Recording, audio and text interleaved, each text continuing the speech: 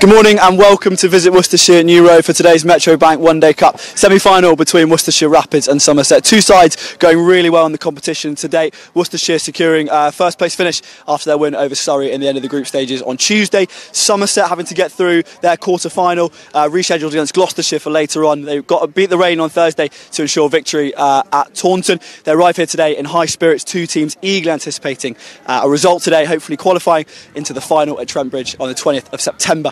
Two teams going well. The toss are about to happen behind us shortly. We've got Jake Libby and James Rue, two batters been going really well in the competition, two big run scorers, two sides who have been batting with big prowess this tournament, obviously been going very well. Worcestershire coming on the back of a really successful group stage, one blip against Gloucestershire at home, but then managing to see things through, finishing top of the group on the final day with a big win over Surrey, a side who've prospered with run chases all tournament, have been scoring 300 plus many times throughout the tournament. So they've been going really well. For Somerset, slightly different fortunes. They finished strongly, finished second in their group, in Group B, and they finished really well, and they come in today hoping to qualify for the final. As we said, we're going to wait to hear from the two captains after the toss, and we'll see what happens. Wicket looks really good, looks really dry. I've had some really wet spells here the last couple of days, and we're going to find out now the result of the toss.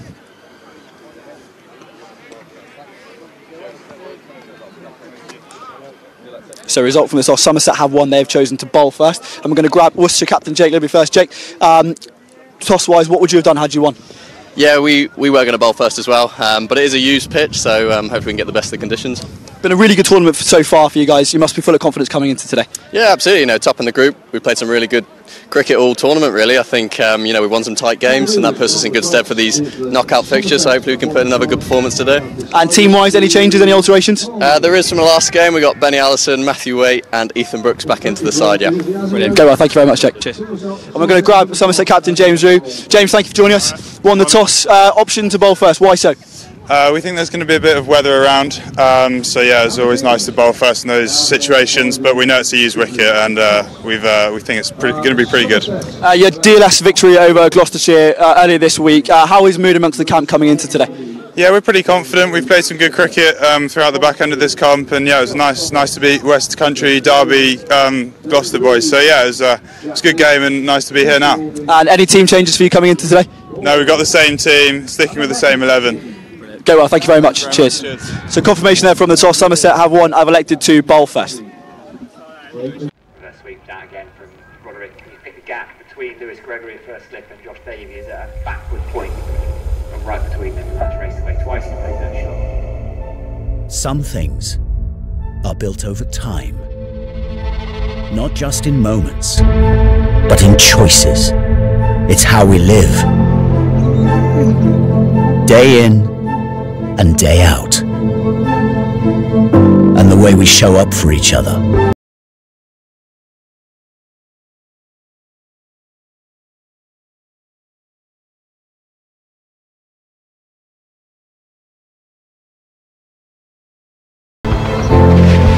Trust in those who dedicate themselves to others. Inclusiveness in those who bring people together to make a difference. Kindness in those who lift others up, even without words. Resilience in those who turn challenges into something greater. We're more than a club, because the greatest teams aren't just on the field. They're in the heart of a county, in the people who give, inspire, and lead. One team, standing side by side, together, looking ahead.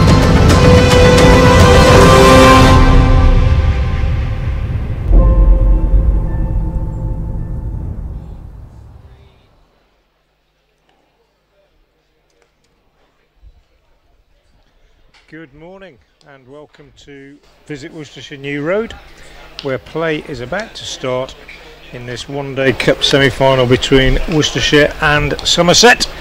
The news from the ground is that the weather is reasonably fair this morning. The forecast suggests that we might get some rain in early afternoon. The toss has been won by Somerset and they have opted to bowl first, which is not a surprise. I think quite a bit of rain yesterday, a slight amount of rain overnight, suggesting that there might be a bit of moisture out there, and I think Worcestershire, had they won the toss, might well have made the same decision. The teams I can bring you are as follows: Worcestershire, Dan Latigan, Brett D'Oliveira, Kashi Fally, Jake Libby the captain, Rob Jones, Ethan Brooks, Henry Cullen the wicketkeeper, Matthew Waite, Tom Taylor, Ben Allison and Kurram Shazad. And Somerset are as follows: Archie Vaughan, Tom Lammonby, Lewis Goldsworthy, James Rue the captain and wicketkeeper, Thomas Rue his brother, Josh Thomas, Finn Hill, Ben Green, Jack Leach, Casey Aldridge and Jake Ball. So those are the teams. The umpires are Mark Newell and James Treadwell. Somerset have won the toss and they are going to have a bowl. The sun has just come out as I've been speaking, and a decent crowd is expected. Quite a lot of tickets sold, and players will be making their way out to the middle shortly. My name is Frank Watson and alongside me is Clive Eakin. We will be joined at various times throughout the day by Brian Halford. A very good morning to you. Very good morning to you, Clive. Yes, good morning, Frank. Nice to see the sun out at the moment. Big deal this. Worcestershire have not been in a List A Cup final since 2004, so it's 21 years they're trying to reach their first final since. That was in the Cheltenham and Gloucester when they lost to Gloucestershire to Lords in the final. Somerset are bidding to reach their first List A final since, well, last year. They were the beaten finalists in last year's competition at Trent Bridge against Glamorgan. So Somerset have named the same team that beat Gloucestershire in the quarter-final, I think they still officially call it, even though there's only two of them. And Worcestershire made 3 changes from the team that played the last game. They rested a few, so the players they rested, Ethan Brooks, Matthew Waite and Ben Allison return, so Feta Singh, Ben Gibbon and Adam Finch drop out. Still no Jack Home, he's injured. Somerset take the field behind the umpires, James Rue leading them out in their all black kit, followed by Dan Latigan and Brett D'Oliveira, the Worcestershire openers. Now, I'll get the quiz question out of the way early, Clive. I always like to have a quiz question. Try and have a quiz question which concerns both teams. So today's quiz question, if you want to have a go, might be quite easy for some, might not be for others. Depends if you cheat or not, I suppose. What is the link between a former Worcestershire and England leg spinner and a Somerset all-rounder from the 1960s and 70s? So what is the link between a former Worcestershire and England leg spinner and a Somerset all-rounder from the 1960s and 70s? What's the link between those two? If you'd like to have a go, X, or formerly Twitter, the best way to get in touch. I am at Frank Watson 58 on X or Twitter, at Frank Watson 58. What's the link between a former Worcestershire Test leg spinner and Somerset all-rounder from the 1960s and 70s? There we go. Jake Ball will bowl the first over of the day from the Diglis end of the ground, and he will be bowling in sunshine, but fairly blustery morning as well, to Brett D'Oliveira. Yes, so as you say, not a surprise that Somerset off the ball. I think both these teams in any conditions would probably prefer chasing, and in fact that has been the most successful way of winning matches in this competition. Teams batting first have won 28 of the previous games. Teams batting second have won 42 this season. Nice start from D'Oliveira, that cover drive, that's probably going to go all the way. It is. And the big cheers around the ground straight away. That's the way to get the home crowd in a good mood on your first shot. Yeah, slightly overpitched from ball, but he's entitled to a loosener. He's had some success against Worcestershire this season, Jake Ball, when he was playing for Durham. Took a 5 here in the first innings of the championship game. 2 wickets in the second. A game that ended in 2 days on a fairly helpful pitch. Should be slightly different conditions today. He's in again. This time gets his length right, and D'Oliveira is defending off the back foot. So a good start and an enthusiastic response from the crowd. Some rather worrying grey clouds Clive away to the southwest. Yes, well, let's not worry about that just now. Jake Ball's had a pretty decent competition. He got a 3-for in the quarter-final win against Gloucestershire, and he's had a 3-for and a 4-for in the competition. This next one is allowed through by D'Oliveira. Yeah, he's a pretty experienced campaigner, isn't he, Jake Ball, and good with both a white ball and a red ball, but when everybody's available for Somerset, doesn't always get into the side, hence the loan to Durham. I think he's been on loan somewhere else this season as well, off the top of my head. But in the white ball, he's been good in this competition. Here he is, lets that go again, D'Oliveira, outside the off stump. Yeah, 14 wickets he's got in the competition this season.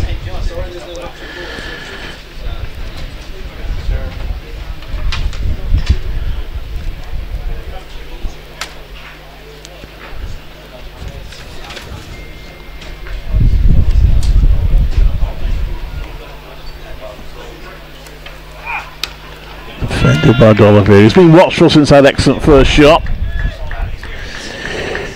So you should know they'll have to bat well. Some strong batters in this Somerset lineup.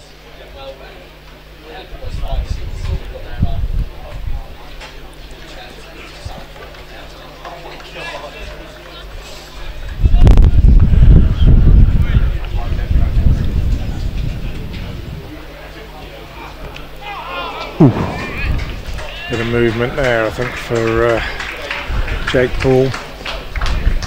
Back into D'Oliveira at the end of the first over, just that 4 off the first ball coming from it.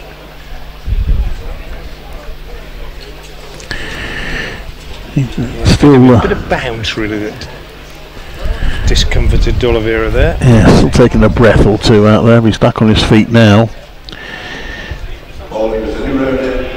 Somerset, probably the only county now who could conceivably win the treble. Hampshire, I suppose you couldn't completely rule out. They've got 36 points behind in the championship, but Somerset have got a blast quarter-final to look forward to on Saturday, and they are 26 points off the pace of the championship, so in theory it could happen. Ben Green to bowl. Could win it all, they could win nothing. Yes, correct. Well, that's happened to them before, isn't it? Absolutely. Big guns back for the blast, I suppose, as well, from the 100. Ben Green from the New Road end, clouded over now. He comes in round the wicket to Latigan, pushes this out on the offside, and there's no run. Latigan, who will be unfamiliar, I would have thought, to most of our Somerset viewers. To this live stream, tall left-hander, he's 19 years of age, born in South Africa, been signed on a 3-year contract, just pushes this one out on the offside, and went to school at Brighton College, but parents settled in Worcestershire, and he sort of fell into Worcestershire's lap really. He will be an overseas player for at least 1 year next year, and thereafter I think the hope is that he'll be qualified as a homegrown player. He's made a good start to life in this competition. Early days. And Green is off to a tidy start, giving no width to the batsman. Good start from Somerset bowlers, with the exception maybe of that first ball from Ball that was slightly overpitched. Worcestershire haven't actually worried too much about the power play. They've been outscored in all the power plays where they've gone on to win. So their priority will be to build an innings, and Latigan just about survives that one. Yeah, good delivery that from Green. No great pace, but just making the batsman play at every ball in the over so far. A little bit of nibble off the seam, as we've seen throughout the season here at New Road, particularly with the red ball, but even with the white ball, a little bit of sideways movement, especially early on. Of course, a ball at either end. Green in, bowls, and Latigan is beaten. Good pressure from Green building here. Hasn't given Latigan anything to hit. Fifth ball, he takes a bit of a chance, and the movement this time is back in towards the left-hander, mainly after it passed the stumps. Good diving take by James Root, but that's good pressure from Ben Green. Dots building, a little bit of pressure on the batter. Latigan, so far in his career, has appeared to be quite calm at the crease,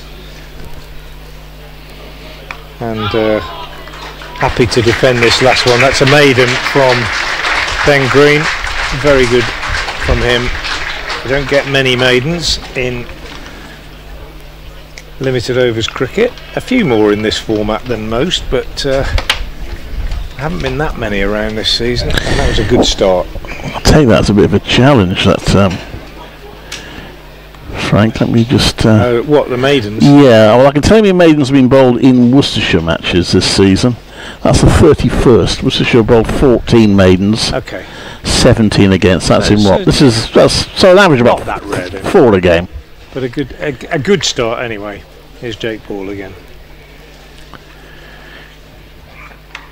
That one got up a bit, didn't it? It did. A little bit of an uneven bounce. Well, perhaps not uneven bounce. You're entitled to get a bit of bounce with the new hard ball, aren't you? And the last ball of his first over and the first of his second, just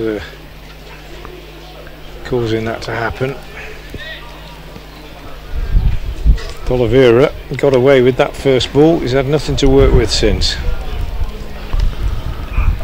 And again, ball is right on the mark with that one.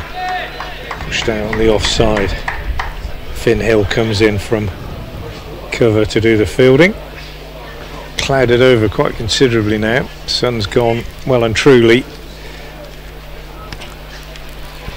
Quite a tense atmosphere around the ground, I think. Like there was a sort of burst of applause after that first boundary. And D'Oliveira on the walk, and there's a second boundary. He's decided that enough's enough. Can't just keep allowing Jake Ball to bowl at him, so he's used his feet and hit that on the walk, on the up. Not entirely convincingly, thickish outside half of the bat, but enough on it to reach the ropes just behind square. I suppose it's something Worcestershire will have to bear in mind with weather around. They don't really know how many overs they're going to be facing. Ball again is in. Oh, goodness me. Well, D'Oliveira, if he took a chance on the one before, he took a real chance on that one, because he's gone for a massive swipe outside the off stump, and probably lucky that he didn't get an edge. So, a certain change of mindset in this over. 8 without loss. Jake Ball will not have been impressed by these last two deliveries. In he comes again now. And much calmer outcome as again Finn Hill does the fielding in the covers.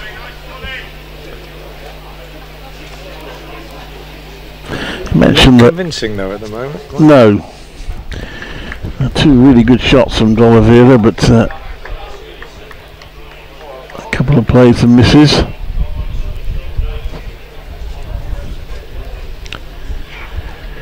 Back in the crease this time.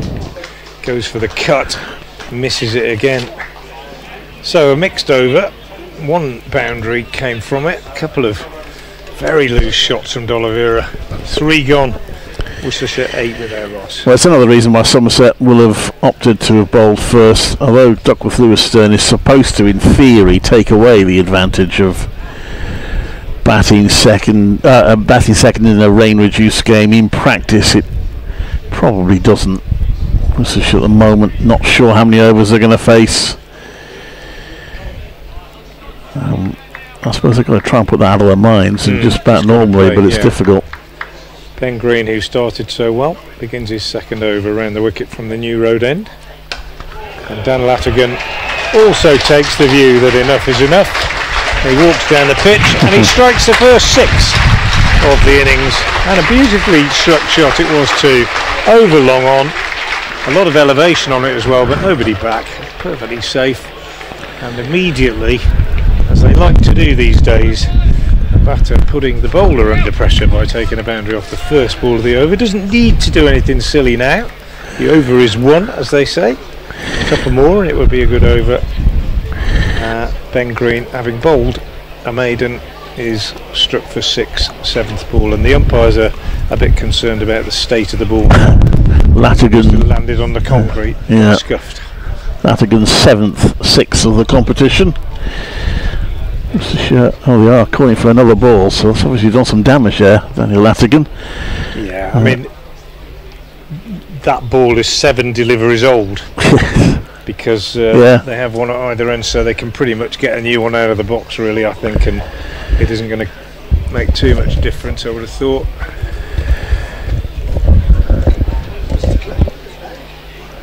No. Yeah, Worcestershire done pretty well on 6s in this competition. That's their 54th. They've only conceded 37.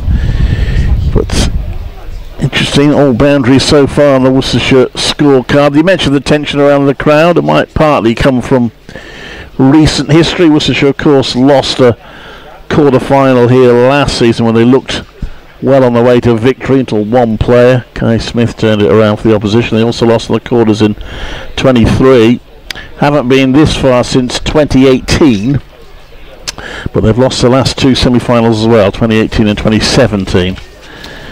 Yeah, have to go back to 2003 when they beat 2004 when they beat Warwickshire at Edgbaston, I think, for the last semi-final win in List A cricket, of course. There's a small matter of the T20 Blast, but taking that aside, so the home crowd will be perhaps a little bit tense about that. And there are certainly Somerset supporters in the crowd. There were big cheers when it was announced that Somerset had won the toss. Yes, they were, weren't Somerset faithful. Yeah, they were.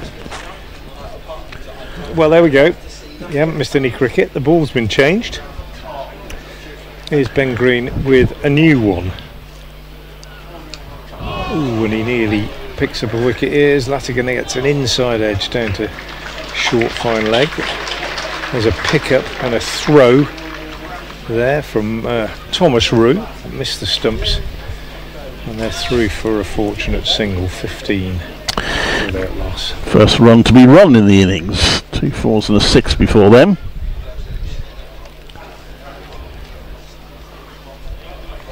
If you're just joining us, as D'Oliveira takes guard, I'll repeat today's quiz question concerning both counties. What is the link? What is the link between a former Worcestershire and England leg spinner and a former Somerset all-rounder of the 60s and 70s? D'Oliveira gets another single off this one, and if you want to have a go at that, at Frank Watson 58 on X, at Frank Watson 58 on X or Twitter. What's the link between a former Worcestershire and England leg spinner and a Somerset all-rounder from the 60s and 70s? It's a good one, Clive. I didn't know myself until I did I sort of sat down last night and thought, what question can I come up with concerning both the counties? Sorry to say, Dave Bradley, who does the public address here at New Road and often commentates on the BBC with me on away games, he got it straight away. Yeah, he did. Not quite sure I would have got it straight away if I'd have been told it yesterday. In fact, well, I know I wouldn't have done. So there we are. Here's Ben Green again.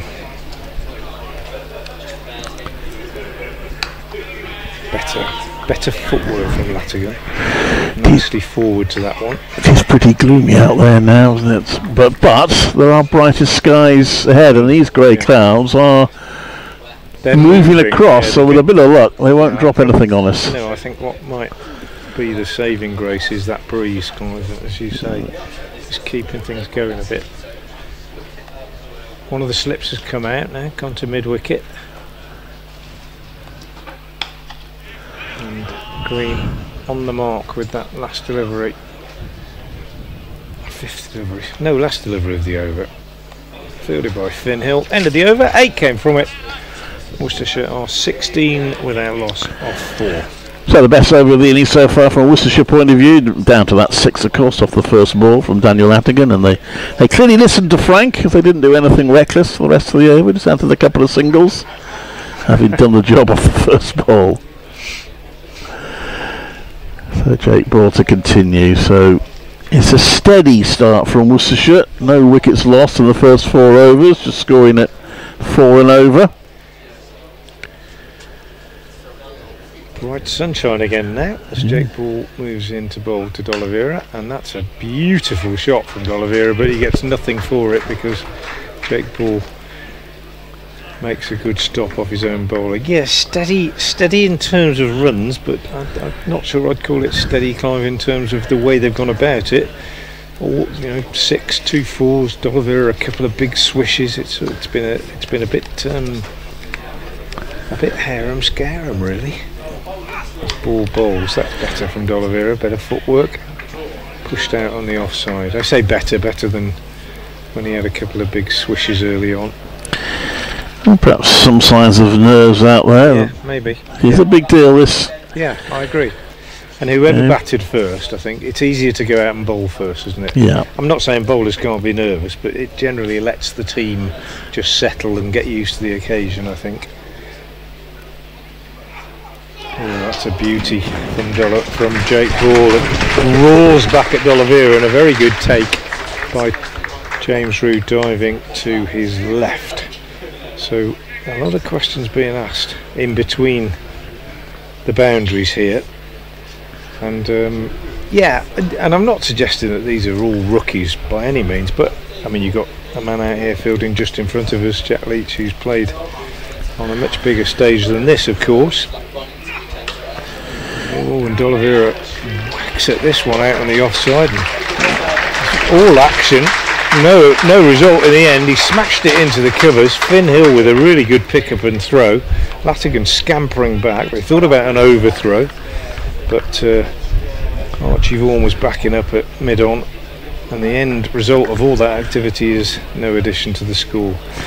But yeah, as I was saying, Leach and many others, well, several others, played on a bigger stage than this, but as you say, Clive, there's always going to be a few nerves, and even for players that have been here before or played in bigger games, been at finals day, whatever it might be, still a sense of occasion about a semi like this.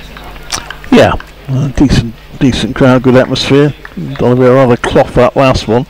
Previous on some really good fielding from Somerset. Yeah, they've been sharp, haven't they, so far? They really have.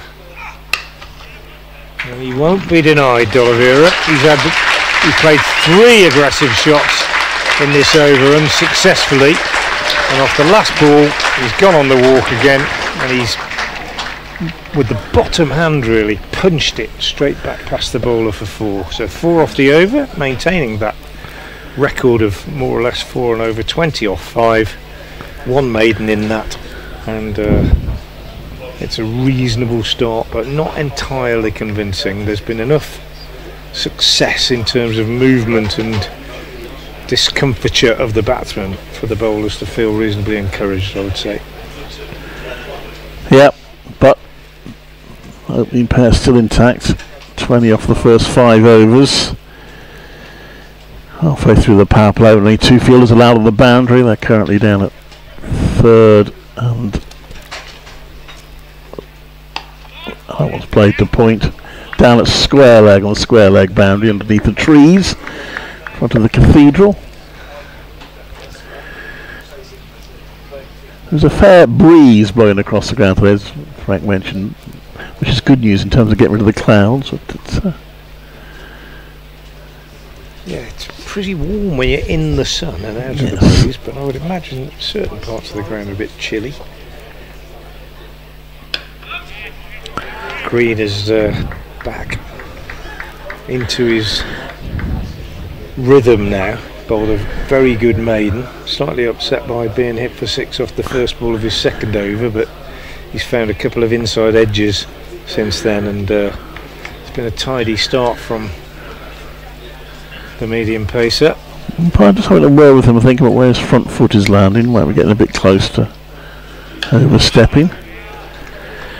But, he was miserly in the quarter final against Gloucestershire, 1 for 23 in this 8 overs. But yeah, it's interesting because you said in one of the early commentaries, you talked about the way teams get on rolls, either winning or losing, and Gloucestershire are the perfect example of that, winning their first 6 group matches, including here. Looked like they were going to sail through the group, and then they've lost 3 in a row and are out. It'll be a single for you're right. It's, well, momentum. I mean, they talk about it in this competition. They talk about it in the T20. I think it's particularly significant in a competition where the games come thick and fast. So in a World Cup or something like that, definitely. In a World Cup qualifying campaign, say in football where you play the games over months, not so much. But this, where the games have been bang, bang, bang, one after the other. And the Blast this year the same. I think it's all about momentum. You're tending to keep the same group of players together. You win a game, you do it playing in a certain way, even to the point of fielders knowing where they're going to field and bowlers knowing when they're going to bowl, all that kind of thing. I think that is a big factor. Northants were a really good example in the T20 this year at the beginning of the campaign. I think we virtually played the same game over and over again. It's nicely played by D'Oliveira. He meant that. Quite well fielded down there by Thomas Root. We get 2.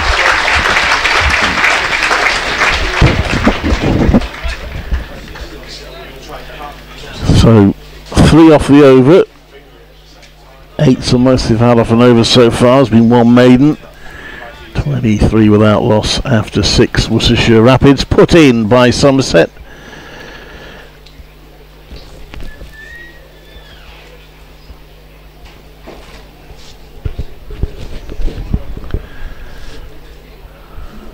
And Jake Ball to continue from the Diglis end.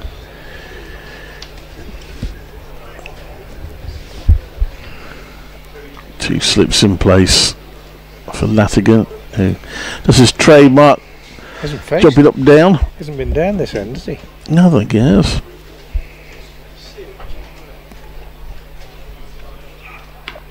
Just lets that come off his powers. Yeah, he's not going to run that because he would not have been allowed a run there because he didn't offer a shot. It was stopped before crossing the boundary, but even if it had reached the boundary, it would have been no runs.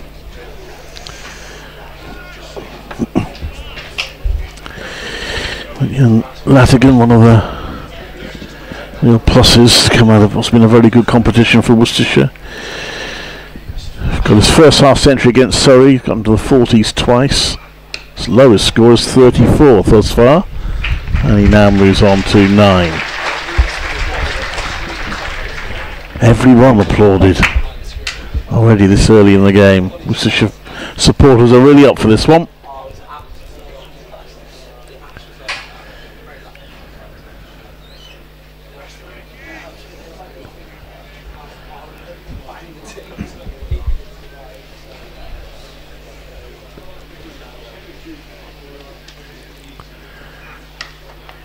Nice shot from D'Oliveira, similar to the first shot of the day. Took a step back that time and drove it through the covers. Yeah, unusual for Jake Ball to hold a half volley like that. It was in the slot really, that one. Key thing is that he took advantage of it, D'Oliveira. Yes. He's had a bit of luck, chanced his arm. He's also played 3 or 4 excellent shots. 4 fours for him now.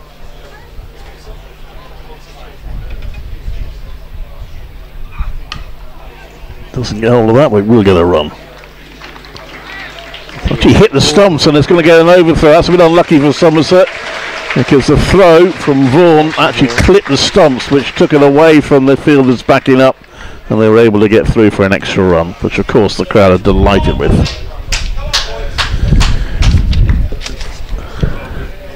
I've got that before. Well, no, they now. I've heard Brad has announced it before the game. They've got some people going round selling drinks. Beer, cider, water. He's got there in a backpack. In a backpack with one of these card machines. Excellent. Should have those on the beach. Yeah, well, you do in some places, don't you? Yeah. Cans of cider. I thought it was a draft. I thought he had a tap, but he's not, has he? No. Has to reach into presumably a chilled rucksack. Big backpack. Very good. Oliveira drives up to mid-off. Pick up and throw with the left hand by fielder at mid-off, who is Lammonby, I think. But they were in. Good running, good positive over from Worcestershire. Yes, I'm going to have to correct myself. Sorry, Frank, I think it was Josh Thomas with the throw that clipped the stumps and no, it was Vaughan. It was Vaughan. Yeah, was that right first time, was it? Okay. Yeah. Shouldn't have corrected myself then, really. And that was Lammonby as well. So we're doing okay on the IDs at the moment. But good running again by D'Oliveira and Latigan. 8 came off that over. 31 without loss. Worcestershire off 7. And I don't know what you think, Clive, and I don't want to put a downer on it. Just break off as Green comes in and bowls another dot. But I wouldn't. If you were tuning in from elsewhere and you just looked at the score and thought, oh, they're 31 without loss off 7. They've done pretty well there, having put in. I'm sitting here thinking, actually, if I were the bowling side, I wouldn't be too discouraged by what I've seen this morning. Balls nipped around. They've had a bit of luck. They played some good shots, but I'd be thinking if we can keep bowling good areas, we'll get our rewards. Yeah. A little bit of uncertainty about that one as well. I think they've bowled pretty well, really, and D'Oliveira's had a bit of luck. Man, don't get me wrong, they've played some good shots, but Green in particular has been pretty accurate most of the time. And Jake Ball, although he's gone for 20, most of those have been boundaries. He's bowled a lot of dots as well. So I think it's on as even, really, at this stage. Wow. D'Oliveira on the walk, and that's the biggest today. That's hit the dividing panel between top and lower deck here at New Road, just below the view. If you know your ground here at New Road, that's huge from D'Oliveira. He's middled that, just walked into it. Probably the best shot of the day, actually, that one, I think. Very controlled, very balanced, and a lovely strike. Makes him Worcestershire's top 6 hitter in the competition this season. He goes past Kashi Valley now. That's his 10th.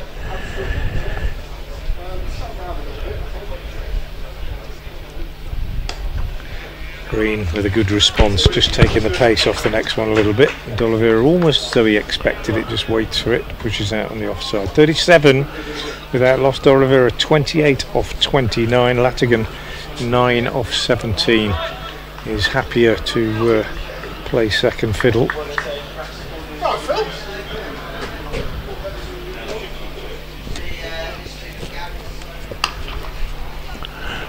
Ooh, D'Oliveira on the walk again. Brilliant backing up. Really good cricket from everybody, actually. D'Oliveira on the walk, slapped it hard to mid-wicket. Archie Vaughan picked it up, not put off by the fact that he conceded overthrows earlier. Another quick throw at the stumps at the non-striker's end. Could easily have gone for 4 overthrows. Lammonby at mid-off with a brilliant diving stop. Good cricket. Somerset busy in the field. And It's all happening at the moment. The running's bright, the batting is busy, and the fielding is sharp.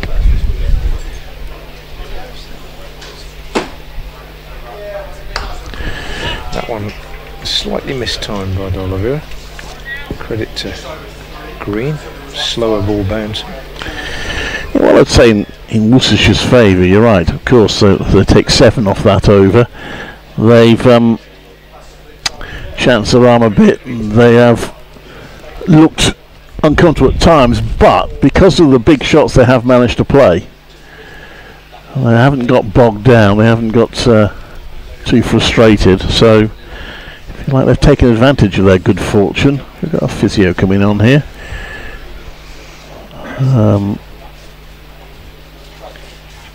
Yeah, I think James Rue just missed. He didn't take that last ball cleanly, and I think it bounced up off his gloves, and it might have just gone into his face. Yeah, I think the umpire wants a concussion check there just to make sure. Maybe. Got a ready-made stand-in wicketkeeper, his brother.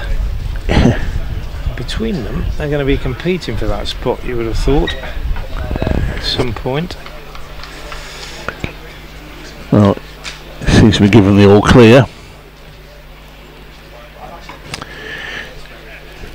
Another grey cloud overhead, but again, it's blowing across without threatening too much. So far, we've been okay the first half hour of this game. Looks like Somerset are taking a slip out now for the penultimate over of the power play, putting him at a sort of shortish cover position. It's Ben Green that's gone in there.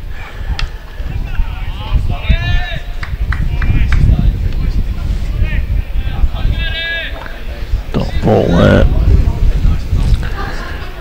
D'Oliveira on 29 off 32 balls.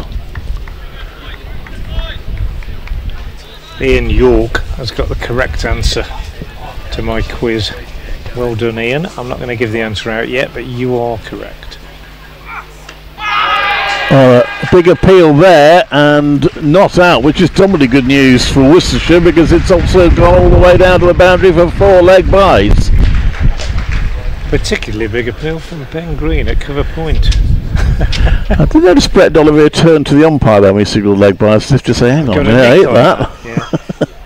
He might well have done that a few times, got up the other end. I hit it!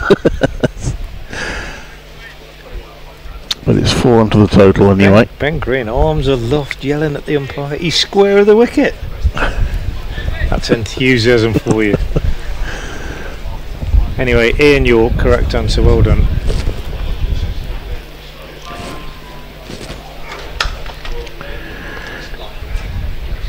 D'Oliveira picks out Lammonby at mid-off. He's trying to make it happen, isn't he, D'Oliveira? Find the right words. He's on the walk. He's sitting back. He's in the mood. I think he's not going to let them bowl at him. Yeah, that's what it's all about. He's made his mind up. Yeah, he's not going to sit there and just take it.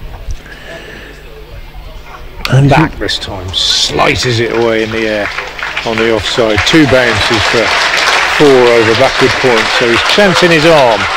D'Oliveira has decided that he's going to have a go in his last couple of overs of the power play. It's the time we had Brian Halford in now, Frank. It is, yeah, Brian coming in. Yeah, thanks, Clive. Clive Eakin just going off for a little breather, and Brian Halford will come in alongside me. Thanks, Clive.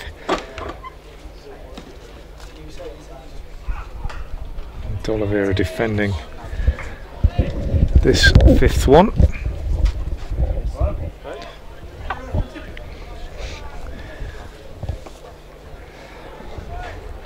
So a good start for the Rapids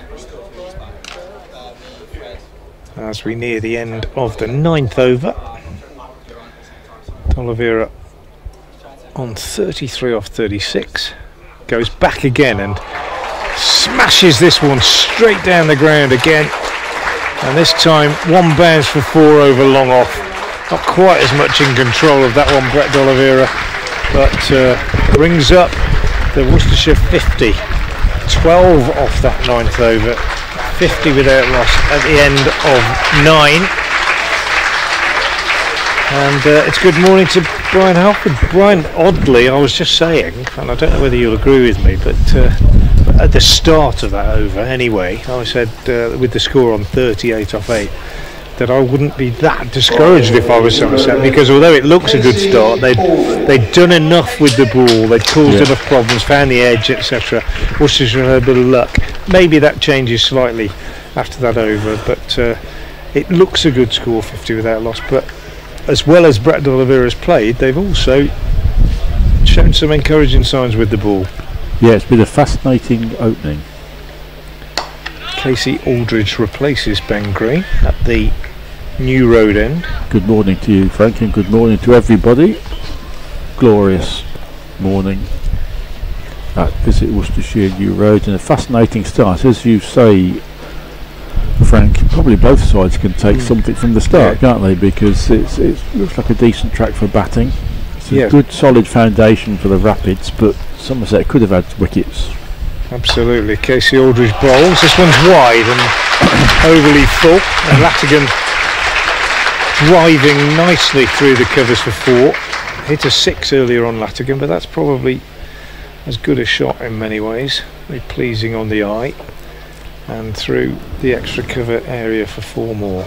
Yes, Latigan could have been cleaned up for naught, couldn't he? A couple of times, yeah. But off the mark with a 6, and Worcestershire will hope he's getting going. And hits this one hard, but straight to Lammonby at mid-on, and there's no run. So yeah, I don't think, in fairness, I think it's a good start. Obviously you look at the board, it's a good start, but Worcestershire have had a bit of luck, and if I was Somerset, wouldn't be too discouraged. I think there's been enough there to suggest that if they consistently bowl in good areas, they'll get rewards. And those of us that have seen a lot of white ball cricket on this ground this year, 4 more from Latigan, uses his feet. What they've done, I think, particularly against the higher pace bowlers, Ball and Aldridge, is they've decided between them that they're not going to let them settle, and they've tried to get on top of them very early on. As the modern cliche, put pressure back onto the bowler. Well, that was possibly his best shot so far, wasn't it? Taking the charge, but really in control of the shot. Played away through mid-wicket. Aldridge again bowls, pushes out on the offside. What I was going to say is, those of us that have seen a lot of white ball cricket this year on this ground, and you've seen quite a few games, Brian, we know that actually the pitches here have not been, they've not been bad pitches in white ball cricket, but they've not been pitches that are tended, they've not been 200 pitches in T20 or 300 pitches in 50 over cricket. Generally, there have been scores of that magnitude, but generally they've been a little bit more helpful for the bowlers than many.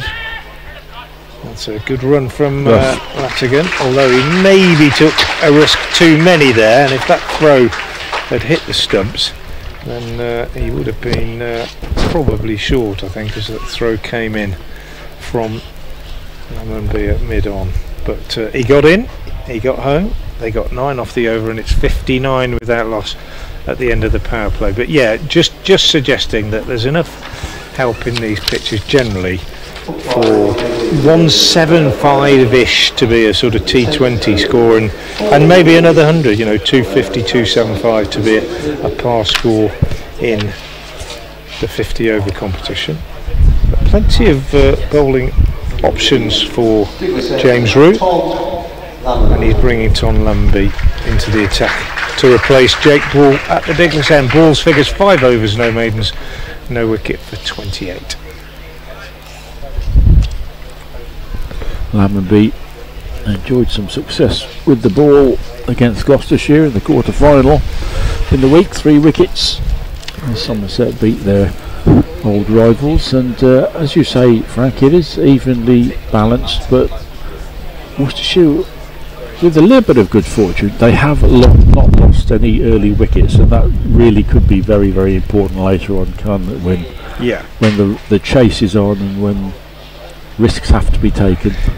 Wickets in the bank, very precious. Here's Lammonby over the wicket, and Latigan drives up to, well, back up the pitch, and Lammonby does his own fielding. Yeah, I was going to say the key, and it's obvious. It is a classic commentator stating the obvious, but the key, if you get a good start like this, is not to lose. It's not the end of the world if you lose 2 quick wickets, but if you lose both batters who are in, that tends to disrupt the building of a platform. Latigan gets lucky again with an inside edge, picks up a single. If you lose 1 wicket, that's obviously, that disrupts things, and fielding team can impose a bit of control. If you lose 2, that can make it easier for them to impose control. If you lose 2 and they are the 2 batsmen that have been set, and so you've got 2 new men at the crease at the same time, that can really halt proceedings to some extent, and a bit of rebuilding has to be done. But the beauty of the 50 over contest is that you do have time to do that rebuilding. I think both these teams have had that sort of experience this season in various games. D'Oliveira on the walk, ball's kept a little bit low and James Rew doesn't gather it. They thought about taking a bye, decided against it. Threw his arms up in disbelief when that one was just inside edged past the stumps. The Somerset have had very little luck, have they? They've gone well, not a single wide or a no ball in the first 10 overs. They've been accurate and testing, and a little bit unfortunate so far. I agree. And D'Oliveira has got away with that a few times as well. He's set his stall out, Brett D'Oliveira. He's not going to hang around, scoring it just under a run a ball. But it's been laced with boundaries. It's also been laced with big swishes like that outside the off stump, and he hasn't nicked anything. Still got a slip in there.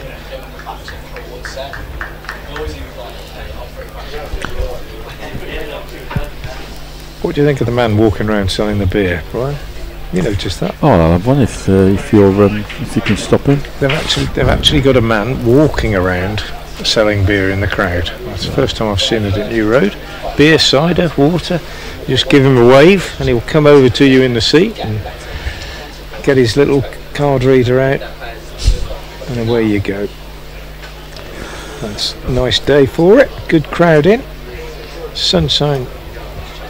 Sun is shining. Beautiful scene.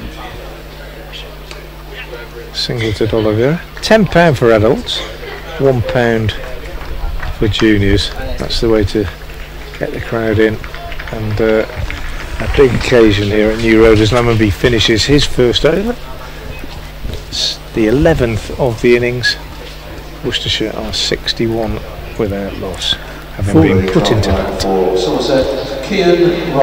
44 of those 61 runs have come from 4s and 6s. I think that's a reasonably high percentage of the runs have come in boundaries. It's, as you say, Frank, Brett D'Oliveira in particular has gone big with the drives quite a lot. He's taken a few risks. He risked getting the outside edge, but he's missed the ones that totally missed the ones that he's missed, and connected sweetly with the ones that he's got. So one far, in particular, I mean that one that hit the top deck of the New Road stand was a really good strike.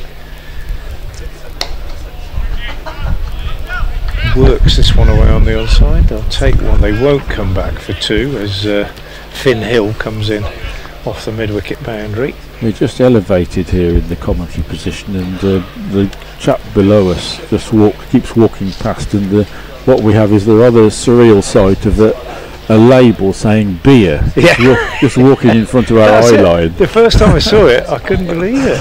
I didn't know it was happening, but he seems to be doing a reasonable trade. Beer in the crowd. Just stick your hand up, give him a wave, and he'll be there. Excellent stuff. Could do with one of those at home sometimes. Latigan pushing this one from Aldridge out on the onside. How did Latigan come to Worcestershire's attention then? Yeah, just talking about this at the start of the broadcast today, Brian. So Dan Latigan is South African born and came over to England and went to school at Brighton College down on the south coast, where his cricket caught the eye. And his parents, for whatever reason, and I'm sure I will find out, relocated or located to Worcestershire, and therefore when he wasn't at school and they were looking for some cricket, it was in this area, and he came to the attention of the Worcestershire coaching staff, the academy, and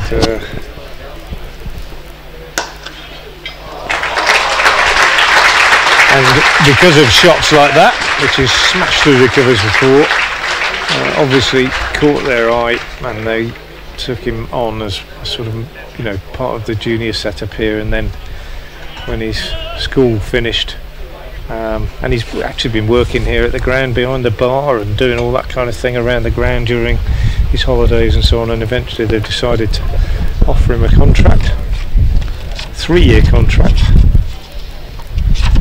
and the first year of it next year, well, the first year of it this year, the next year of it, I think he'll still be an overseas player, but the hope is that after one more year he will then qualify as a homegrown player and maybe become a permanent fixture. But certainly he's made a very impressive start in this competition. And I said to him, interviewed him after the last game, and I said to him, well, you may not be aware of this, but the last player from your part of the world to fall into Worcestershire's lap was a chap called Graham Hick, and that didn't work out too badly. And I say fall into Worcestershire's lap because Graham Hick wasn't meant to come to Worcestershire at all, as you probably know, Brian. He was meant to go to Leicestershire, but he was an off spinner as well as a batter, and I think it was Jack Birkinshaw at Leicester said, well, we don't really need an off spinner, but I think Worcestershire might be interested, and that's how Graham Hick came to Worcestershire. So it would be very nice if Dan Latigan followed in those footsteps, I think. And as familiarity is a little bit with Jonathan Trott's story there. I mean, who knows if Latigan really comes on and qualifies for England, he could possibly play international cricket.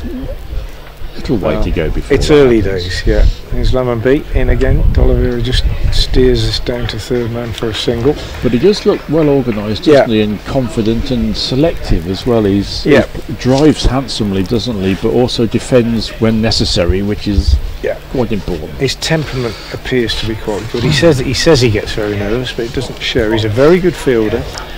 My only observation at this point is that there's just times where I think he defends a little bit on the crease without really doing a great deal with his feet.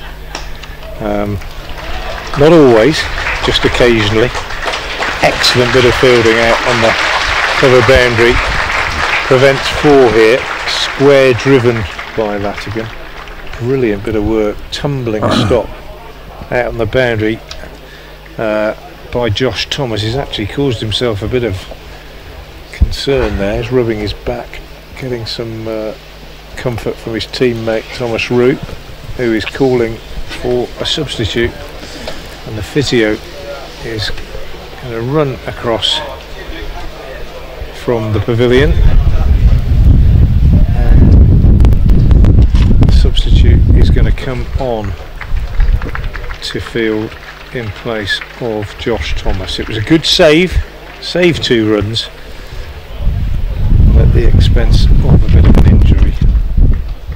I just think Latigan, there are times, I think, times where he gets back nicely and times where he gets forward very nicely in defence. There are also times that I've observed where I think he just, without a lot of footwork, defends from the crease. It may be it's absolutely fine. It may be that against a moving red ball that would be a little bit more tested. I'll try. He'll do it in a minute, I hope.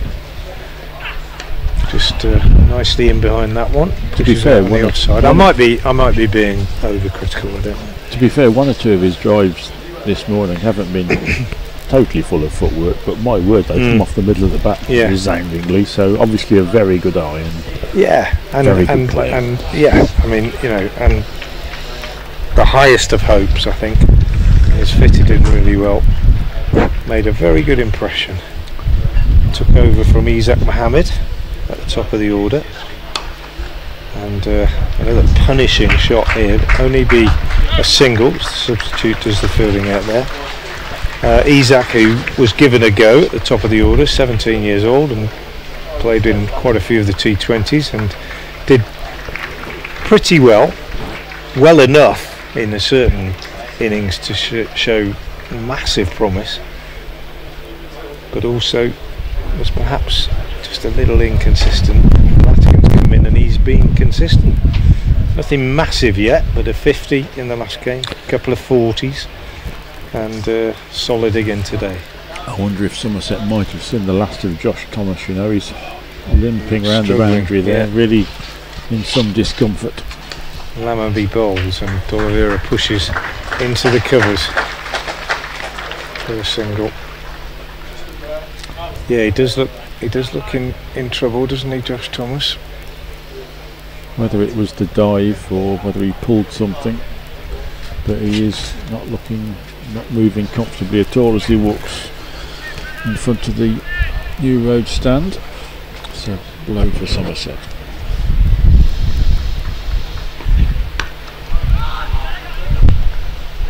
The one for Latigan, the last ball of the over. So Worcestershire now, they're moving into the realms of a very good start, aren't they? 72 without loss from 13, 6 coming from that over. And yeah, you're right, Josh Thomas just walking right in front of us now, and yeah, that does look to be in a bit of discomfort. And I don't know, it looks like a knee, doesn't it? Probably just from the way he's limping. Says he with his X-ray vision. I don't know, could be ankle, I don't know, but he's in a bit of pain. Leg. Yeah, leg. Which one? Left, I think it's very safe to say.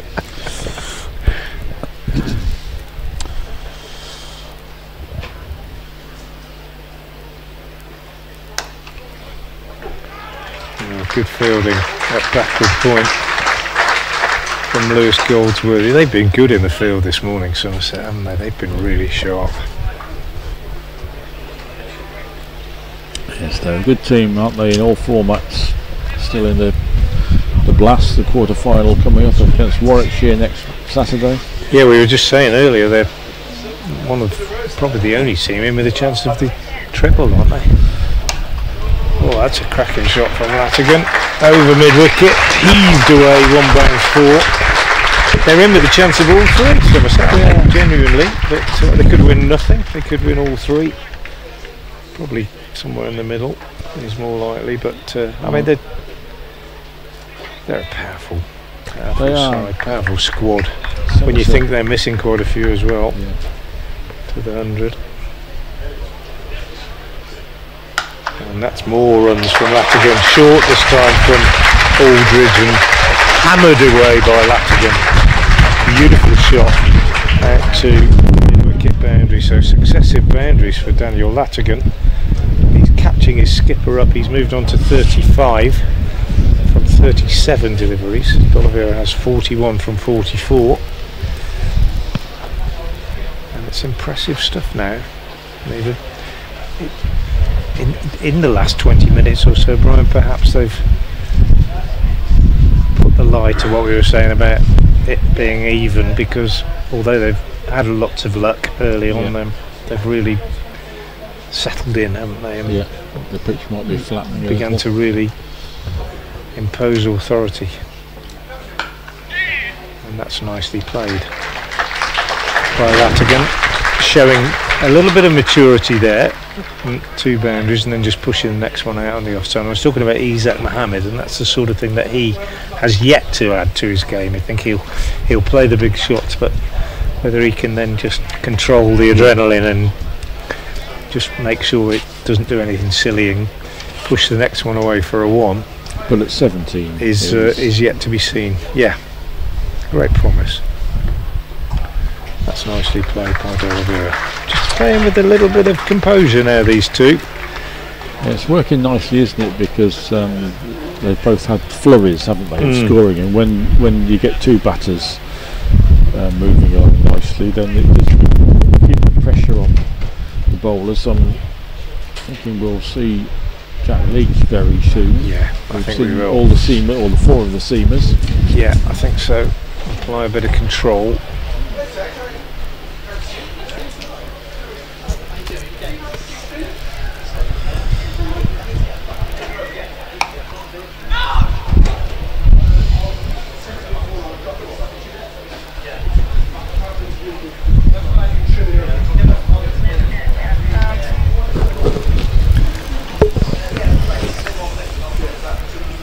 Off that one, 14 without loss at the end, 82 without loss at the end of 14, and De Oliveira on 42 and Latigan on 36, turning into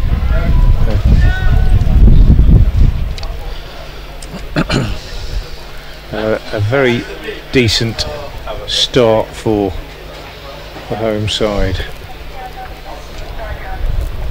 Speaking of prodigious talents, Tizat Mohammed, I don't know how much you've seen of Thomas Roux. As Lammonby starts a new over and Oliver mishits it really out on the offside. Thomas Roux, younger of the Roux brothers, also a keeper like his brother James, not keeping in this game, but I saw him play a couple of games for the England under-19s against India earlier, a team that he skippered. And he looks fantastic talent to me as well. James has already proved his quality. Thomas has got massive amounts of ability as well. That's a superb piece of fielding by Finn Hill down in front of us, moving across to his left. Actually, it's Jack Leach, beg your pardon. So even better because he's less youthful than Hill, diving away to his left, moved early, brilliant bit of work. Don't think Peter Such would have done that for England. Yes, I did see. No offence intended, but that's the level of fielding that we've come to expect really, and it keeps them to 2. But yeah, he moved quickly, he moved early, he moved athletically. Very good indeed. Jack Leach. He might consider himself a bit unlucky not to be in the England test setup anymore, Brian, I would have thought. He's been pretty consistent whenever he's played, hasn't he? Yes. Yes, I did see Thomas Roux in a couple of those in England in the 19 games here. Very talented. Very good, yeah. I think he was run out backing up in one of them, wasn't he? Yeah, Which, of course you were with me for one of them. Yeah, I mean, I just thought he personifies the modern cricketer, doesn't he? As does, I always think, Ethan Brooks in the Worcestershire side there, scoring all round the wicket, at ease, playing shots that used to be regarded as high risk. Nice shot from De Oliveira, just for a single, up to mid-off. But the other thing about our debate about whether, you know, Worcestershire were a bit fortunate to be where they were at the halfway, at the end of the power play, etc. They're just beginning to score with a little bit more ease this sense now, and that's why I think you're right about Jack Leach coming into the attack soon. James Roux needs to put a break on it. That's one way of stopping it. Good short ball from Lammonby, which gets him out of the over without any further damage, and that was a tidy enough over, just 3 runs coming from it. 15 gone, Worcestershire 85 without loss. Brett De Oliveira within 5 of a half century, the only survivor Brett from the Somerset's last visit in List A cricket here, 2019. Yeah, Oliveira played. That's quite a big turnaround, isn't it, in 5-6 years? Yeah. Tom Banton's century saw Somerset to victory that day. Casey Aldridge starts a new over with a good one, straightened. Margins for error are small these days against players such as Thomas Rue that we've been talking about, Ethan Brooks, who can score all round the wicket. Seem to have an answer whatever you bowl at me. You've got to be accurate. Aldridge seeking that kind of accuracy now. And Oliveira is out. That's a very, very good catch. At short extra cover, and I think it is Thomas Root actually who's taken the catch. Really good bit of work. Oliveira on the drive, didn't hit it very far in the air, and diving away to his right. Thomas Root, really, really good catch. So the partnership is ended. Excellent start. Oliveira's gone for 45. Casey Aldridge has made the breakthrough. 85 for 1 Worcestershire in the 16th over, and a splendid diving catch by Thomas Root at extra cover. And when you think he's a wicketkeeper, it makes it even better, Brian. Yeah, he took that beautifully, didn't he? Just diving forward and to his right, very low. I think Brett to Oliveira may have thought, oh, that one's nicely struck, that'll be 4, but just a little too close to the Somerset captain, and solid platform laid. I think Brett Oliveira may just feel that there's runs out there, big innings, and Worcestershire do need somebody in the top order to go big. It's great to have lots of smaller contributions, but there's nothing like having somebody getting a century that the others can build around. Yeah. Well, 6 fours and a 6 for Brett Oliveira, 52 balls, 45 he made. He might feel, I think you're probably right, he'll feel a bit unlucky, and on another day it could have gone for 4, but at the same time he's been around long enough to recognise that he had a bit of luck early on, and you know, you live by the sword and you die by the sword, don't you, on days like this, and it was a splendid bit of work by Thomas Root. Really good catch. New batsman is Kashif Ali, who made a glorious 80 in the last game here against Surrey. Very different circumstances, but that was in a run chase and they were already on top. This is in an attempt to set up a good target, and Casey Aldridge takes him on the pad, first ball, and there's quite a big shout, but umpire doesn't show any interest. Kashif just goes for a little walk, probably just feels he might need to just get his feet moving early in the innings. Glorious stroke maker, of course. Just see out this over, and then Clive Eakin will come back in alongside Brian.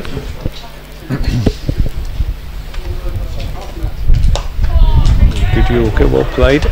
Always good to keep a Yorker out early in your innings.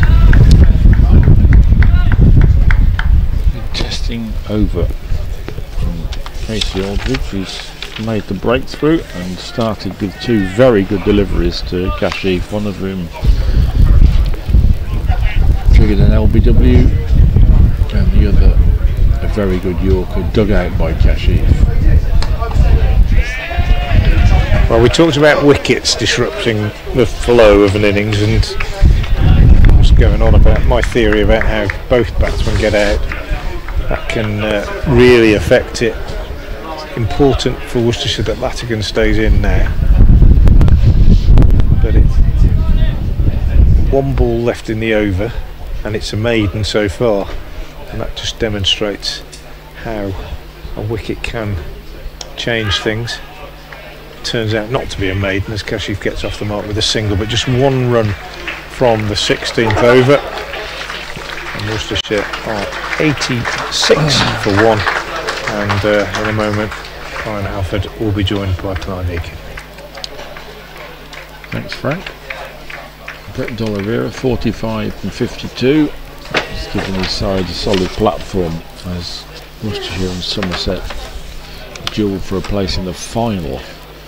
And a chance to lift one of only 3 trophies available in county cricket. Hard to win any trophy, so when you get this close, then you really want to try and make the most of it. It's, they say losing in the semi-final is the worst time to go out of a tournament. You don't even get the kudos of a final, you've got so close. So both of these sides will be desperate to force this home at the moment.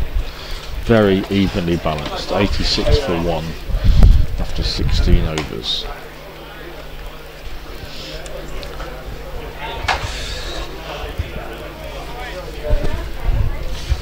Afternoon, Brian. Clive has joined us. I think just in time to see Jack Leach come on at the. I think he's limbering up in front of us. It looks like he'll be using some spin quite soon, but Casey Aldridge's wicket might just have delayed it. Who knows? Yeah, it's been a decent start by Worcestershire. Not got away though. They had that 4-over spell between 7 and 10 at the end of the power play where they scored 36 runs from 4 overs. I feel they're going to need a big total here. Somerset are decent chasers.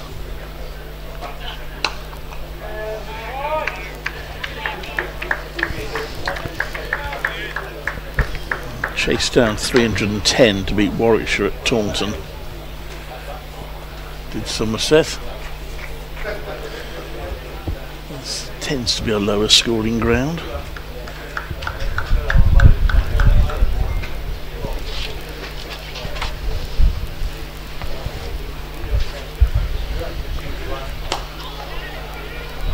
Ooh, almost a misunderstanding. They get away with it.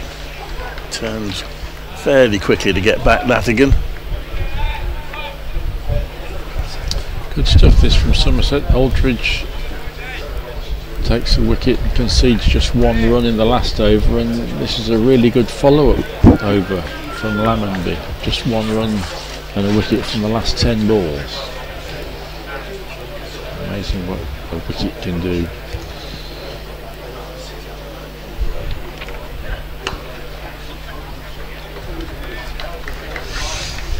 Daniel Latigan's been a stranger to the strike for the last few minutes, and as Frank said, he will, or the team will very much want him to hang around. They don't want 2 new batters at the crease. No.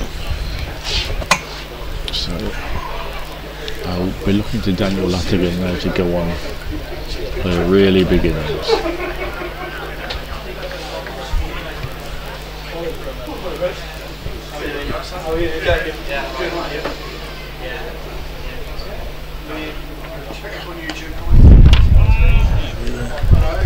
Second and last run of the over, so as always happens, wicket slows the scoring down. Just 3 runs on the last 2 overs with the wicket taken.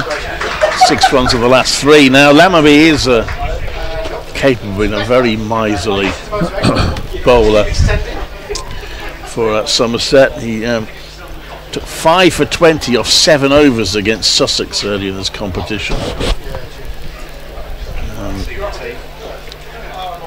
Rarely goes some more. Well, 5 and over is about the worst he tends to go for.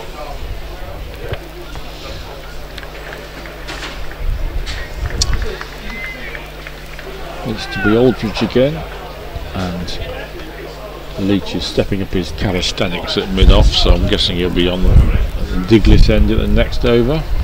That's nicely pulled away, and a welcome boundary there for Latigan, first for some time. Very few poor balls have been delivered by Somerset. Most of the boundaries have come off of aggressive forcing shots, but that really was a bit of a help yourself one, and Latigan did. Yeah, first boundary for 22 deliveries. You say very welcome for Worcestershire. What do you think though? need to be looking at Worcestershire? I know it's still very early days. 286. Okay, I think 287. So no, 286. Well, on this ground, that's a competitive score. I worry a bit about the strength of Somerset's batting, and to be greedy. I know they're an awful long way off it, but you're looking towards the 300 mark for me. Yeah, absolutely. I mean, I think there is something a little bit in the pitch for the bowlers, isn't there? 300 plus, they'd be absolutely delighted with, wouldn't they? And obviously that will be the aim. I think if I can get close to 300, it's game on. Anything less than probably 260, 250, and I think Somerset will fancy that, won't they? It looks a decent track. It's good in it for the bowlers, but the batters they get full value for their shots.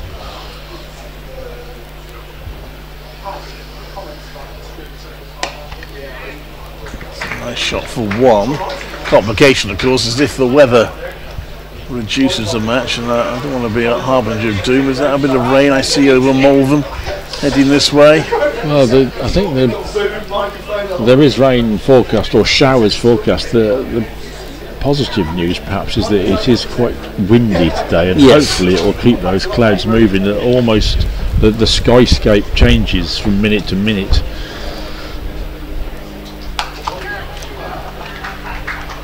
We have got the option of a reserve day tomorrow, of course, but I think everybody will be hoping that's not needed. Yes, they'll make every effort to finish it today, won't they, even if it's reduced overs. But I think I want to be a weather forecaster, Clive, because the forecast for today is basically sun, rain and winds. And you're saying they're hedging their bets? Well, I mean, they can't be wrong there, can they, unless it snows.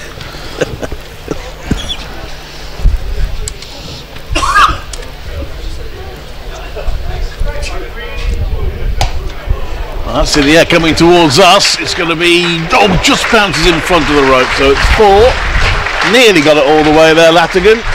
But once again, he's making the contribution. Hasn't failed yet, this young man, in this competition for Worcestershire. His lowest score is 34 he got against Leicestershire, but he's got past 40 in every other innings, and he's now on a run of ball 46 at the end of that over, from which 10 runs were taken. That's the third double figure over of the innings. Yes, as you say, Clive, his lowest is 34, his highest is 54, so he'll be hoping, and Worcestershire need him to go on past that and build a big innings here, and then the others can just work around that. But if Daniel Latigan can really give the innings a backbone, then that will be wonderful for Worcestershire. And now we do have the spin of Jack Leach from the Dickens end. Just 13 runs coming from Tom Lamberby's 4 overs. It's quite gloomy out there at the moment, patches of blue sky. So far we've been lucky, no interruptions.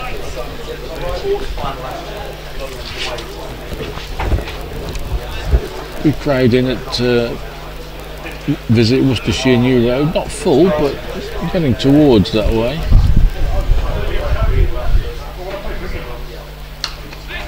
Of course, with the scheduling of this tournament, supporters don't have an awful lot of time to plan, do they? No, they won't have known that Worcestershire were playing in this home semi-final until Tuesday, and Somerset won't have known they were going to be here until Thursday. Fairly early on Thursday, mind, because they did make fairly short work of Gloucestershire in their quarter-final.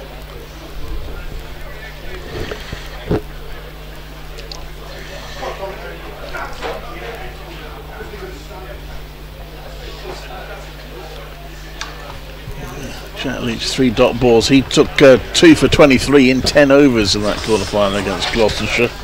No scoring game, and he has also been pretty miserly. 2 for 37 against Kent. Hasn't played in every game. Moves his deep mid-wicket around about 6 metres. I wonder what the thinking was there. Very precise. and again played into the offside. Leach on target to open with a maiden.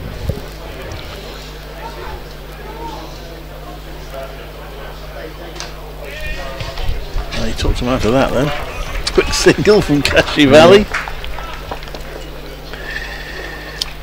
Slow start for Cashy, 3 from 14 balls, but there's plenty of time. 32 overs left. It's a good solid start. No need for anything too gung-ho. It feels like Worcestershire really need to keep wickets in hand going into the last sort of 20 overs. Each just pausing to have a conversation with Thomas Root. Captain, of course, is behind the stumps, James Root.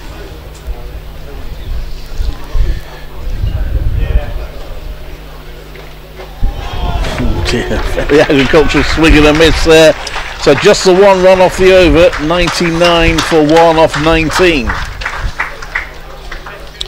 A good little spell for Somerset. The one smite over long off in the over before last from Daniel Latigan, but that apart, the wicket of Brett Oliveira has just applied a break.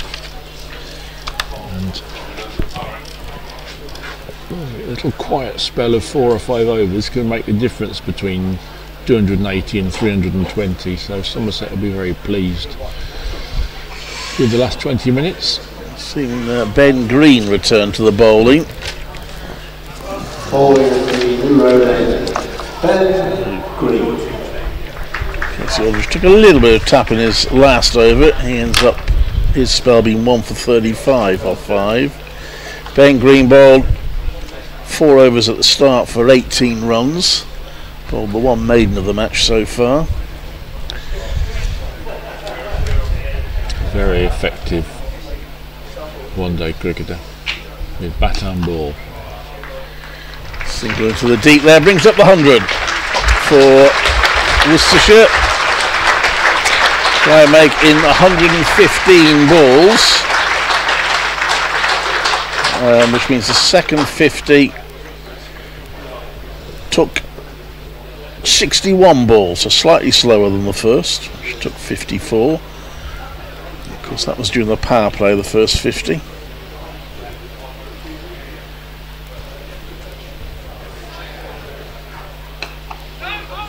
That's a good slower ball. Well watched by Latigan, who's within a boundary of his half century. Beer Hawk is walking around in front of us again. Probably needs to be a bit hotter for him to do more trade.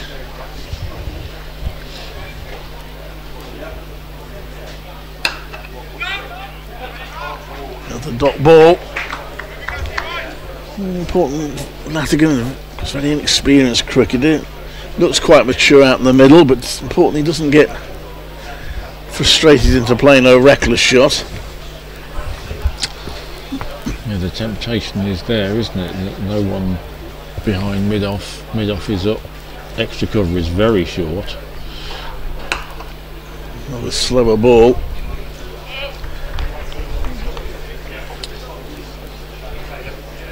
Four men saving one on the offside.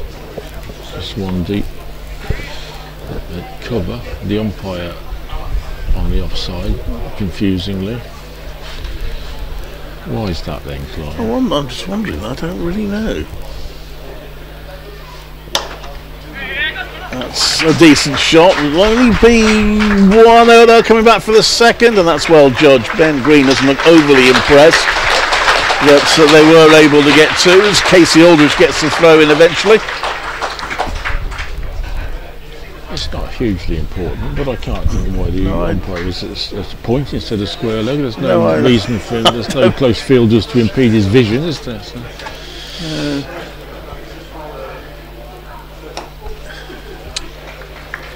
Again, aimed for a big one there to start with, but had to check his shot. Good bowling from Green. And this is a little test of patience for Daniel Latigan. He just needs one short of his 50 now. He just needs to stay steady for a few minutes. Still got 30 overs to bat if he can, if he chooses with a really good start. Worcestershire need him to go on to at least double that 49. Yeah, 16 to 20 was the most unproductive of the first 5 over blocks so far for Worcestershire. 18 for 1 in that. But still plenty of wickets hand, still in a solid position. Leach to Latigan. Get a run and get his second list A 50. And applauded warmly by the crowd. His second in a row, got 54 against Surrey. And he's done it of 53 balls with 7 fours and a 6.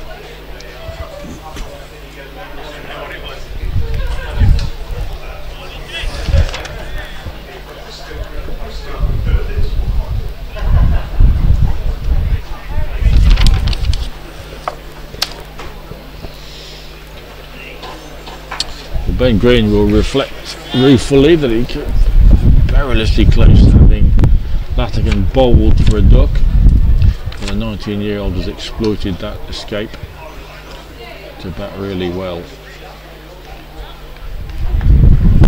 105 for 1 in the 21st. This match couldn't be more evenly poised at the moment.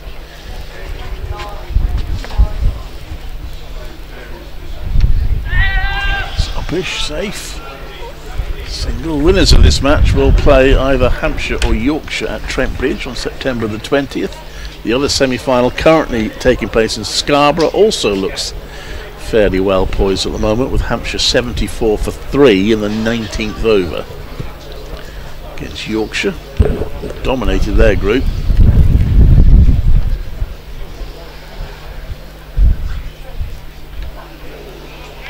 Just past about a bit of turn there for Leach.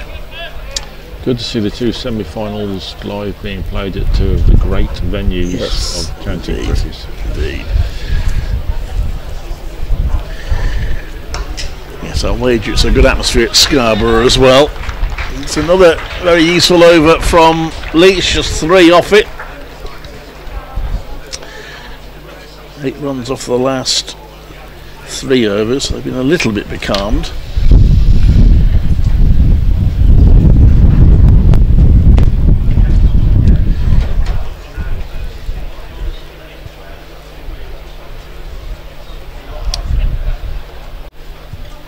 $106 for 1, 21 overs bowled.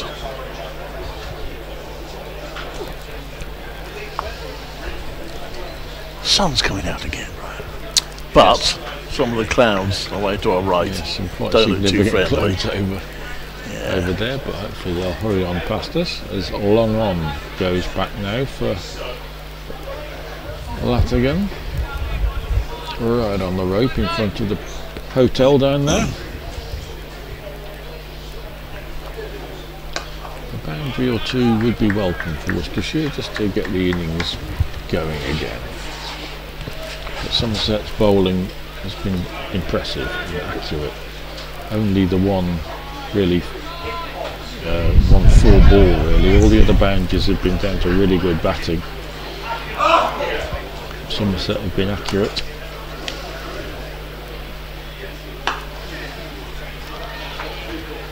Like the days of Colin Dredge, Clive and Hallam Mosley. Somerset have had some great one-day sides over the years, of course. Both of them, Richards and Garner, helped a little bit, of course, but they also had some really good, less vaunted players like Dredge and Mosley and Marks and Roebuck. Very good, they were very powerful in one-day cricket, weren't they, in the 70s and 80s?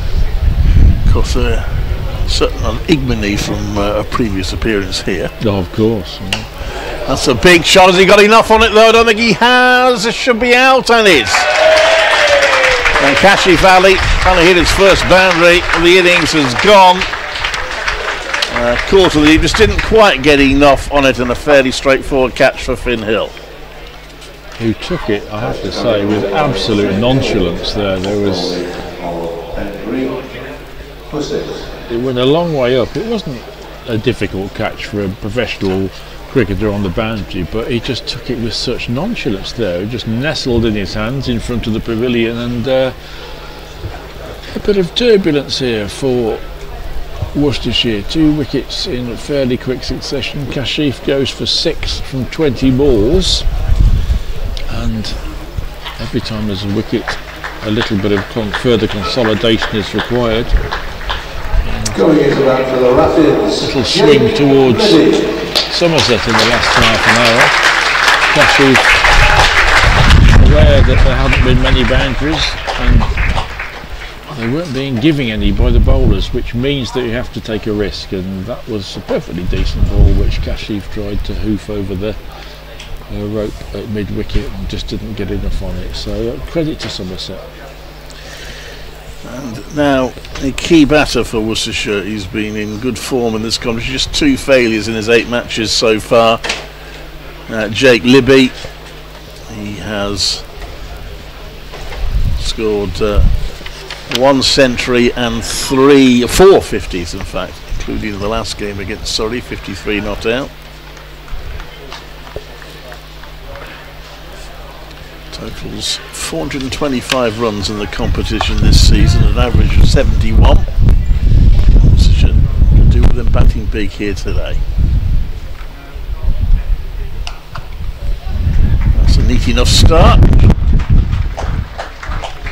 That's singles. Keenly fielded there in the deep. I think that's Kean Roberts, a substitute fielder. Shirt billowing in the breeze. The breeze seems to be picking up here a bit, Brian. Yeah, it is, which is hopefully good news, because it will keep those clouds moving above us. Looks like a quick single there, it's not to be had.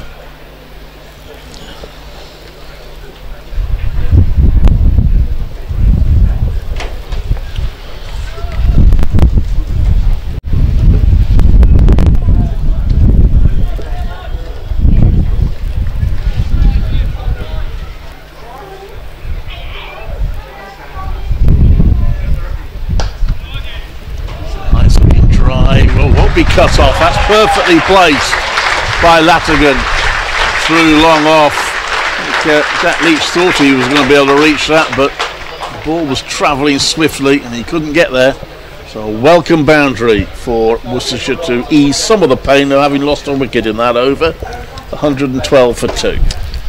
Worcestershire have just got to work out how to approach this now, because they need to keep the scoring rate brisk. We're into the middle of the innings now, and Leach has started well, 2 overs for just 4 runs, and he's going to be tying up, you would think, the Diglis end for the next 8 overs. So Worcestershire have got to work out how much they try and get into him and how much they try and attack the medium and fast bowlers at the other end. I guess they can't allow Leach to dictate completely, because he's going to be bowling for a big chunk of this innings. So how much risk do they take against a spinner?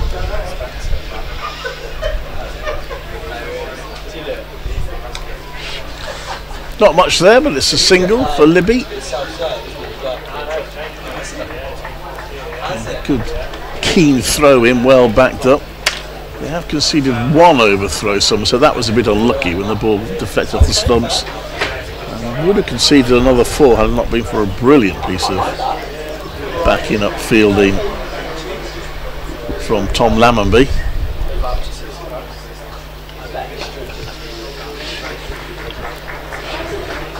Maybe that's their thinking, Brian, is to try and get six singles off Leach if they can't hit him to the boundary. Well, that would keep the scoreboard ticking, and then if you can thread just an occasional boundary in there, mid on and mid off far up, if anyone wants to chance his arm.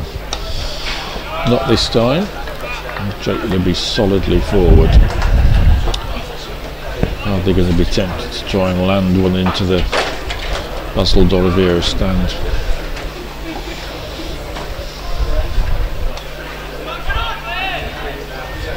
about one there, but there definitely wasn't one. Lewis Goldsworthy.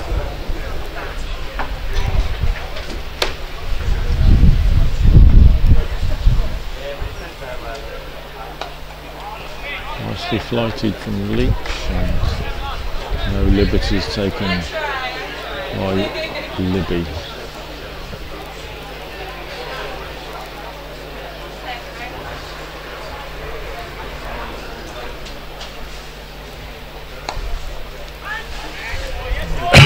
Singles off the first 2 balls of the over, but then nothing more. And again, Leach proving very difficult to get away. 114 for 2 off 23. The squeeze is on at the Diglis Road end, so it sort of increases the pressure to get into the seamers at the other end, but those seamers have bowled very well. Lammonby 4 overs for 13, Green 6 overs 1 for 28. And Lammonby switches ends. So 1 for 10 off his 2 overs in that spell for Ben Green. Lammonby just 13 runs off his 4 overs from the Diglis end.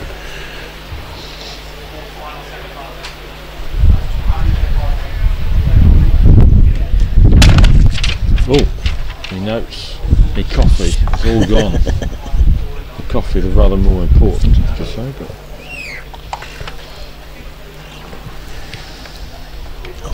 and that's the first wide of the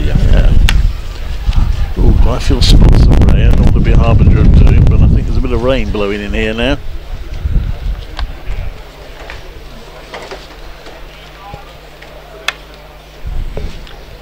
yeah, as long as they're only spots.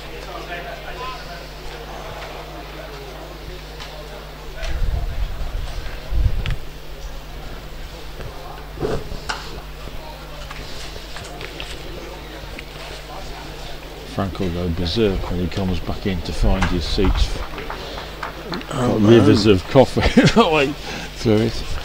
He'll probably make me sit. He's going to go ballistic. No, he's thrown me a thumbs up. He wants to, I think, come in where you are, Clive. But he's giving me the seat with a coffee. Thanks, Frank.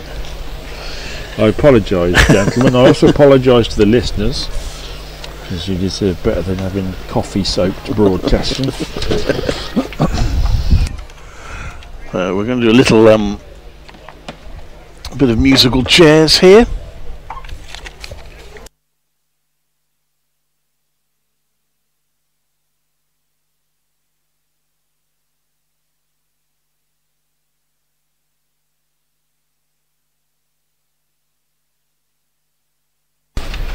And there we are.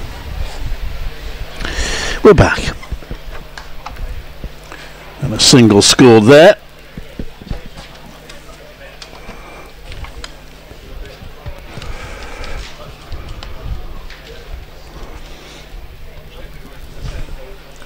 .117 for 2. Difficult spell this for Worcestershire, having lost the wickets there of Brett D'Oliveira for 45, and then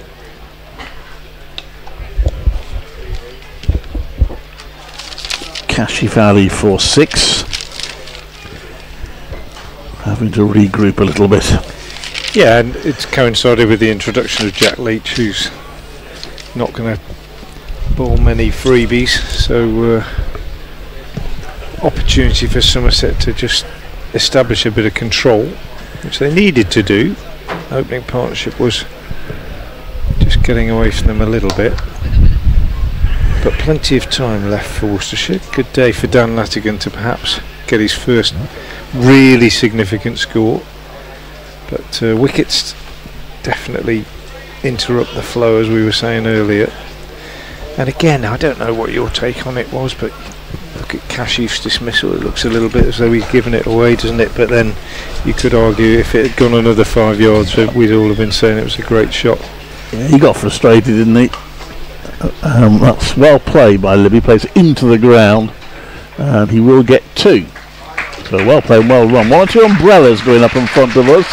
But I don't want to tempt favour. I just get the feeling this might be blowing round the ground a bit. We're getting a few drops which are sort of been carried by the wind, but the clouds almost look as if they're circuiting the ground.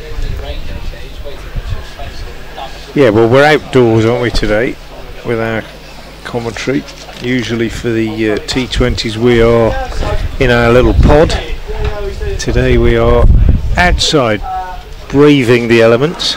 Got a good view down at fine leg as Latigan, the left-hander, faces the left arm spin of Jack Leach. Leach miserly so far. 3 overs for 6 runs. Over the wicket to the left-hander, quite quickly pushed through.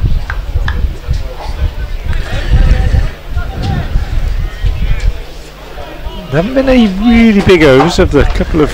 There's been 3 double-figure overs. 12. Yeah, 12's the most. Yeah, they never got away.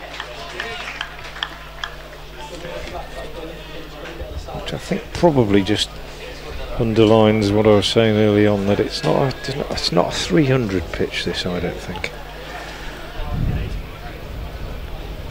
I think Worcester should settle for 250, 275. Okay. Well, we were saying, I mean, being greedy, just because of the strength of the Somerset lineup. Yeah, I've been looking towards that 300, but it's looking a lot less likely now. Single to Latigan here.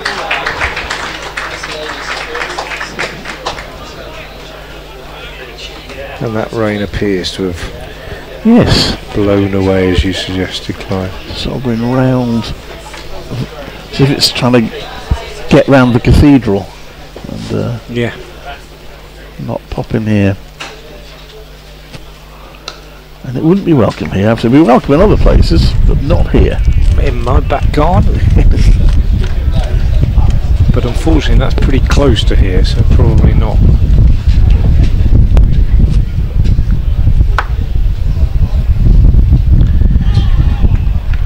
Well, I think that's their most productive over against Leach, but certainly 4 off it. 122 for 2. That 5 over spell, just 19 runs on a wicket. The previous 5 overs, 18 runs on a wicket. So put that together, the last 10, just 37 for 2. And we're taking a drinks break at the halfway point. So impressive little period for Somerset getting back into this at that point. And well, what would you say, Clive? Pretty even? Pretty even. Meanwhile, in the game at Scarborough in the other semi-final, Hampshire are 89 for 4 off 22.2 overs against Yorkshire, and they are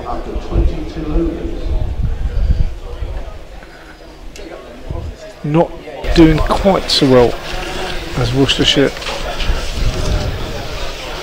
but Worcestershire pegged back by the fall of those 2 wickets. D'Oliveira caught by Thomas Rue very nicely at extra cover, diving to his right.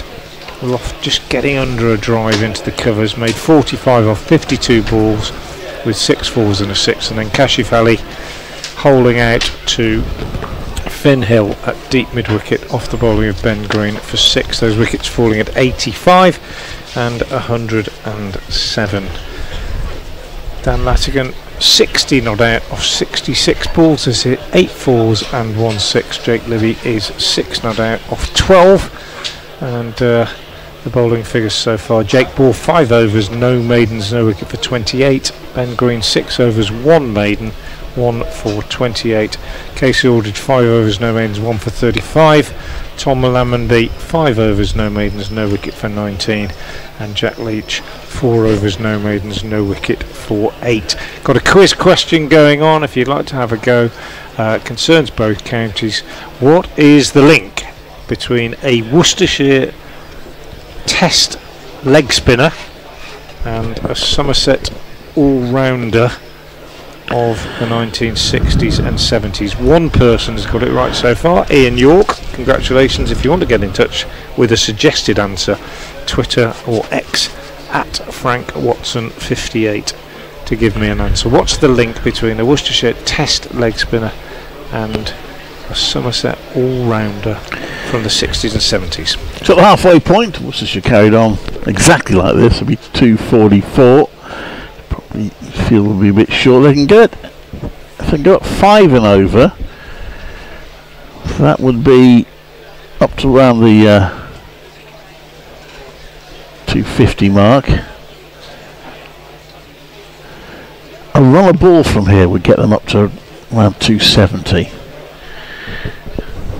I think 270 would be competitive. Wouldn't be as many as they would like. It wouldn't be as many as most of the Worcestershire supporters would like, and it wouldn't perhaps be as many as they hoped for when they had their good power play, which was 59 without loss. But it would be competitive. Sun's out again now as we restart with Lammonby.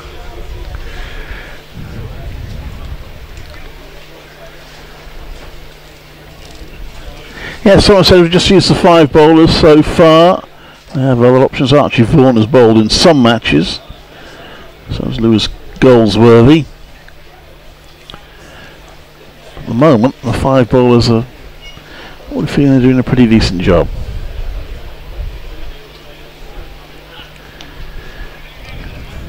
Libby take on the pad by this one. Yeah, I agree with that. I think they've all been. I thought Ben Green bowled really well early on. A little bit unlucky, I thought, a couple of times. Casey Aldridge, perhaps the most profligate, has gone for 7s. But Lammonby very tidy. Only conceded 19 so far in his 6th. Jack Leach, his usual miserly self. And yeah, I think they've done a good job. And I would imagine James will be reasonably happy with the situation at the moment, as Jake Libby plays his most characteristic shot on his toes, square of the wicket off the back foot on the offside for a single. And I would say, as I suggested at the halfway point, 122 for 2 on us, probably about even, I think. You don't get a wind viz here, but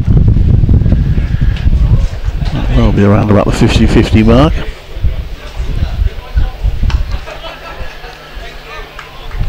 Hit well by Latigan, but straight to a fielder.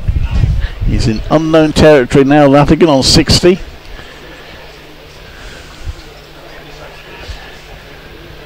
Yeah, quite a bit of responsibility on him, but he's with the right man, isn't he, in the sense that the skipper is out there, and it's not just the skipper but Jake Libby, who is vastly experienced.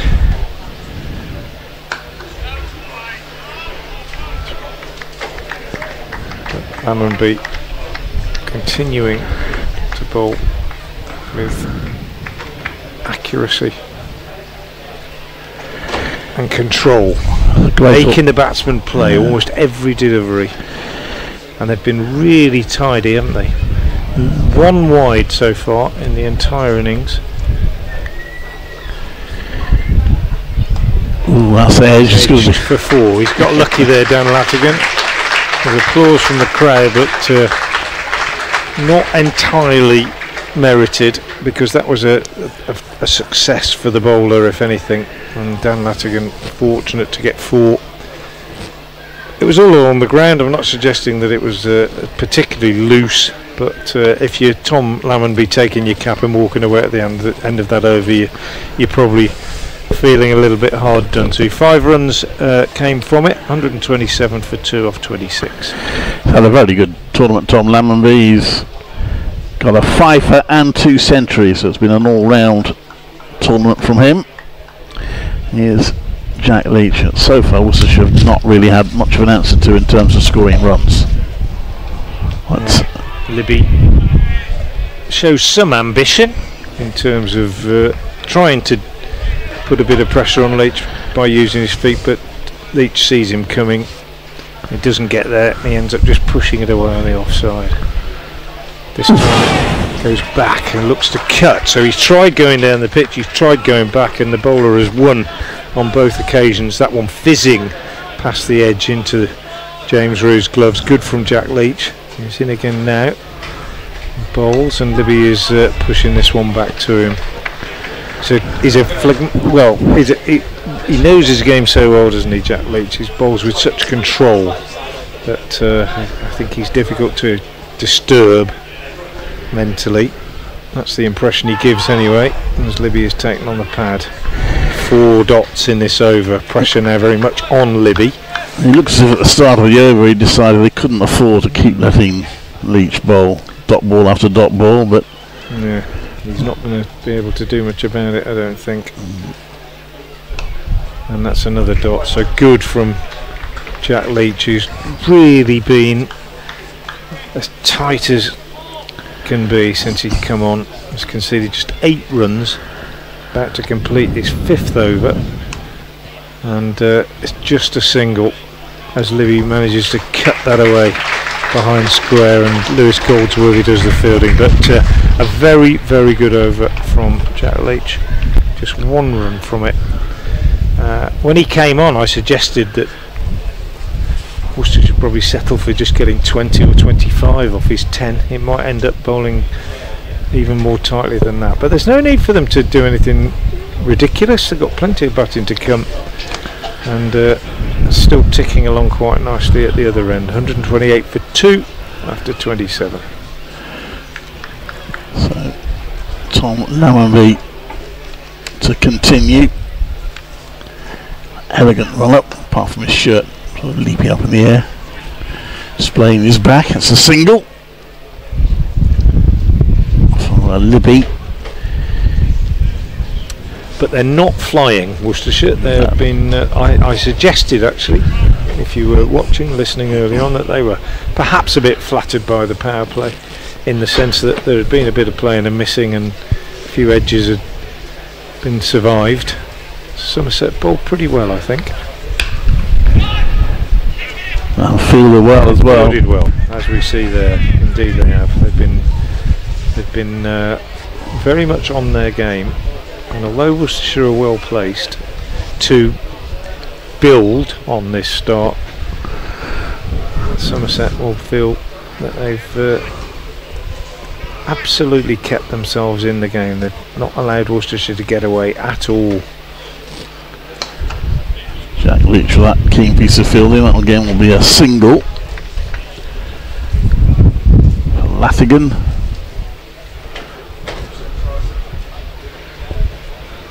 Getting a bit chilly now.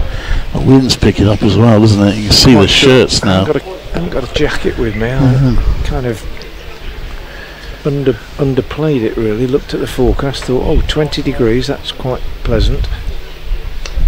Nice slower ball from Lammonby, just runs his fingers across the seam on that one. Dropped on the offside by Libby, well bowled. There might be a few people in the crowd here who've just got the top layer wrong, I think, looking around.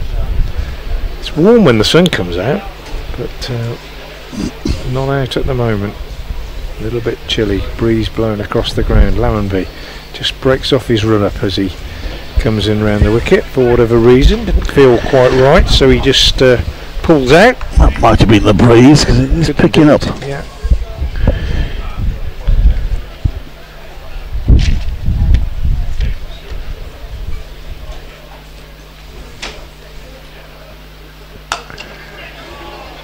Oh, another brilliant bit of fielding.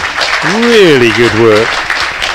Driven by Libby, may well have hoped to get a boundary. Casey Aldridge at mid-on moves across to his right and then sticks out a big long left arm and fields the ball as it bounced about 2 or 3 yards in front of him. Excellent work from the big man. He's got good hands, Casey Aldridge. He's a good slip fielder as well. Now that's a super shot from Lammonby. He's only going to get a 1 for it, but it was nicely timed through into a wicket. He gets 2. Misfield. That's the first misfield of the day that I can recall, really. And it's Thomas Rue. Ball bounced just in front of him, to be fair, but it allowed them to get back for 2. But Another good over from Lammonby, and at the end of it, Worcestershire with 28 overs completed are 133 for 2. Just looking to rebuild a little bit. 5 runs came off that over, and they're looking to get themselves into a position, I guess, with about sort of 10-12 overs to go, where they may be just over 200 or so, and they can really launch in that last few overs. This time succeeds in coming down the pitch to Leach. 1 bounce 4. Tied it off the first ball of the previous over. First ball. They go for that first ball, don't they? I think to try and... as the dots grow in the over, the pressure builds on the batter. If you get that boundary in the first ball, that's not going to happen. So that's the thinking. We're seeing it increasingly. Men have gone back now at long on and long off. Nicely placed field though for Leach. Oh, decent there. That's the outside edge. I say nicely placed field because he's got cover on the boundary. He's got cover at long off, if you know what I mean, and he's still got 3 saving 1. It's hard to penetrate that offside ring if you're a right-hander. Libby just manages to pick up a 1 wide of Goldsworthy. So he's got a really, he knows his field exactly, Jack Leach, what he wants in terms of their alignment and making it difficult to pierce that field. Different for the left-hander, slightly, but the same alignment on the leg side this time. Ooh. And Latigan plays a reverse, plays it well, but picks out the man at short third man, who had become short fine leg as it were with a reverse. Ben Green straight at him really. So Latigan tries to go more conventionally down the ground, and Leach makes a really good save off his own, bowling sprawling rather than diving down to his left hand side.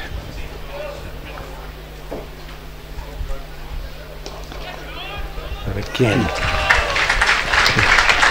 the strength of that really well placed field as Latigan can't penetrate. So 4 off the first ball but only 5 off the over. 29 gone, 138 for 2, and Jack Leach now 6 overs, no maidens, no wicket for 14. Yeah, well, good job they got the boundary off the first ball of that over. But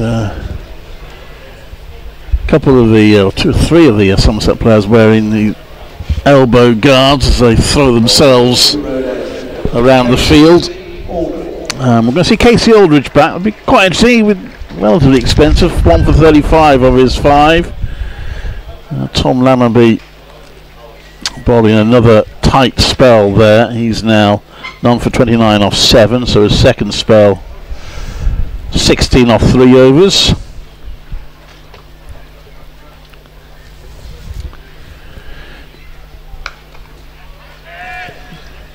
That went quite hard. Casey Aldridge played it to the ground by Libby. Do Worcestershire target him a little bit? Well, probably the quickest of the Somerset seamers, Casey Aldridge, and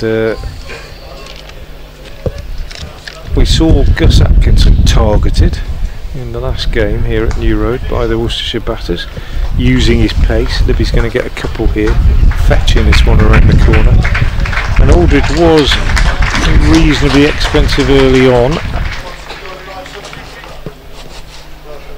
but they need to accelerate now. Nothing drastic, but just this next 4 or 5 overs they'd be probably wanting to score at 5, 6 and over at least, I would think. Keep wickets in hand going into the last 15. Oh, dropped. Oh, dropped. Having said how brilliant the fielding's been, that is put down at short mid wicket. It's Ben Green. Ben Green, it is. It was driven in the air by Libby, given a bit of room. That one from Aldridge. Libby just not quite getting it right. And Ben Green, well, he just seemed to misread it, and he's a very good fielder as a rule. First blemish really for Somerset today, and Libby is not making them pay for it because he's gone to the next ball.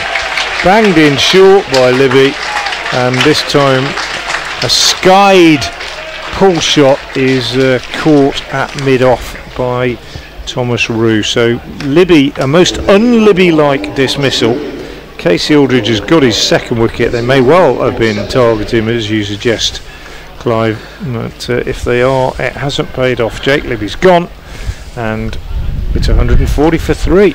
That feels like a big blow. Libby's been in good form in this competition, but hasn't done it today. 17 off 31 balls, and I think he'll be kicking himself at not making Somerset suffer at all from the drop catch. They really won't be bothered at all about it now.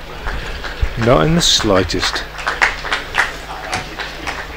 Thomas Rue with another good catch, very different from his first one, which was a diving effort away to his right. That time a skied attempted pull shot, top edge, and he had plenty of time to get underneath it at mid-off and made no mistake. Rob Jones is the new batsman coming out to join Dan Latigan, and Worcestershire have been pegged back, and pegged back by excellent bowling, particularly from Lammonby and Leach, who in combination made Worcestershire endure a really difficult, tricky period in which they had very little to score off, and it's ended up producing that wicket for Casey Aldridge. So good from Somerset. Worcestershire need to well, just keep, as I say, just keep ticking along for the next few overs. Don't want to lose more than another wicket or so, I would say, before the last 15. You want to go into the last 10 or 15 with 6 wickets in hand, and then you've got a real licence to accelerate. But Somerset have never let Worcestershire get away in this innings. That could be the second wide of the innings. It is. Rob Jones in decent form of late. Got 25 against Surrey, but before that 67 against Leicestershire, and that 110 not out against Glamorgan here. So he should have a bit of confidence about him. Latigan's still there on 67 at the non-striker's end.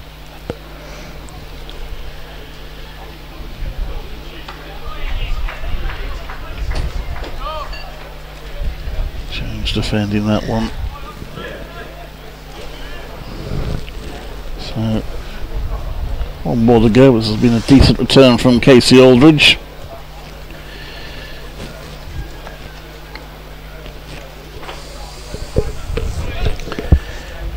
We'll leave James Rue not having to think about getting a 6th bowler in. Ended up with 4 runs with a single for the last ball, but a wicket as well in that over. 142 for 3, so a 26 to 30 over block yielded just 18 runs again and a wicket. So the last 3 5-over blocks have been 18, 19 and 18. They have been become, but still 20 overs to go. Yeah, very good from Somerset, as I say and keep saying. I thought they were a little bit hard done to by the power play. Worcestershire perhaps a bit flattered by it. Got away with a few early on. Some great shots as well, don't get me wrong. I think Latigan's played well, D'Oliveira played some cracking shots, but they also got away with a few play and misses and edges and whatever. And Somerset were not fazed by that. The fielding's been sharp throughout, and they've got right back into it now. As Jack Leach bowls and Rob Jones sweeps and misses. James Rue takes the ball, takes the bails off, but no appeal. He likes a sweep, does Rob Jones. Crouched down very low. Yeah. Face that delivery. Yeah, he is. He's bending at the knees. I've noticed that particularly in recent games. He always seems to be lower than ever. Squatting down, sitting down in his stance. And he goes for the reverse here, and there's a big appeal for LBW. Not upheld by the umpire. So he's tried the conventional sweep, he's tried the reverse sweep, he's only just gone in. I might be suggesting that he just tries a forward defensive. That looked a good shout to me. That he's gone for the reverse again. He's got a bat on it this time. Picks up a single. Just looking back at that LBW shout. I don't know whether he got a bat on it or not. Goodness me, looked a decent shout. Anyway, it wasn't given by the umpire. That's all that matters. And let's go back to live if we can. Latigan. Seems ages since Latigan's really faced anything, doesn't it? Time. Yeah. Works that away for a single. We've had 183 balls in the innings. He's faced 76, so he has had. Looks like he starved with a strike, but he hasn't had the lion's share of it. Another sweep, but he's going to get runs for it and will be cut off, but they will get 2.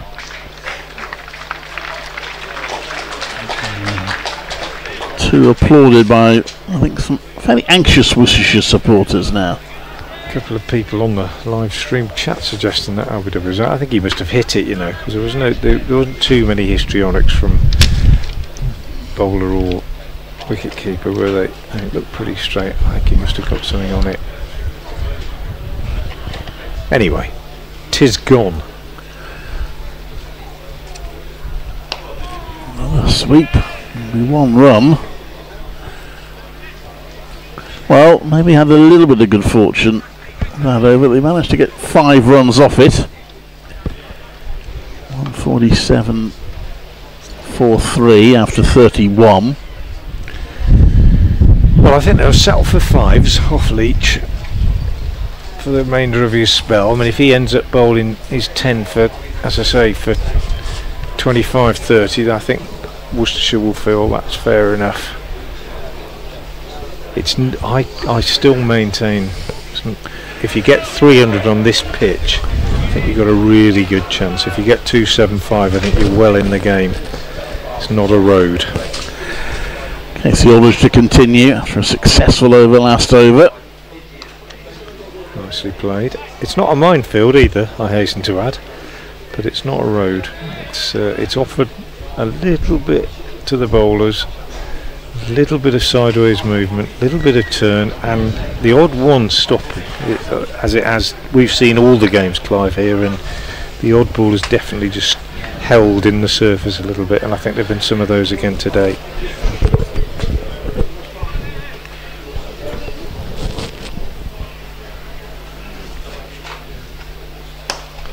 Good shot from Latigan through the covers, all the way, well played, and the applause around the ground is tinged with relief, I think, isn't it? You can absolutely feel it, that it's been a boundary for a while. Little over pitch from Aldridge, but very well played from Latigan. They needed that. Sun's out again, almost on cue, greeting that shot. So Aldridge looking to improve on length. He does so, and Latigan just steers it out behind square on the offside. Goldsworthy ever alert in that backward point position. Sharp fielder, quickly onto it. Oh, some raindrops coming on us again. Lots of blue sky, lots of sunshine, and the odd raindrop. Even the players in the Worcestershire dugout ducking for cover a little bit. It's not much. That's a lovely shot again from Latigan, but straight to Ben Green at mid-off this time. Last 4, just the 5th over in the last 14, so 5th 4 rather in the last 14 overs.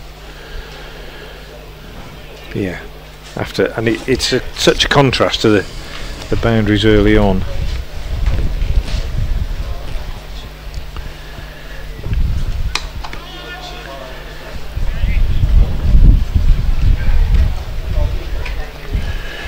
Did bring up the 150 and 188 balls.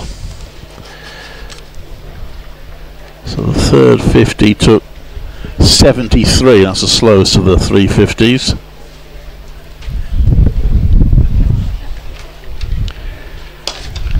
He got enough from that. He has.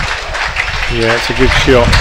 6 runs from Latigan. It's a big over in many ways. 11 from it.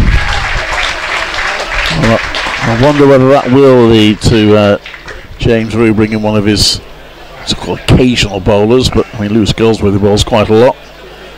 Might now turn to one of them. Archie Vaughan's the other one, yeah, who doesn't bowl every match, but has bowled a few and a few. You say about that middle 50 being the slowest 50. Is that not pretty typical of innings in this competition? Probably, yeah. I mean, the quickest 50 was in the power play, so. But I mean, not for Worcestershire. I just mean generally. Yeah, no, I think the middle overs is often a bit of more measured cricket, shall we say, played. I think it's time for you to have a little break, Clive, if you want to. Oh, right, okay. Doesn't time fly? Goodness me. Brian Halford will come back alongside me, and then it'll probably be Clive and Brian to take you through to the end of the innings. Jack Leach, 7 overs, no maidens, no wicket for 19, starts a new over from the Diglis end, and Rob Jones, guess what? He plays a sweep. He's played a sweep to nearly every ball he's faced from Leach. Some of them reverses, this one conventional, and he gets 2. As fielding is done out on the square leg boundary by the substitute, who's still on the field after Josh Thomas got injured earlier today, and we're hoping he's okay. Went off for treatment. So Jones against Leach. Will he sweep this one? No, he won't. He's had a drive at it and mistimed it. Got it to the same fielder, albeit by a different means, an inside edge. We thought Rob Jones might have been a little bit fortunate to escape that LBW shout, Brian, when he played a reverse. It looked pretty straight, but I think he might have got something on it. Yes. Because that might be what saved him, I think. Latigan plays a reverse, and there's another appeal, and he's given this time, Dan Latigan. Can't believe it. Umpire took a long look at it, and Dan Latigan, having played so well for his 78, his highest score for Worcestershire, has gone, and Jack Leach, having laboured away very tidily and had a good few appeals turned down, gets his first wicket. Excellent innings from Latigan. Warm applause from the New Road crowd, who appreciate that they're probably witnessing the start of what might end up being a very significant career for the young Worcestershire batsman.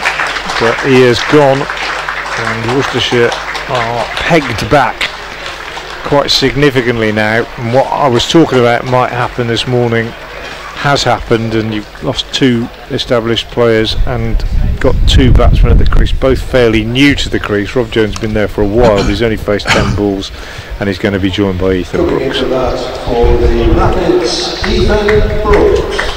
a lovely innings from Latigan.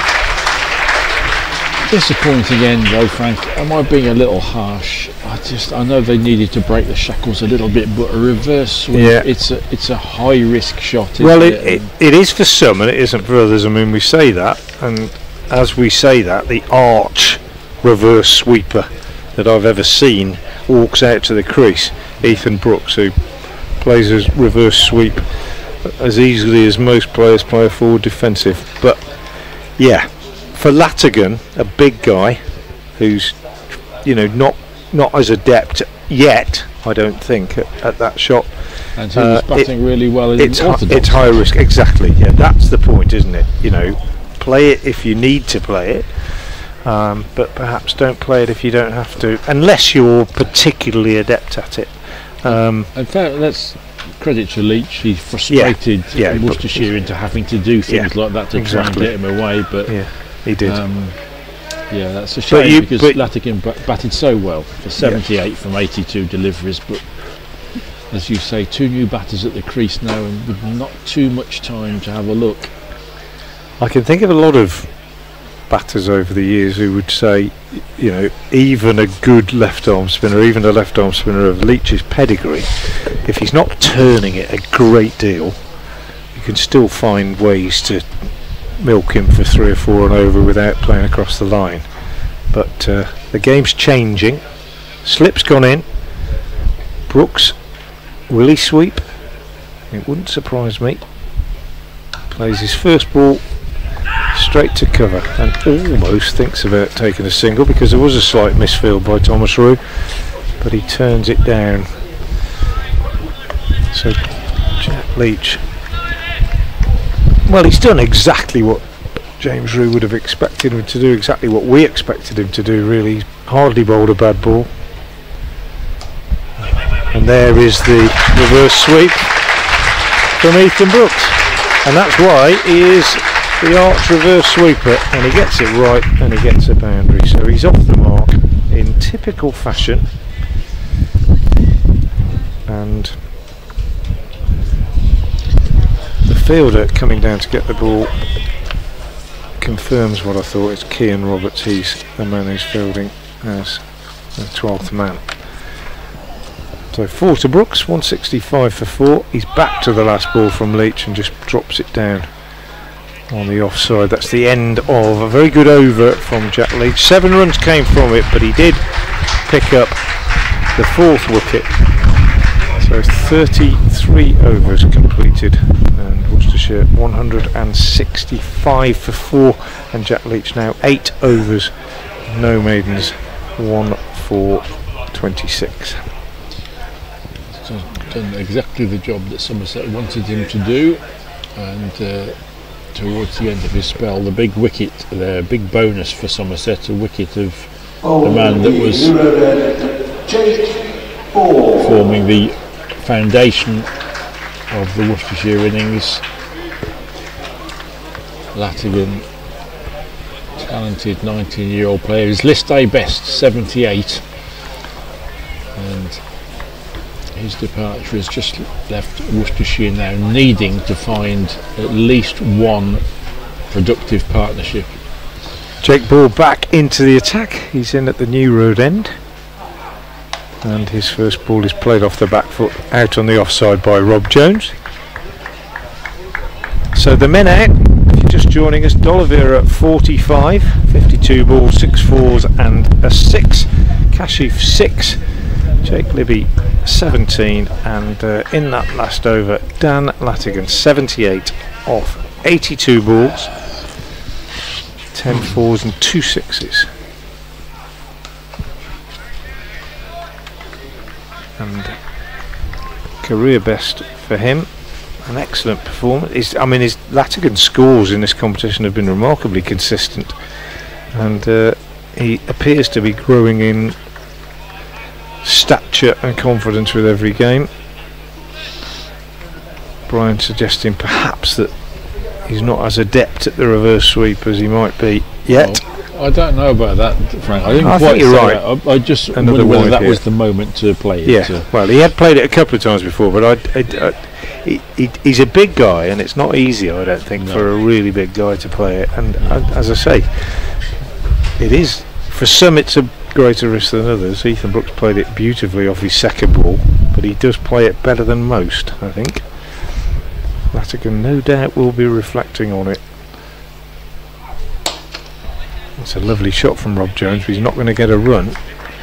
So 3 dots for Paul in this over, but that one ball down the leg side that was a wide. It'd be very interesting, Frank, to see how Latigan shapes up in red ball cricket. Yeah, I think quite a few Worcestershire members and supporters are asking exactly that question, hoping that they've found a star. That's short from Ball and hooked by Jones, but he's only going to get 2 down to long leg, and he had to hurry to get the 2, but it was good running in the end as the throw came in from Thomas Root. Yeah, you always, I think, as when you see a new player come through in a county that you follow, you always hope that you're watching the start of a really significant career, and it could be the case. Signs are there, aren't there, for Latigan, as Jones just drops this next one down on the offside. He looks a very good prospect indeed. And he can pull a pint as well, having worked apparently in the bar, so yeah. So I'm useful told. skill as well. Yes, absolutely.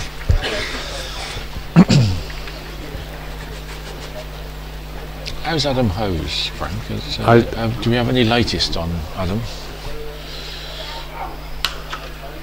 Another one to Jones off the last ball of the over. So 4 runs coming from it. 169 for 4 off 34.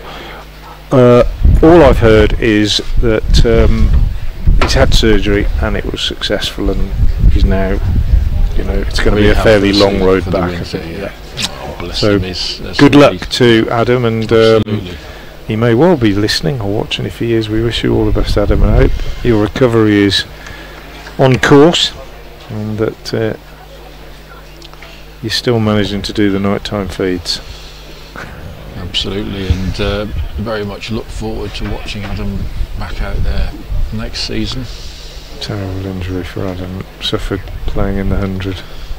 Horrible injury, but we do hope he's well. He says it's going to be a long road back, and he's had plenty of support. Jones sweeps again at Jack Leach and picks up a single. 170 for 4. Everybody's struggling with my quiz today. I've only had one correct answer. Cedric Boynes.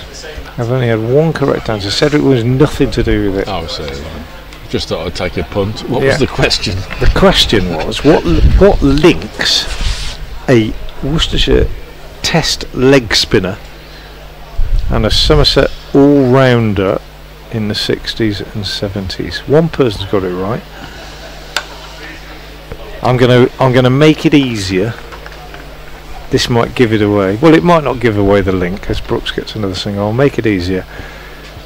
What links a Worcestershire leg spinner who played Test cricket and a Somerset all-rounder in the 60s and 70s whose bowling style was the same as Jack Leach's? In other words, he bowled slow left arm.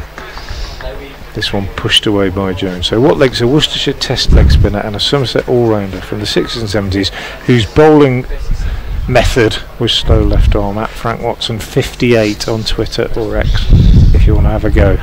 Jones sweeps, beaten again. Jack Leach continuing to ask all sorts of questions. 171 for Chelmsford, with just one ball left in the 35th over. Cambridge University. No, Shrewsbury. You can't. Walruses. It's no good just throwing answers out. Arbroath. Oh, he's bowled him. Jack Leach gets another wicket. Rob Jones persisting with the sweep. This time beaten, and Jack Leach had to wait until his 7th over for his 1st wicket, and he's picked up his 8th, and he's picked up his 2nd and his 9th. Excellent stuff from Jack Leach. Rob Jones has gone, and Worcestershire just falling away a little bit here. 171 for 5 now, and they've lost 3 wickets in the space of 5 overs, and they're just falling away and looking in danger of underachieving after such a good start. But credit indeed to Somerset, because we've said all along they've at no point lost control out there, and even when things were going quite well for Worcestershire, they stayed in the game, and Jack Leach is getting the reward now for building pressure. 9 overs, no maidens, 2 for 28. Yes, 3 wickets for 10 runs in 5 overs, and that's a big little session for Somerset at this key stage of the game with 15 overs to go. And Leach, as you say, Frank, has been at the heart of it. The seamers have rotated really nicely around him, and as you say, none of them has got collared, have they? They've no. They've made the batters take risks. Yeah. even when Worcester were going really well, I thought they were measured in their cricket. Really, I think James Rew's been sensible with his bowling changes as a new over begins, 36th of the innings. It's being bowled by Jake Ball from the new road end of the ground. Latigan and D'Oliveira got Worcestershire off to a very good start, but even during that power play, the edge was found, the bat was beaten. There were some cracking shots as well. It wasn't a bad effort. Fielding's been on it pretty much from the start. This one is pulled by Brooks for a single, and now we have that conundrum that I was talking about even quite early this morning of two new batsmen, both yet to really settle. Brooks has only faced 7 deliveries, Cullen just about to face his first, and you look at the dismissals as well, don't you, and they're not, they're dismissals that have been created by tight bowling rather than players being dismissed by great deliveries, if you know what I mean, as Cullen gets his first run, and Kashi frustrated into playing a big shot. Libby likewise, uncharacteristic from him, dropped the ball before he was out.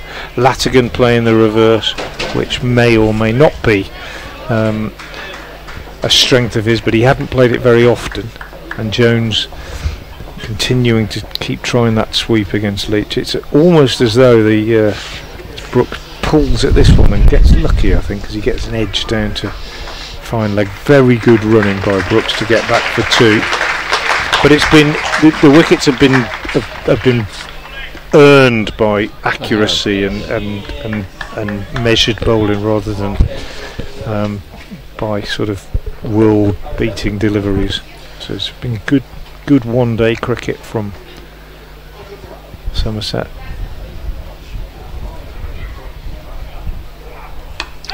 It has, and they've been really well backed up in the field, haven't they? Two very, very sharp catches, and I don't think I can't remember a fumble. Ben Green dropped one at well, the ball before the wicket was a drop, wasn't it? But yeah, no, they've been right on it. I mean, you're always going to get the odd one that doesn't go to hand and whatever, but I think they've been really good.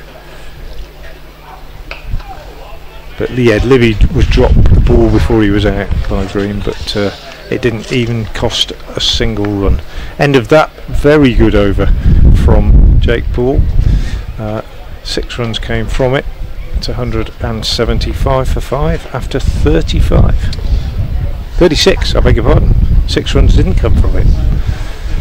Yes, Worcestershire need to 4 runs came from it. To find some big hits from somewhere. Ethan Brooks, of course, very much has the ability to do that.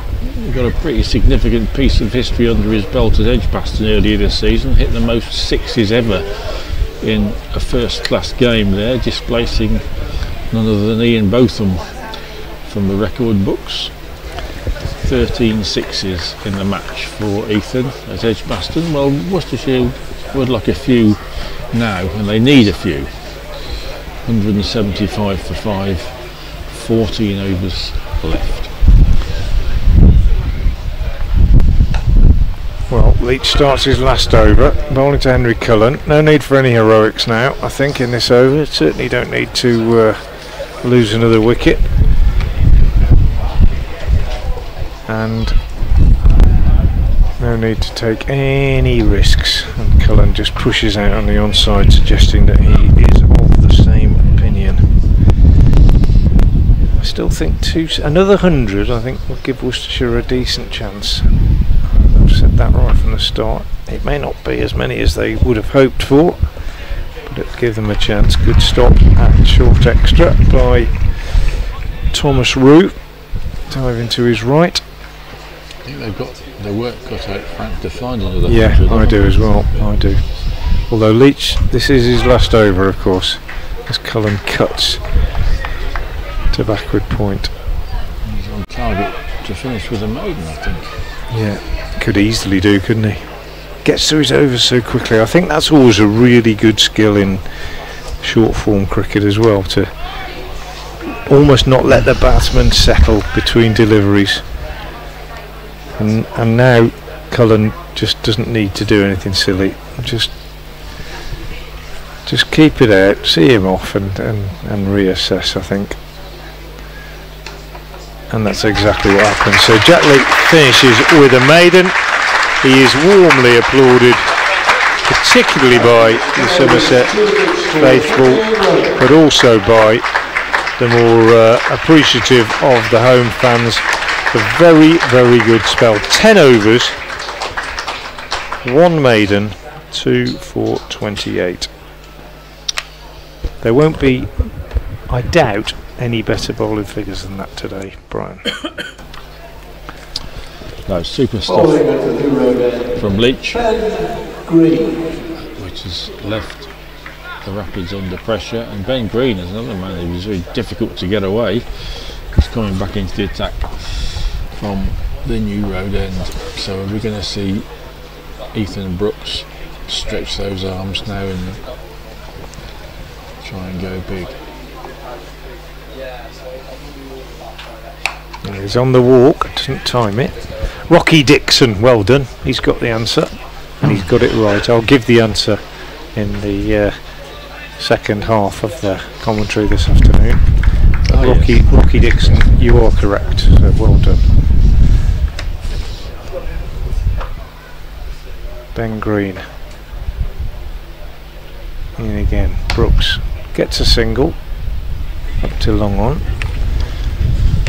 The Brooks family sitting just in front of us, just 2 or 3 rows down. Mum and Dad, I think Uncle and Auntie and Nephew, I think perhaps, certainly Mum and Dad, have to share their time between watching brother Henry play for Middlesex and Ethan play for Worcestershire. Henry Cullen is getting a single here, steering down to 3rd man.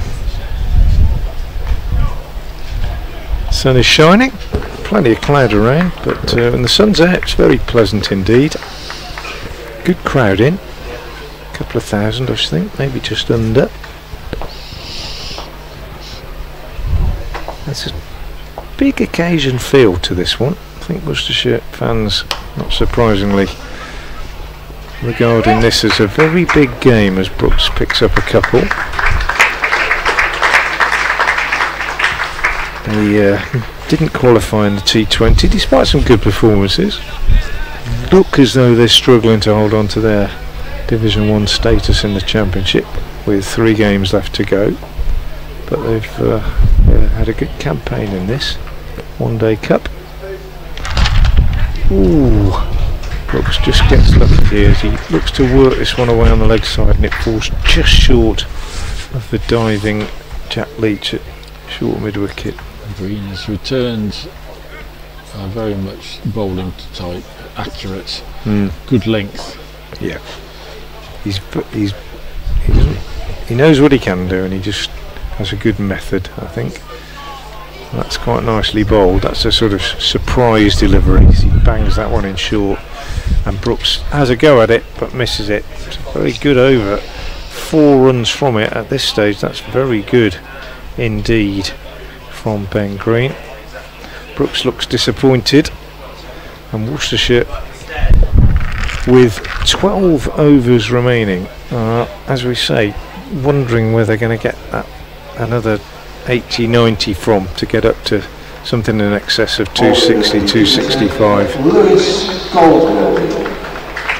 And Lewis Goldsworthy is coming into the attack, so a like for like change in some ways for Somerset.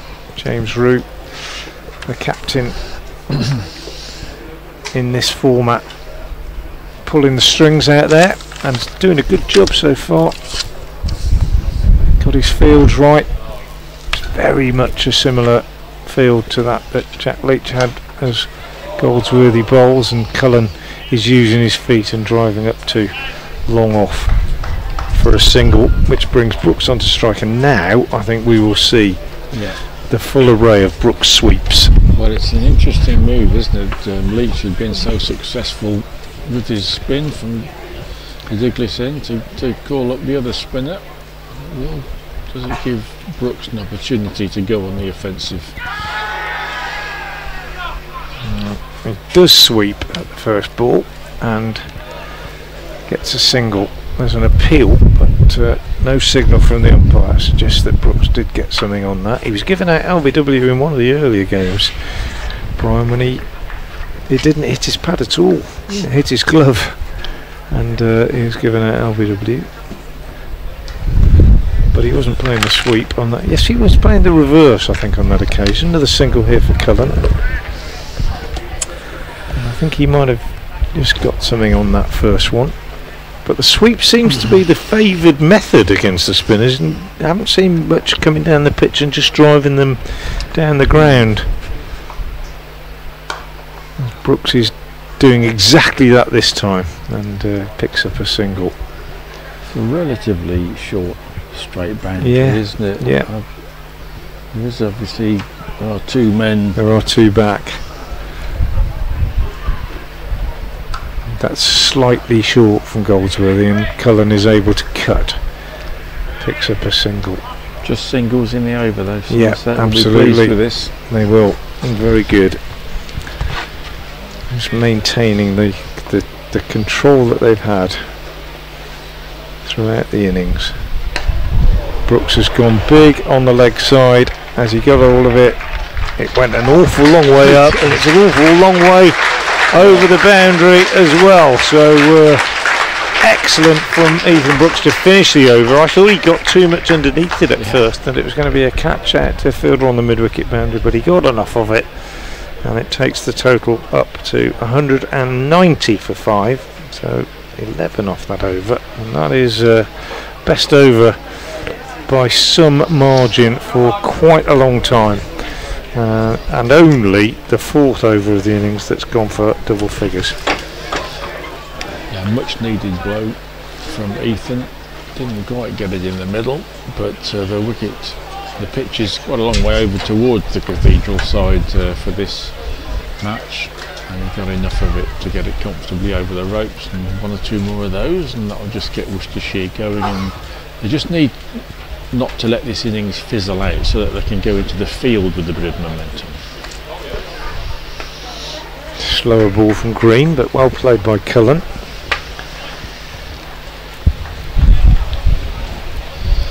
As you say, Frank, Somerset have, even when Worcestershire have been not losing wickets, Somerset have had a measure of control, haven't they? Yeah. If Worcestershire can just break the shackles in these last few overs, it will just shift the mindset of the two teams when they go out for the second half. Green to Brooks, who has a variety of pre-delivery movements. He attempts to sort of disturb the bowler, or perhaps just get himself into shooting positions, as it were. On that occasion he took one step back, but it didn't fox Green. It's a good game of cat and mouse between the two of them. And Green is going through his own repertoire of little variations. There's a slower bouncer there. So it's a good battle. It really is a good battle between these two, and it's a one-day cricket battle. It's a white ball battle between a player with lots of shots and a bowler with lots of variations.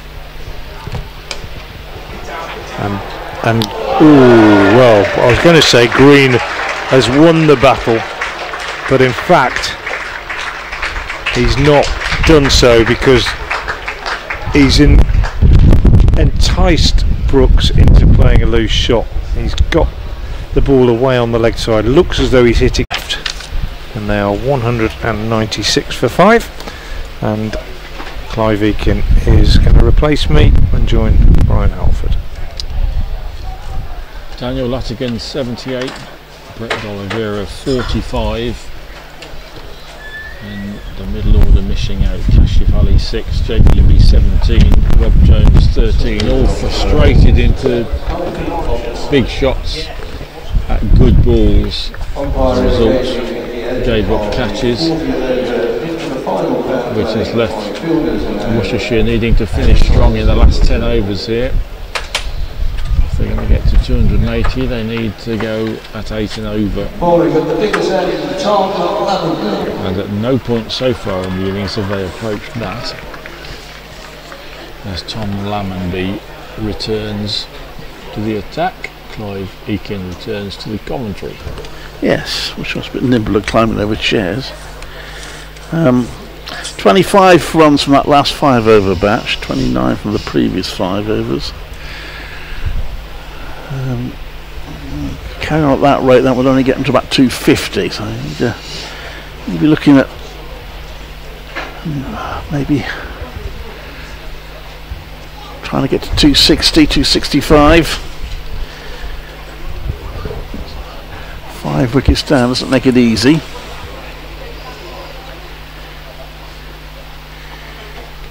And that is out. Played across that, Brooks. And it's trapped LBW.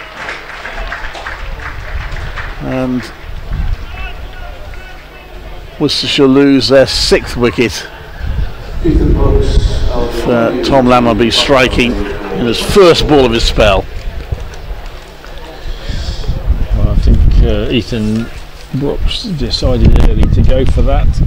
Let's try and ladle it over the shortish long leg boundary down towards the hotel, but it was probably a little bit too full for the slog sweep, and Tom Lammonby takes his first wicket with his first ball back, and that is a big blow. Worcestershire now 196 for 6. Brooks 24 from 24. Never really get going today.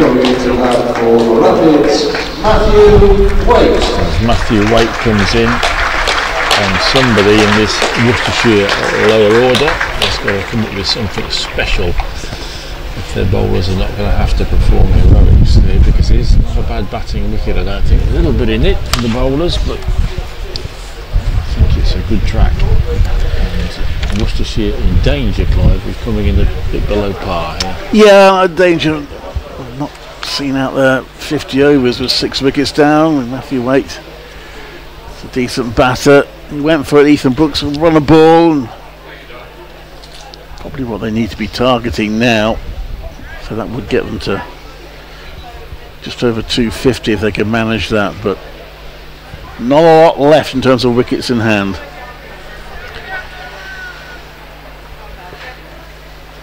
And Lammonby continuing to impress in both departments in this competition. It's 1 for 29 off his 43 deliveries so far. Third's gone back to the boundary. 1 extra allowed the boundary in these last 10 overs. A bit of bounce there. So Waite plays that down into the ground.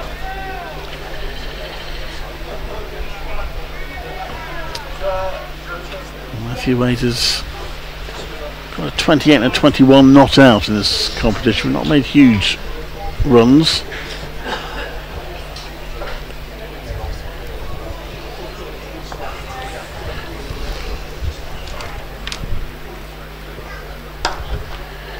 Oh, now that's a good piece of field. Worried it might have hurt him. Fielded just down in front of us. Jake Ball looks a bit concerned,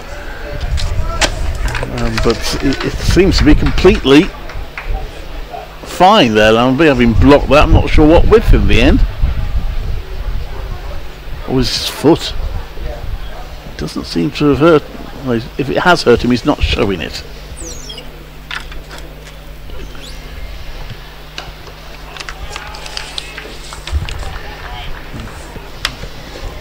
Getting a wicket off the first ball of the over gives you a good chance of getting through the over unscathed. Just a 1 over spell from Lewis Goldsworthy. Yes. Snuck one in there, did a decent job, but I think that last ball going for 6 just changed the thinking.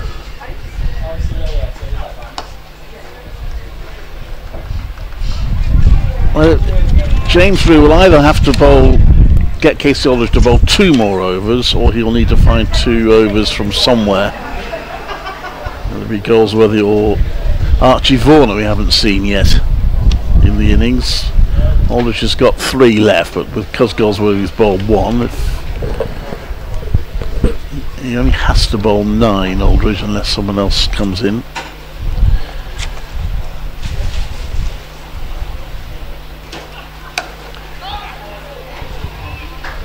Well, just 1 run on the wicket in that over. Terrific return from Thomas Lammerby. Still got 2 overs left, and he's 1 for 30. So many captains have said over the years that a captain is as good as his bowling attack, and at the moment Rew's attack is doing everything he wants from them. Nobody's got collared, they've all maintained the pressure, and they've all, or several of them, have taken important wickets at important times, and at the moment Rew's skippering the side really well, but being really well supported by his bowlers. The changes are coming thick and fast as Aldridge now comes on at the new road end. Yeah, so he has bowled 7 so far, so he's been relatively expensive at the Somerset attack. Do Worcestershire dare go after him here with 6 wickets down? Well, get away with that one.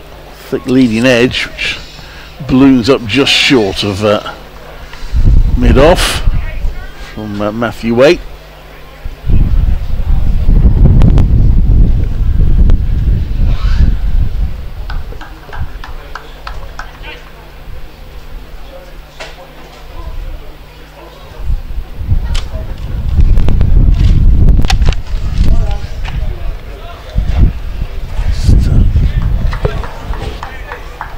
Looking a little frustrated. He's only faced 6 balls, but just the 1 run so far, and Worcestershire, time's ticking along in terms of the overs faced.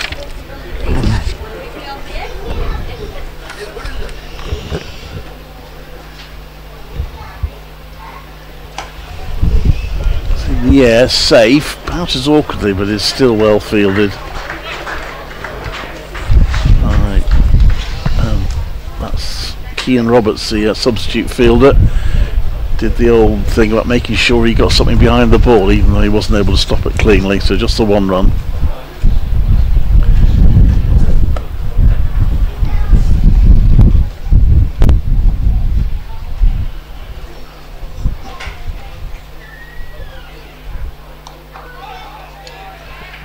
Slower ball and effective. Good stuff. This from Somerset, and just Taylor, Allison and Shazad to come for Worcestershire, so these two have got a real dilemma. They don't, as you say Clive, they don't want to get bowled out and waste their overs. They need to find some boundaries soon.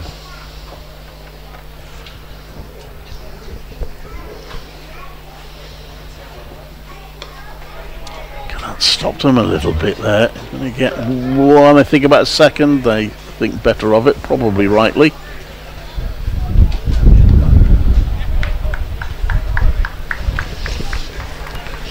Just 2 runs off the first 5 balls of the over. So a good comeback from Aldridge, having gone for 50 in his first 7.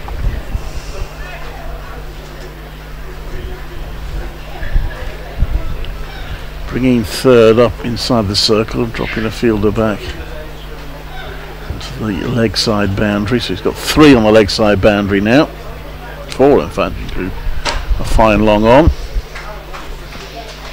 And one of them comes into action as they do at least bring up the 200, Worcestershire.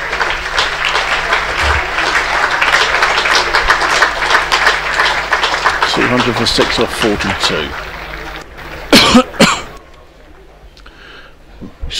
There's 4 sixes in the innings so far. Latigan was off the mark with 1 and hit another. Brett D'Oliveira hit 1. Ethan Brooks cleared the ropes just before he got out. Tom Taylor can certainly clear the ropes to come in next. They're Rapids need somebody to do that once or twice, or certainly get some 4s, but just 1s and 2s now. And Somerset will be pretty happy with that, because that would probably take Worcestershire to around 240, 250, and it would certainly be advantage Somerset, I think. The fourth 100 took, fourth 50 rather, took 64 balls, slightly quicker than the third 50, but not much, and 137 balls for the second 100. As the first took just 115. So as Frank's been saying, that power play perhaps flattered Worcestershire a bit. They got off to a good start, good power play. They haven't found it easy to build from there.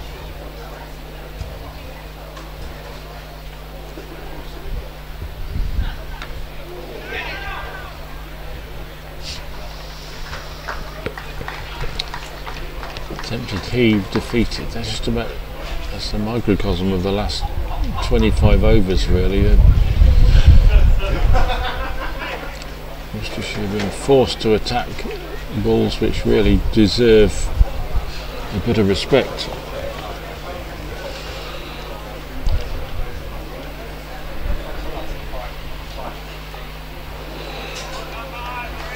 Nicely bowled again.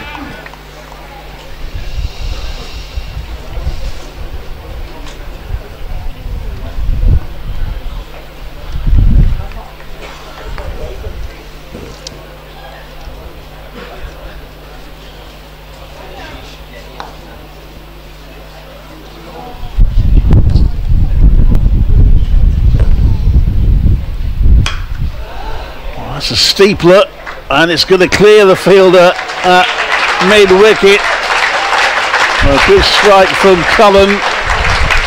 He's had a decent competition with the bat without making huge scores. He's made little contributions. Got a 27, a 26, a 35 and a 32.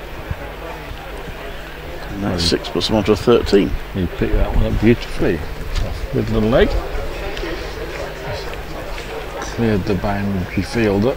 There's a man right back on the deep mid-wicket fence there by the scoreboard, but this is the time of innings where you've time of the innings when you've got to go for broke a little bit. Cullen did that, and it's a lovely shot.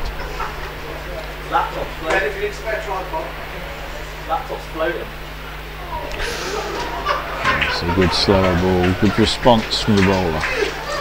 The lowest score has been successfully defended in this year's competition. It's 217. That was Middlesex against Warwickshire at Rugby. Yeah, that was spinning very much so. I think Somerset will fancy 217 today. The next lowest is 229. Hampshire defended that against Middlesex. Oh, that was so almost. Cullen almost got himself in a tangle there because he timed that so well. It was with the fielder almost immediately, and I think a direct hit there, and Cullen would have been in trouble. Yeah, so 229 Hampshire defended at Radlett, and Somerset actually defended 243 against Sussex at Hove. Those are the only 3 scores below 280 that have been successfully defended in this season's competition.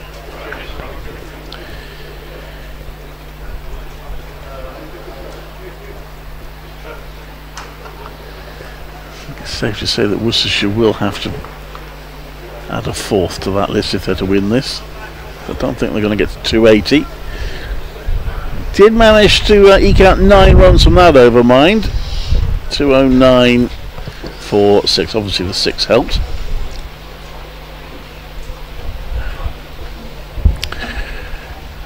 If they could do 9 and over from here, that would get them to 272, but that'll take some doing.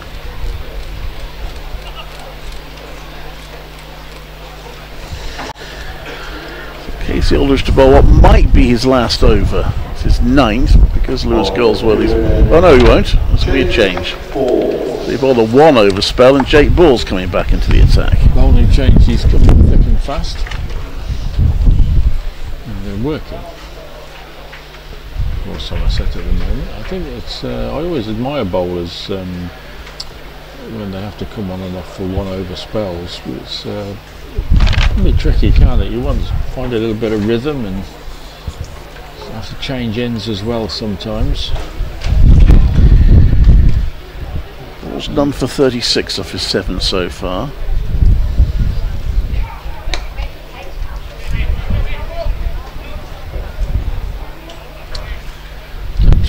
Sort of assume that bowlers can just drop straight into rhythm and no room for looseners. Of course, professional cricketers wouldn't really need looseners, but I think it's a good effort usually for bowlers when they are sometimes called back surprisingly into the attack and have to find their line and length straight away. But Somersets have done that really well today.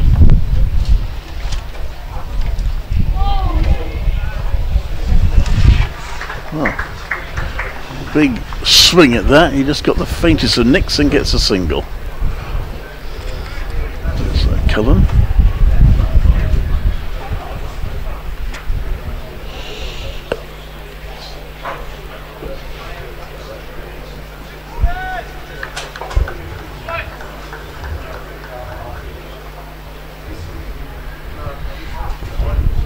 Well, that will be a wide.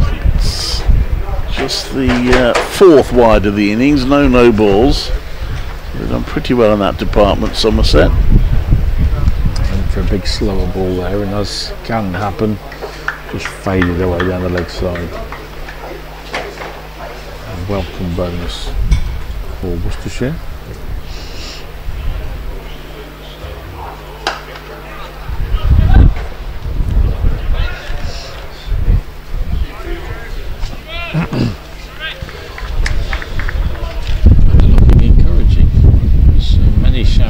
In the forecast, but we've avoided any so far, and we're just going through a welcome bright spell now. The clouds above us mostly white. There is a reserve day for this match tomorrow, but hopefully it won't be needed. That's a good shot. Hit the gap nicely there. A rare loose ball from Somerset, and Cullen was very quickly onto it and timed it beautifully. Down to long leg in between the 2 fielders there at deep square and deep fine. Very welcome boundary. Cullen has 19 from 21.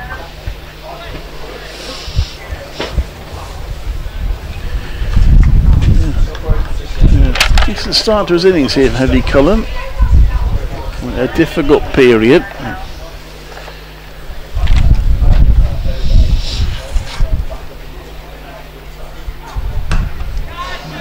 Playing within himself there to keep it well short of the fielders of the leg side boundary, so it could be a single. Yeah, several balls from this end in the last couple of overs have found the batsman there a little bit early. I just wonder if it's stopping a tiny little bit from this end, which Worcestershire would certainly welcome. Anything that complicates batting later in the day would be very welcome.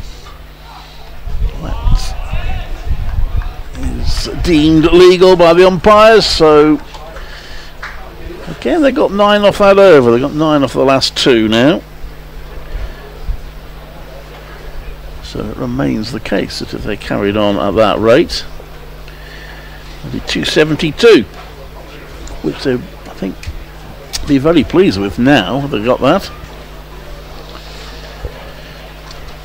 It's obviously not easy in the other game either, because Hampshire 190 for 5 after 41 overs against Yorkshire. That's at Scarborough, the other semi-final of the Metro Bank One Day Cup. Final at Trent Bridge on Saturday, September the 20th. Casey Aldrich, change of ends for him. He had a 1 over spell from the New Road end, and now bowling what could be his last over from the Diglis end. It's the first, I think it's the first over he's bowled from the Diglis end in this match.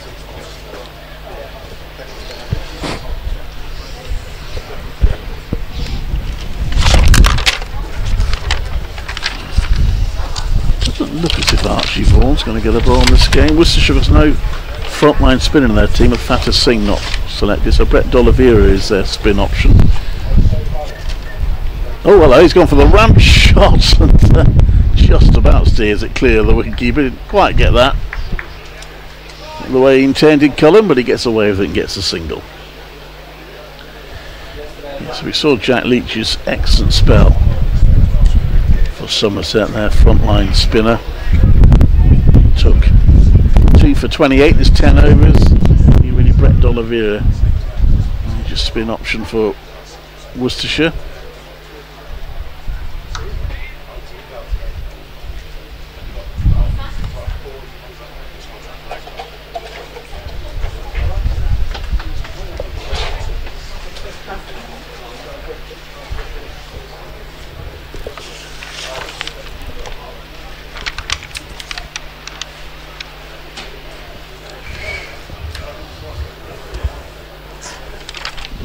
Blowing things all over the place here now. Well, that's a slower ball, but well, Cullen can't believe that's not been signalled wide. Maybe the umpire felt it hit something on the way. It was well stopped by James Rue, the wicket keeper. Cullen looks somewhat disenchanted with that. I wonder if it flipped something on the way past, because it was. Yeah, it's definitely a wide if it didn't, so it must have done in the umpire's view.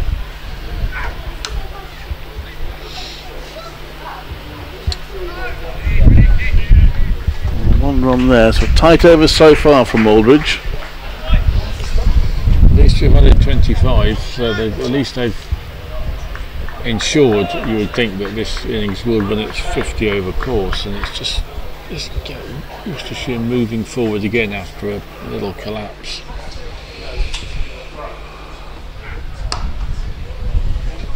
A single there to wait.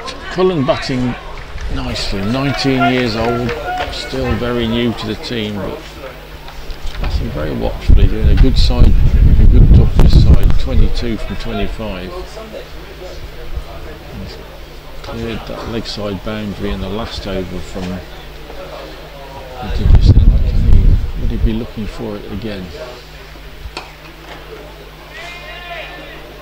Slower ball there, one run. So, only 5 off the over. Be pretty happy with that at this stage. Casey Aldridge.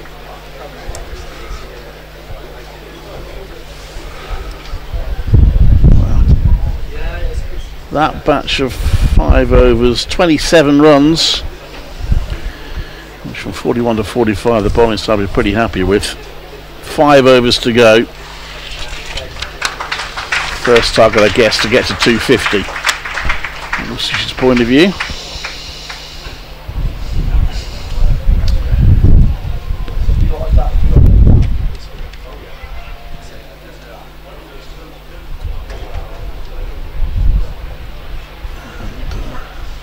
Jake ball to continue.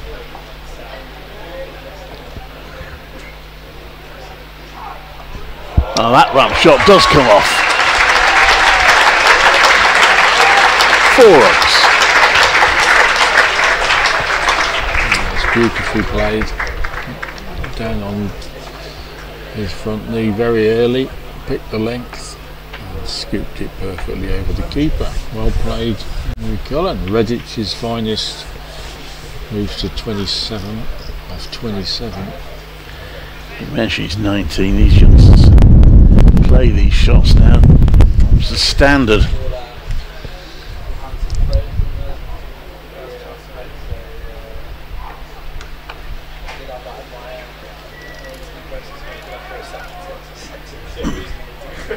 Single that time.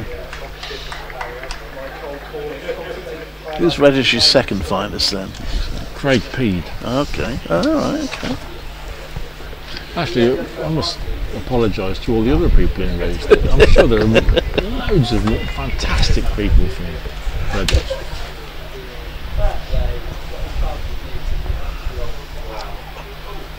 That one didn't work quite so well. That was weight this time.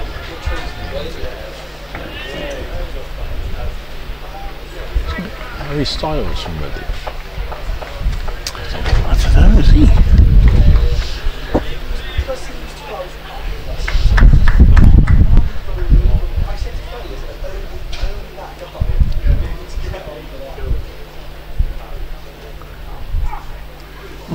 step down, he's missed it though. Wait.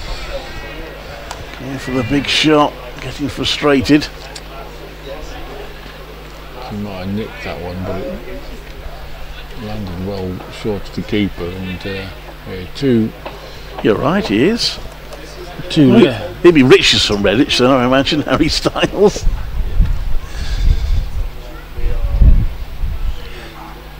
Two less than graceful shots from Waite. This time he connects and we get a single. Yeah, I thought there was a Redditch connection there. So does that mean that Cullen is Redditch's second finest, or well, I don't think Harry Styles would have got 28 not out there today. No, I don't think he would. Yeah, he play in one direction anyway.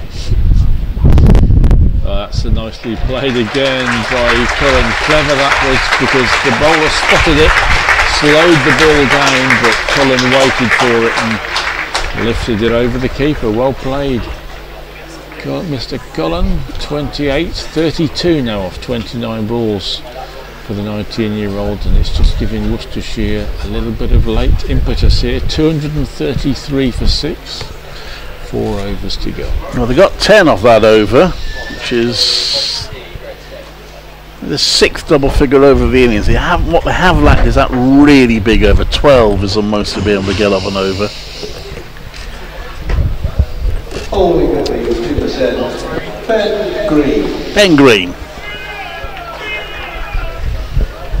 12 from the Douglas end.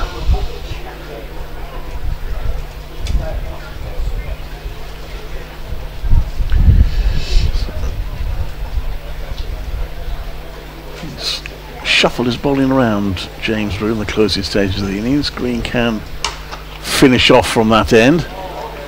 2 overs left. That's a single to Waite.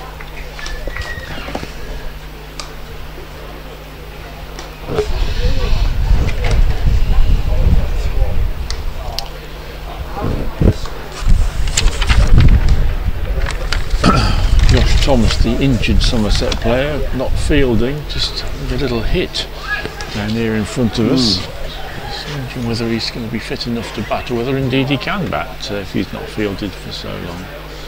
Somerset will hope he's not required.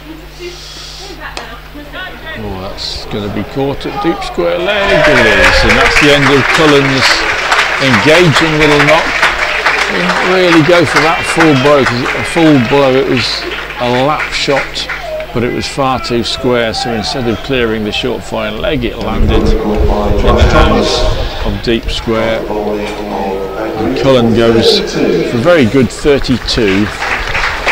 Worcestershire 234 for 7. Thomas taking the catch, back on. Yeah, shame that from Worcestershire point of view, but a good contribution from Cullen, and it certainly makes the 250 look on.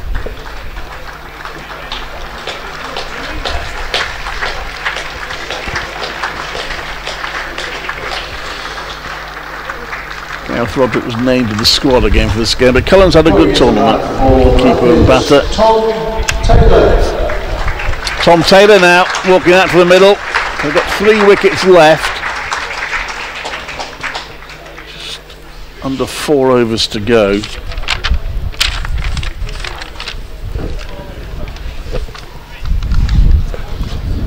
Second wicket for Ben Green, who has had a really effective competition for Somerset. Wicket taking in every game. Useful runs.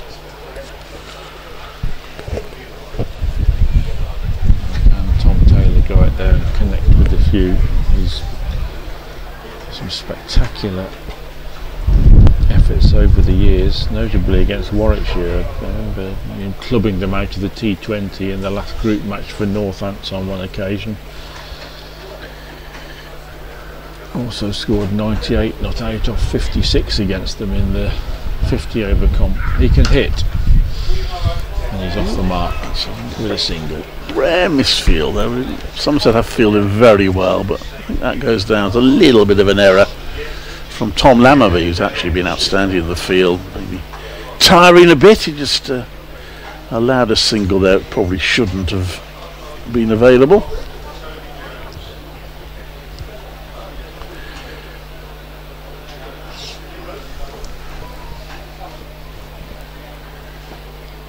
That's a full toss, low full toss, it'll be a single for weight.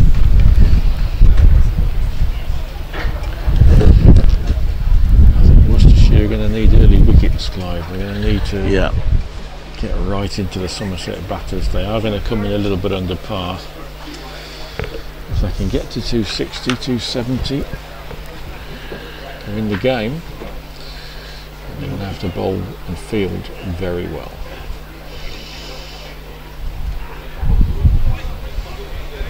The slower ball deceives Taylor. It'll take some doing to get to 260 now. A couple of big hits.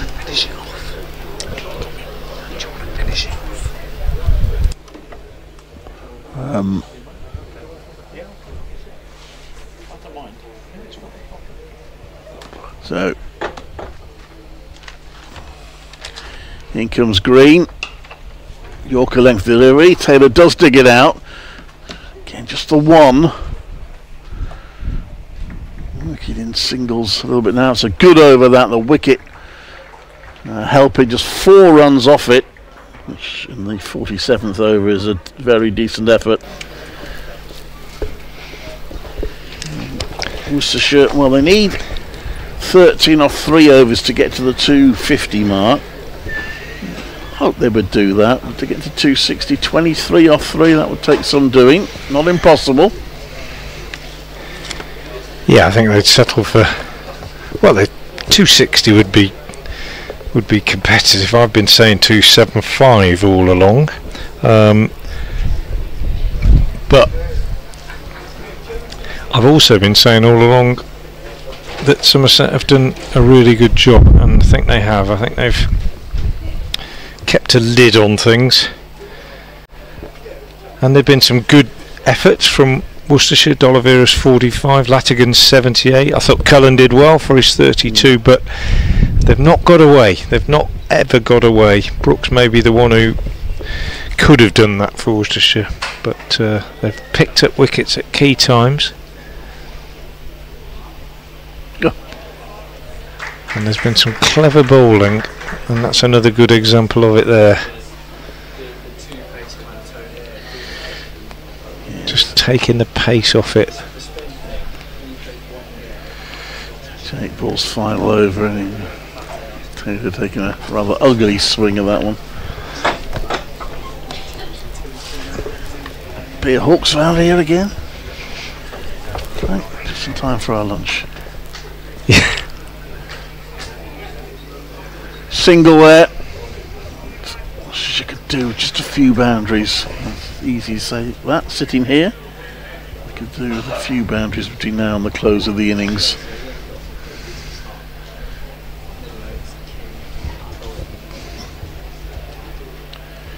Waite's not found it easy. 12 of 20 balls so far. It's unusual for him. Well, get 4 there.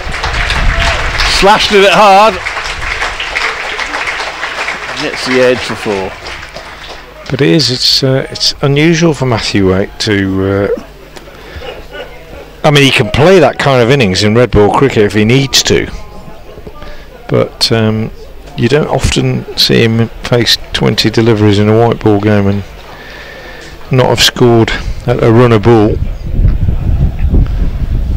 Shows how well they've bowled, I think.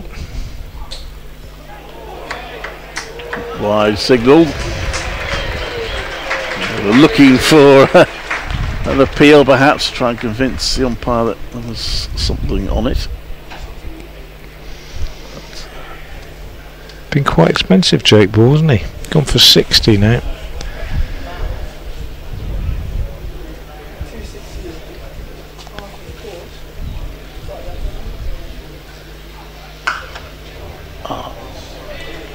Well hit for 1. From where I was sitting, in fact, that was a 4, but unfortunately there was a fielder behind the pillar. Ben Green didn't field it He didn't pick it up cleanly, but I tell you what, he hit it hard, didn't he?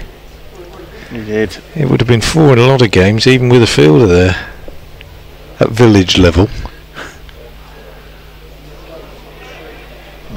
Wait. Oh, that was Taylor trying the ramp shot. I think Taylor away to manage to pull it off quite the way Cullen did a couple of times. No, it's good. Cullen, good at it, isn't he? Yeah. You can see why they're trying to do it as they field up, but not easy to do when you've only just gone in like Taylor. Should be hoping Wake can make connection with 2 or 3 before the end of the innings. Clever bowling again from Ball, the last ball of the over as Wake gave himself room. Slower ball. So 10 overs, no maidens, no wicket for 62 for Jake Ball. It's a bit expensive, but he's played his part in a unit, a bowling unit for Somerset, which has done a pretty good job, I think. Yes, he got 8 off that last over, which just makes the 260 potentially within sight with 2 overs to go. They can connect with a couple. Casey Aldridge. In the other game, Hampshire are in a very similar position. 229 for 5 off 45. So probably a bit better position, looking at more likely to get 260, 270. And they've come back a little bit. Worcestershire were probably in a better position than them about an hour ago. So Casey Aldridge will bowl a 10th over. He's done well in the last couple. Oh, not so much there. That's a full toss, which is dispatched for 6. I was about to say, having gone for 50 in his first 7 overs, he only went for 8 in his last 2. But he's under pressure at the start of this over with a bit of a gift to Tom Taylor. And that's 250 up, so they will definitely be hoping for 265 now, I would say, with 11 deliveries to go. And 265, not far short of my suggested 275 competitive score, and that's 6 more. This time in the slot from Casey Aldridge, and that one's gone a long way over square leg.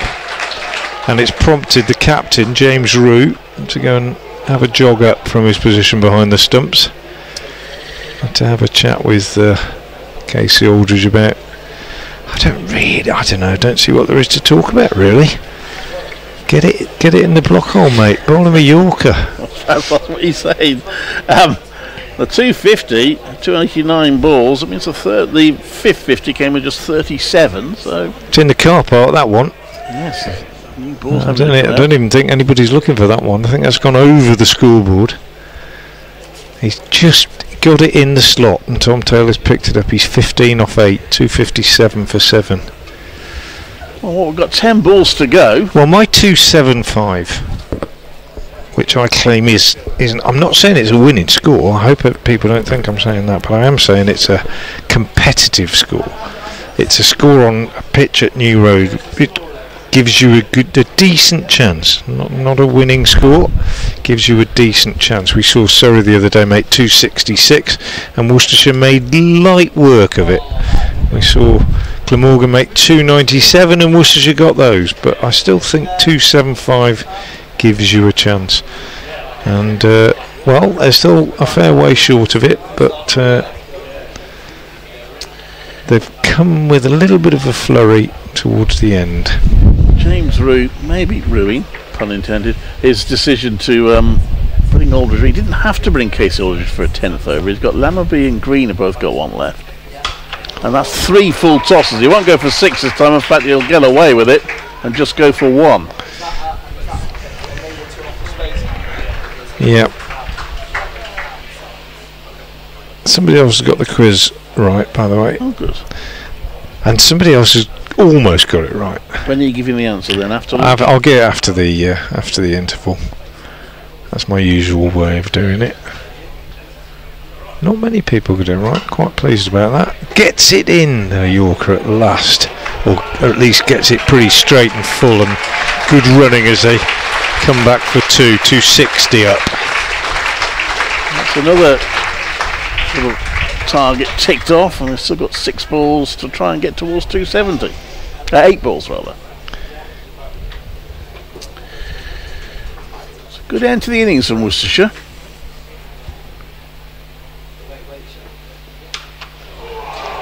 Wow. He's hit that hard, Matthew Waite, goodness me. Hammered through extra cover for 4. So 19 off this over so far. This is the biggest over of the innings, yeah. I said that they'd lacked a really big over in the innings, but they're getting one now. Yeah. Biggest was 12. So, as I say, interesting decision to bring Aldridge back on it. Based on his last 2 overs, I guess, when he was fairly tight. But who would you? Well, it's neither Lamon B or Green. Is one of them isn't going to bowl 10, are no, they? Exactly. But,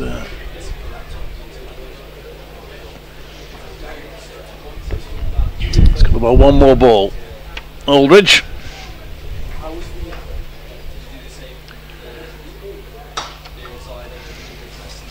Just be one, will it? Yeah, just one. 20 run over. Aldridge. 2 for 78. I think 2 for 78 off 10. Yeah, I think that's right. Yeah, it is. In fact, 20 off that over. Well, I'll get 10 off the last over. 275. They'll have a bit of momentum if they can do that.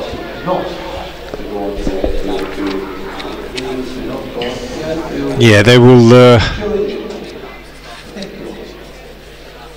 will be very happy to get 10 off this last over, and it will be bowled by Ben Green, who's bowled really well. He's gone for 42 off 9, so he's gone for 4.67 and over. So the most economic seamer is only going to bowl 9 overs, Tom Lammerby. Yeah. He's got a wicket with the first ball of the over, Ben Green.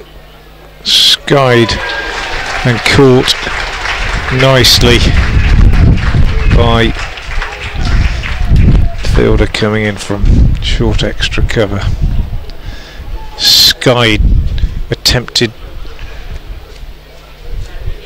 lofted shot on the leg side by Matthew Waite, caught by substitute Alfie Ogborn for 24, and Ben Green picks up his 3rd wicket. He's bowled pretty well, I think, and it's lots of variations have been the key. New batsman will be Ben Allison, and his aim, I suspect, will be to get off strike. Yes, it makes it difficult now. Of course, in the olden days, it would have been on strike. Yeah, batters would cross. But yeah, what do you think of that? I actually think it's right. Yeah, that's I do as well. One thing from the 100. Yeah, I think from the 100. I sort of agree with. I agree with it as well. I don't think it makes any sense. No. And we used to have all those arguments about did they cross and didn't they cross, and even, you know, well, it's one of those changes that comes in. You think, you know what? Why has it taken us 250 years to come up with this? It's the most logical thing imaginable. Yeah, I agree. Anyway, 5 balls left. 265 for 8. If you'd have offered this to Worcestershire 5 overs ago, you know, they'd probably have taken it, wouldn't they? They would, definitely. But perhaps not at the end of the power play. No, maybe not. And they'll still be open. A couple of edges. Think he'll try a ramp first ball? Surprise me.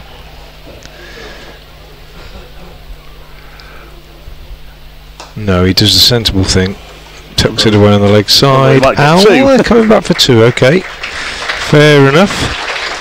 Thought he might just try and get a 1 and let Taylor get on strike, but good running. 2 big men, long striding. 2 to Allison. 4 balls left. 267 for 8.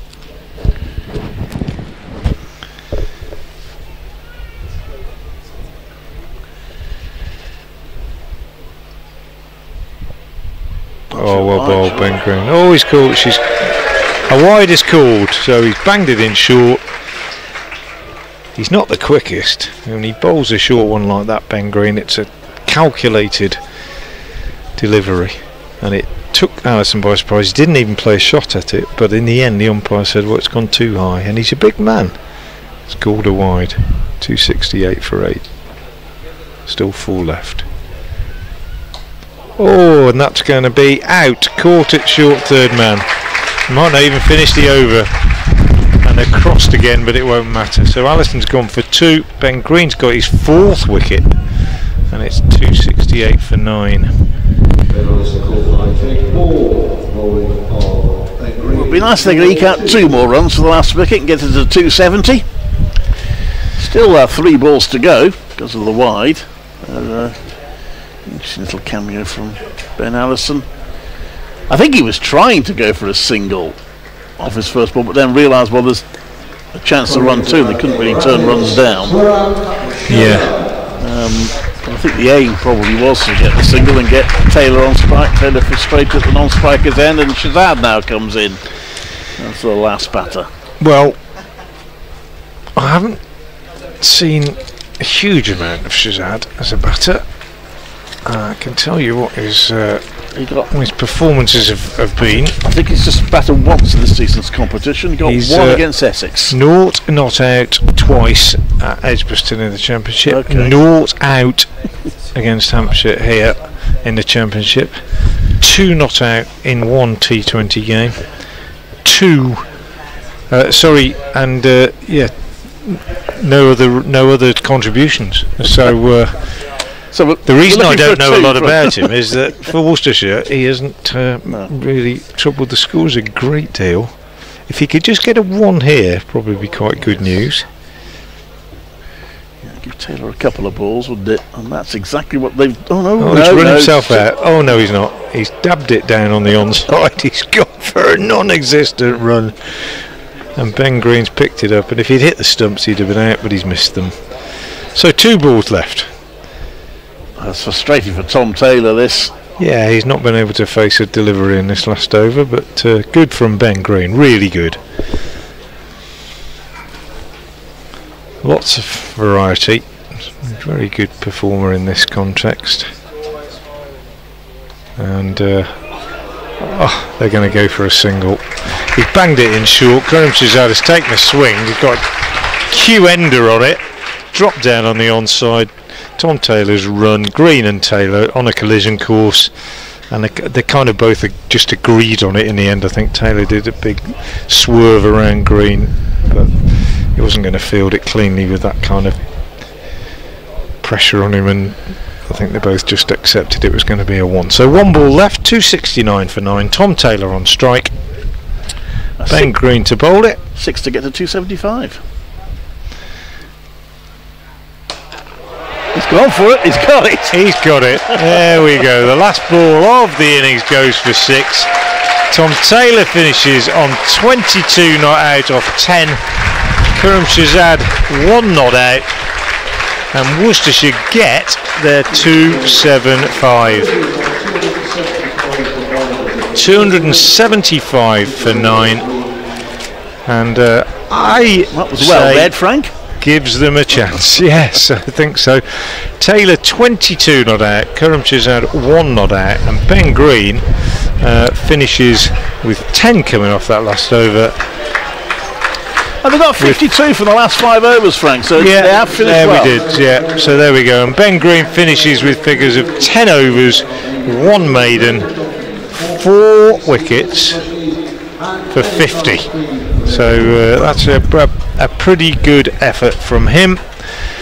There were 4 leg byes, 1 bye and 6 wides in the innings. Taylor 22 not out, Karim Shazad 1 not out. Top scorer was Dan Latigan with 78. Full bowling figures: Ball none for 62, Green 4 for 50, Aldridge 2 for 78, Lammonby 1 for 39, Leach the pick of the bowlers, 10 overs 1 maiden 2 for 28, Lewis Goldsworthy just 1 over for 11. I thought Somerset were excellent in the field. They were tidy with the ball and perhaps just a little bit slack towards the very end of the innings, but they probably will have been happy with that, given where Worcestershire were after their power play. 275 for 9, a competitive score on a pitch that has offered some assistance to the bowlers, but not a score that by any means looks out of reach of Somerset. It's very much game on, Clive. It is. Lots of handshakes and backslapping from the Somerset fielders as they left the field. They feel they've done pretty well, and they've got a strong batting lineup, so they'll back their chances. But Worcestershire certainly have something to defend on this ground, not a high-scoring ground particularly. So it's going to be very interesting. We could have a super over, I reckon, here, Frank. We get a tie, have a super over. That'd be exciting, wouldn't it? It would be exciting. Anyway, whatever happens, we'll be here to bring it to you. And our coverage of the second innings will begin at around about 7 minutes to 3, I would think, when Somerset start their pursuit of that target of 276 for victory. Until then, from myself, Frank Watson, from Clive Eakin and from Brian Halford, thank you for being with us and a very good afternoon to you. Let's sweep that again from Roderick. Can you pick the gap between Lewis Gregory at first slip and Josh Davies at a backward point and right between them, and that's raced away twice. He played that shot. Some things are built over time, not just in moments, but in choices. It's how we live, day in and day out, and the way we show up for each other.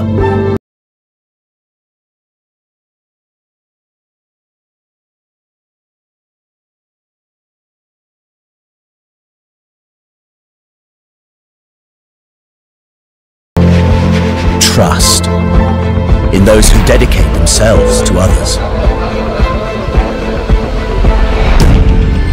Inclusiveness in those who bring people together to make a difference. Kindness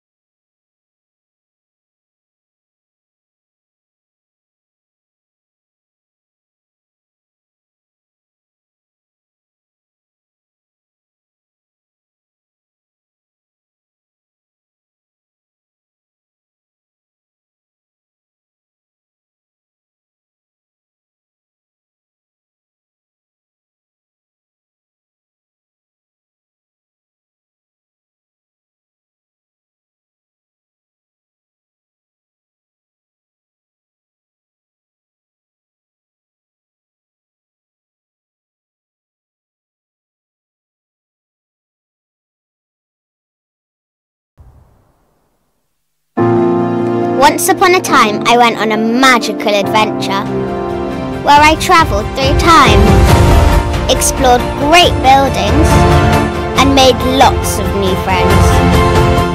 There are forests, rivers, and ice cream. My story was one of excitement and wonder. And what happens next? Well, that's your chapter. Make Worcestershire part of your story. Once upon a time, I went on a magical adventure where I travelled through time, explored great buildings, and made lots of new friends. There are forests, rivers, and ice cream. My story was one of excitement and wonder. And what happens next? Well, that's your chapter. Make Worcestershire part of your story. Once upon a time, I went on a magical adventure where I travelled through time, explored great buildings, and made lots of new friends. There are forests, rivers, and ice cream. My story was one of excitement and wonder. And what happens next? Well, that's your chapter. Make Worcestershire part of your story.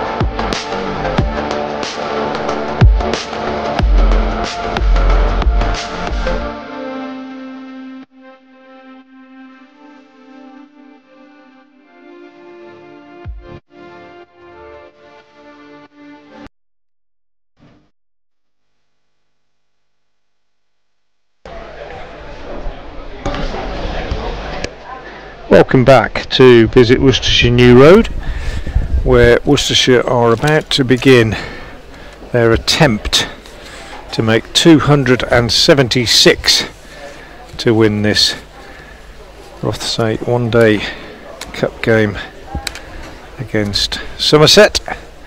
After Somerset made 200, Somerset about to try and get 276, I beg your pardon, not Worcestershire, after Worcestershire made 275 for 9 in their 50 overs. 4 wickets for Ben Green, and top scorer was Daniel Latigan for Worcestershire, who made 78. Flurry of runs at the end. Tom Taylor hit the last ball of the innings for 6 to make Worcestershire's final total 275 for 9, and Somerset are about to begin their pursuit of that total with the two opening batsmen Archie Vaughan and Tom Lammonby on strike. Lammonby facing up now as Khurram Shahzad comes in from the New Road end round the wicket and begins with a wide down the leg side, which is pacey but ill-directed, and the first wide of the innings. There were only 6 in the Worcestershire innings, which is a measure of how accurate and controlled most of the Somerset bowling was. A little bit of flack at the end for Casey Aldridge, but for the most part Somerset were good in the field, and their out cricket was tidy. This second ball from Khurram Shahzad is better directed, worked away on the leg side by the left-handed Lammonby, and there's no run. My name is Frank Watson, alongside me is Brian Halford. A very good afternoon to you, Brian. I think we're of the opinion that 275 is about par. Good afternoon, Frank. Good afternoon, everybody. Yes, possibly just a touch below par. I think Worcestershire will have to bowl and field really well, but they're in this game. Shahzad in. That one is loose down the leg side. Not only is it a wide, but it's gone for 4.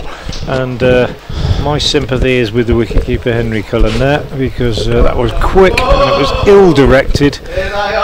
It was across the left-hander from round the wicket, so Cullen, the wicket-keeper, would have lost sight of it as it went away down the leg side, and he had no chance.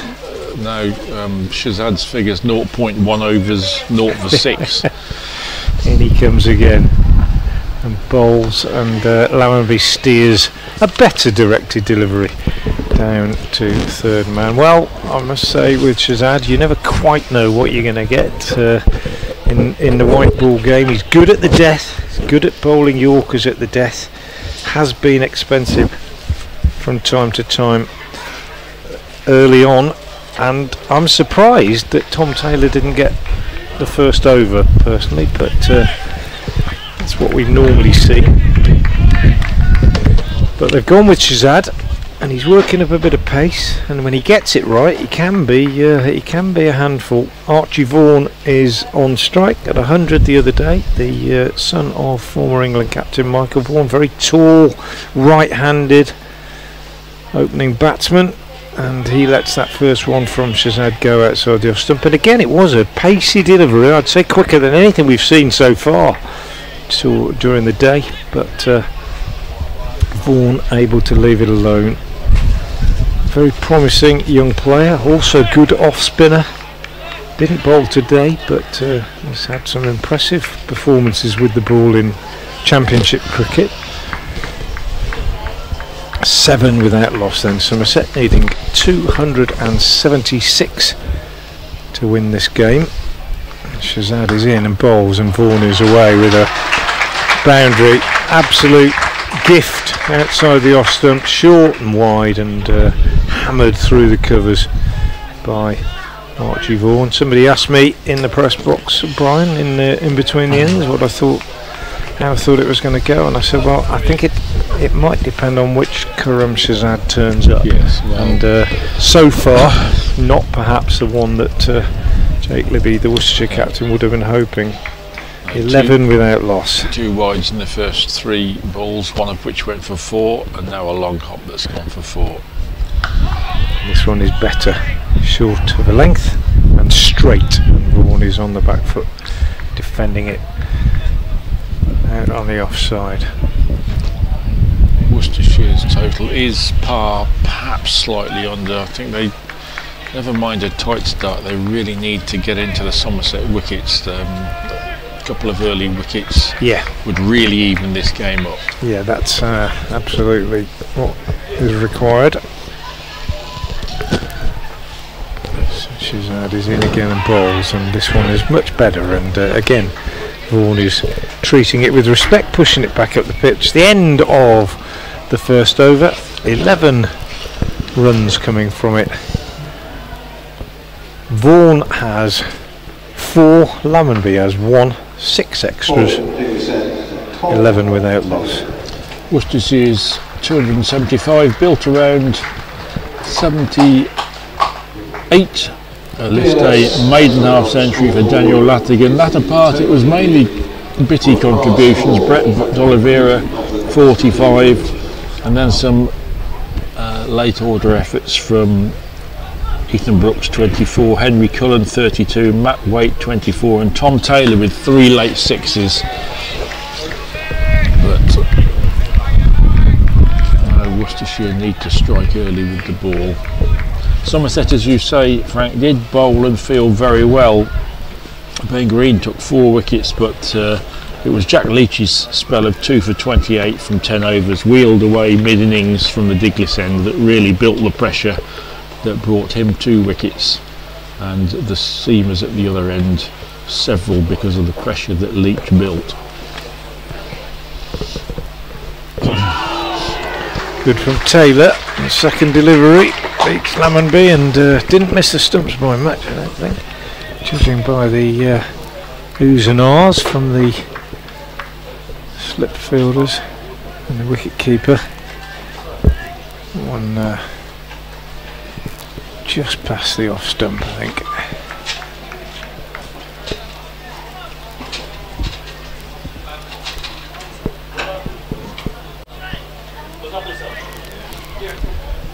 There's Taylor again round the wicket to Lammonby. Oohs and ahs again as that one passes the outside edge of Lammonby's bat. Good start from Taylor.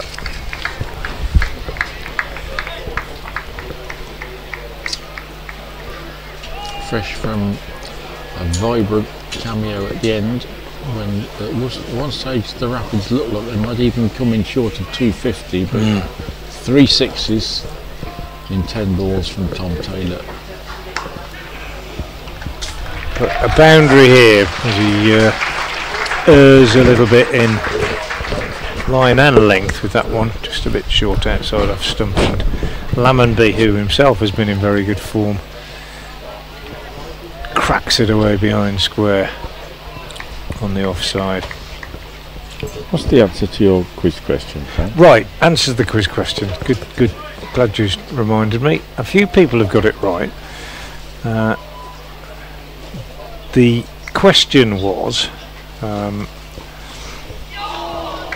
one of the people who's got it right has admitted on here that he did it using Wikipedia. I think you probably had to, as that one again goes through outside the off stump. The Worcestershire leg spinner who played for England was Rowley Jenkins, of course, legendary figure, and Peter Robinson, the Somerset all-rounder, left arm spinner and batter, left Worcestershire at the end of the 64 season, having had limited opportunity, and went to Somerset And this one clipped away on the leg side by Lammonby. It's going to be 4 more. It was in the air early on in its journey to the boundary, but shouts of catch were in vain. It was wide of the fielder anyway, and it goes to the boundary. So 8 off that over, and after 2 overs, going along very nicely, Somerset needing 276 to win on 19 without loss. Peter Robinson, the left-arm spinner, was Rolly Jenkins' nephew, and they were both obviously around at the same time. Rolly had finished playing by the time Peter played. He played a bit in 62 and 63 for Worcestershire, but then left to go to Somerset. But he was Rolly Jenkins' nephew. So that was the answer. A couple of people got it. Well done if you did. I try and come up with these quiz questions. Try not to make them too difficult, but sometimes it's not easy. Archie Vaughan's going to pick up a couple here. The first ball of Karim Shahzad's second over. Good fielding by Matthew Waite, chasing that one back towards the boundary in front of us. So there we are, Peter Robinson, Rolly Jenkins' nephew. Peter Robinson, born in St John's on this side of the river, just a few yards, well, a couple of 100 yards away from where we're sitting watching this game. And a pretty good all-round cricketer he was too.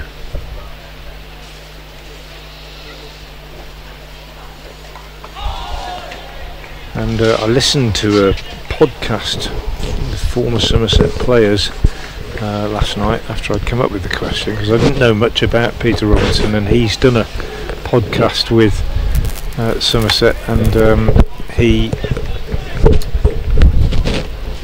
has done this interview and spends a lot of the time, I've just been asked to move your microphone away from your left. There we are, that's better. He spends a lot of the time talking about his early days at Worcester and about his uncle Rolly.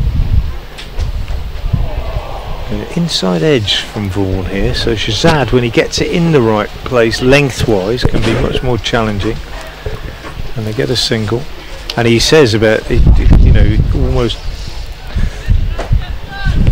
talking about how he it's a throwback really, and that Rolly Jenkins, probably, you know, the youngest of 10 children born into a working class family in Worcester, and went on to play Test cricket for England. And that's quite an unlikely scenario in the modern day.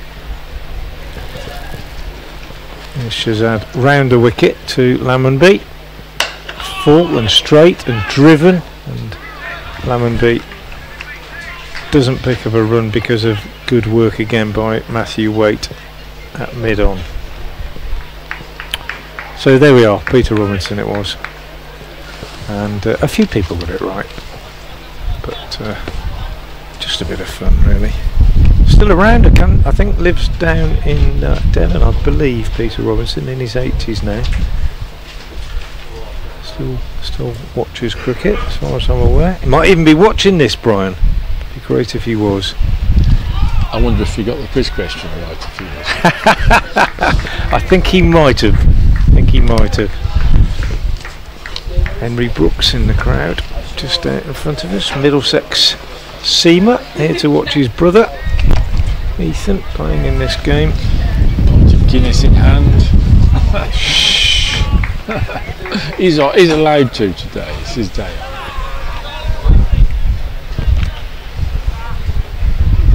I think we might have a sound issue. Shahzad again round the wicket, bowls, and Lammonby drives up to mid-off. And there's no run. Mine's alright. We're just, excuse us listeners, we're just having a problem with headsets here. One's okay. The sound on one is okay and the sound on the other one isn't. And is it? It might be those. I'll bring us back. Do you think should we swap and see what it's like? I was going to bring a spare set. Okay. I'm sorry, Brian. It's my headset. That's probably one of. It's seen better days, I think, that one probably. There's Taylor.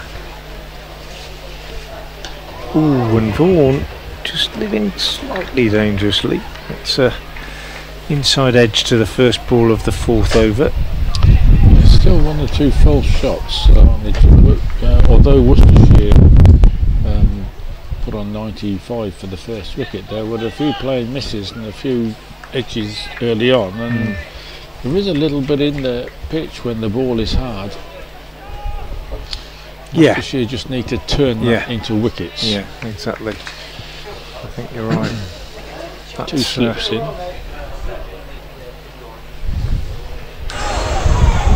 Taylor has bowled some absolute beauties. Nothing has been nicked, has it, today? Everything has gone past the outside edge. Nothing has been nicked. That's right. No catches behind the subs at all, has there? But Taylor has now, in his first 8 balls, bowled 3 absolute crackers which have risen past the outside edge. Those 2 slips in there, Worcestershire attacking as they need to do.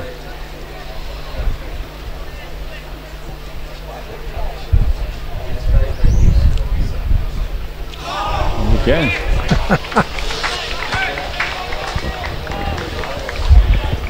Henry Cullen, the wicketkeeper, shakes his head, and well he might.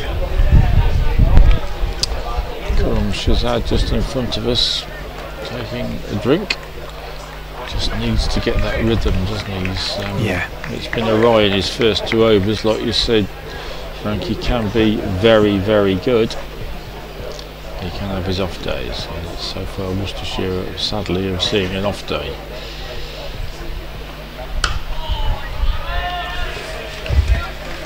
Tom Taylor, with the exception of a couple of deliveries, has been bang on the mark. Gone past the outside edge 2 or 3 times. Almost bowled Lammonby in his first over, but almost not really good enough for Worcestershire. They need a breakthrough. They need a couple of wickets in the power play, you would think, attempting to defend 275. But not the easiest pitches on which to score runs.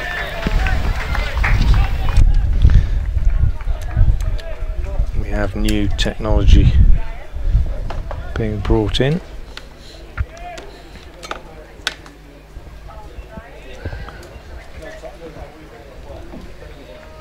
Thank you, mate.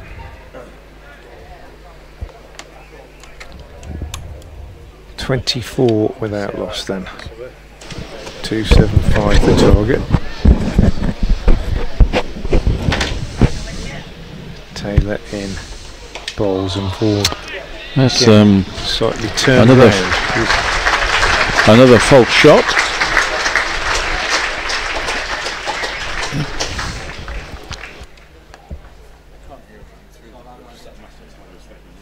I can.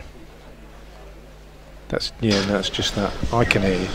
It's like John Arlott suddenly coming alongside me. Pretty much like old age. Everything was held together with duct tape, Frank. You know? Yeah. So. Well, I've had this stuff for a very long time. Yeah. Anyway, thank you. We're all up and running. Brian, you sound crystal clear. All good. Shazad. Oh, nearly a caught and bowled. Lammonby looking to turn it on the leg side, leading edge, goes flying back towards the bowler, and he gets a hand to it but can't hold on to it, and he survives. Oh, that's frustrating. By no means a straightforward return catch, but one I think the bowler may think he should have clutched.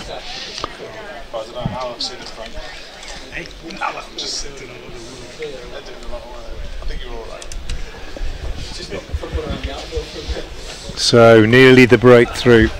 Here's Shazad again around the wicket, bowls, and Lammonby turns him on the leg side. Could be a key moment that. Brian, we talked about Somerset's field, and they did actually put a couple of catches down, very difficult, one of them in particular, but Shazad just unable to cling on to that one. Small margins. Come can make such a difference. But it was a good effort, to be fair. Oh well, now this one's gone miles up in the air and it's been caught, so it didn't cost any runs. Shazad has got his wicket. Matthew Waite the catcher at mid-on. Lammonby looking to lift it away on the leg side. Skied up, another leading edge, good pace from Shazad, and Matthew Waite making no mistake at mid-on, so that breakthrough that Worcestershire so badly needed has come via Karam Shazad, and Somerset lose their first wicket with the score on 24. Yes, as you mentioned there, Frank, a bit of pace there that Lammonby was surprised by, probably a little bit too far up to pull as well, and the pace of Shazad just hurried him into a top edge, and good catch by Matthew Waite. Straightforward, but he had a long time to wait for it. Took it very capably, and Worcestershire have the breakthrough. Now, can they follow it up? Yeah. As we saw with the Worcestershire innings, as soon as new batters came in on this track, this was not an easy pitch to come in and play fluently on from the off. So if Worcestershire can keep new batters coming in, then they're very much in this game. Lewis Goldsworthy is the new batsman. Yep, a good breakthrough for Karam Shazad, and as you say, I think a bit of pace, and there is just a little bit of nip off the pitch. I think a little bit of sideways movement, and the odd ball just stopping in the surface occasionally, we think, particularly early on. Saw quite a few bounce early on in the Worcestershire innings, and D'Oliveira was in particular upset by one or two. Shazad is in to the new batsman Goldsworthy. He's on the back foot, goes defensively down the offside, and there's no run. So Worcestershire a little bit profligate early on, 19 coming off the first 2 overs, but since then one over gone for 3, 1 for 2, and so far no runs from this over from Shazad, and the first wicket down. Lewis Goldsworthy, the man dismissed in this over. Here's Shazad striding in now from the New Road End. Bowls outside the off stump, flashing cut shot from Goldsworthy, makes no contact. Oohs and ahs from the crowd, who are been quite excitable today, the Worcestershire crowd, right from the very first ball of the game, which D'Oliveira hit for 4. They've been quite obvious, shall we say, in their sort of vocal responses to what they've been watching out in the middle. Probably just underlining what a big game it is for the pairs.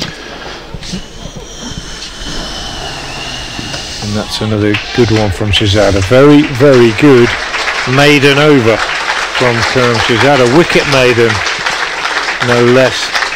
24 for 1 off 5. That's Karam Shazad in a nutshell, isn't it? A really loose start, then a better second over, and then a wicket maiden.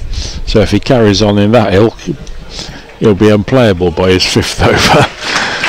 But, nice warm round of applause for the Pakistan bowler as he comes down back to his position at 3rd man just in front of us. Now, can Tom Taylor follow up with another wicket? Taylor has bowled beautifully his first 2 overs. None for 10 doesn't really tell the story of several balls that have beat the outside edge. And there's another false shot, this time off the inside edge. Tom Taylor probing away very accurately and very well.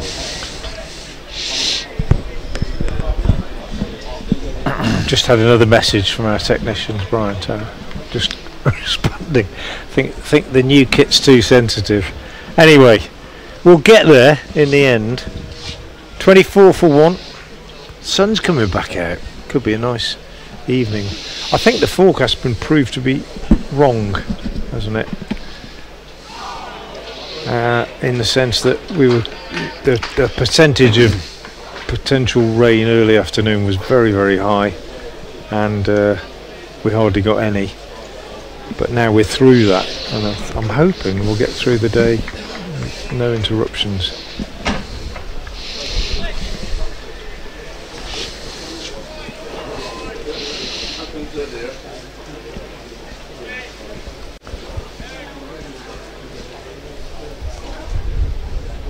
There's Taylor again. Oof. Again, so this is super bowling, isn't it? That's 4 or 5 absolute rippers that he's unleashed. I suppose an absolute perfectionist would say if he was just pitching 3 inches up more, he might get the edge rather than beat it. It's interesting. I was talking to who was I talking to? I think it might have been Ashley Giles about bowlers the other day. Yes, it was, and I was asking how he thought the likes of some of the great economical medium pacers of the past era, like Mike Hendrick, Chris Auld, people like that who regularly beat the bat. And didn't get the edge, and a lot of people said, well, if they bowled a bit fuller, they get a few more wickets. How would people like that cope in the modern game where batters were ramping them and using their feet more? And he said, they wouldn't be able to bowl the number of dots that they used to. Nice shot from Vaughan. Oh, and he would have been run out. He dropped his bat, having bumped into Taylor, and if that throw had hit the stumps, he would have been run out by miles. Bit of a disagreement with Taylor about what actually happened, but well, it's just as well the throw didn't hit the stumps, because we could have had a difficult situation to sort out because of the collision between the two. But anyway, what Ashley Giles then said is that he thinks those bowlers, being as good as they were, they would have found a way to bowl in the modern game, but certainly batters these days have far more answers to that kind of bowling as Taylor bowls, and Goldsworthy is off the mark with a boundary, turning this very nicely off his legs to square leg for 4. So disappointing end to the over from Tom Taylor. 5 runs come from it, 6 overs gone, 276 the target. If there is, they're 29 for 1. If there is one spell of bowling from cricket history that I would love to watch back on video, which sadly is not possible, it's Brian Lanford's 8 overs, 8 maidens, 0 for 0 in the John Player League for Somerset against Essex.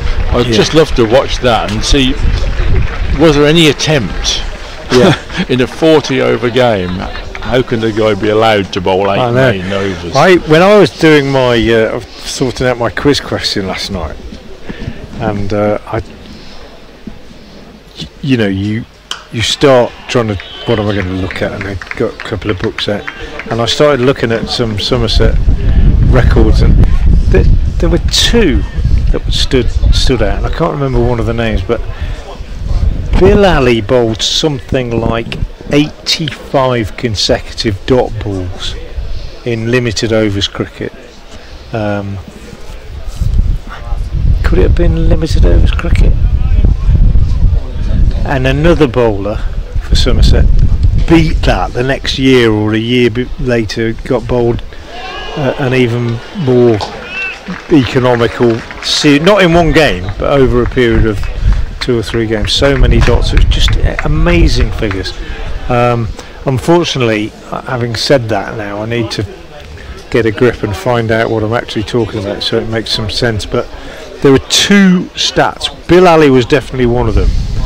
Had bowled X number of deliveries that were dots without a run being scored over a period of time. It was in the 80s. One was in the 80s, one was in the 90s. Not in years, in terms of numbers of deliveries that were bowled. Just incredible. 2 consecutive play and misses from Archie Vaughan here. Khurram Shahzad, well, I said it depends which Khurram Shahzad turns up. We've seen them both, haven't we? In the space of, he's only in his 4th over. We've seen them both. We've seen the profligate Shahzad, who maybe tries a bit too hard to bowl a bit too quick and gets his line and length wrong, and we've seen a threatening, pacey, aggressive Shahzad, who just gets clipped away on the leg side by Archie Vaughan here, and they'll get 3 runs as Taylor has quite a long way to come around from long leg.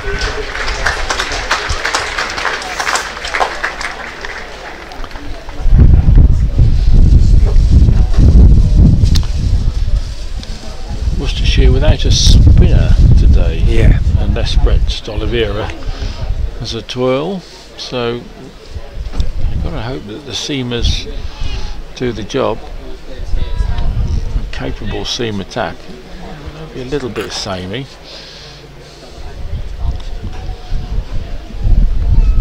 The spinner proved so effective for Somerset.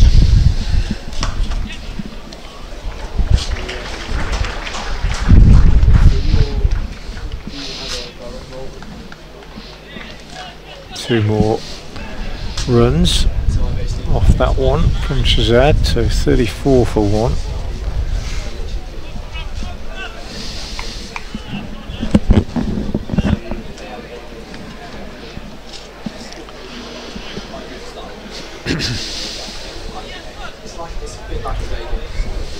Bill Ali was famous for his niggardly bowling, apparently. I'm checking, see if I can find that stat.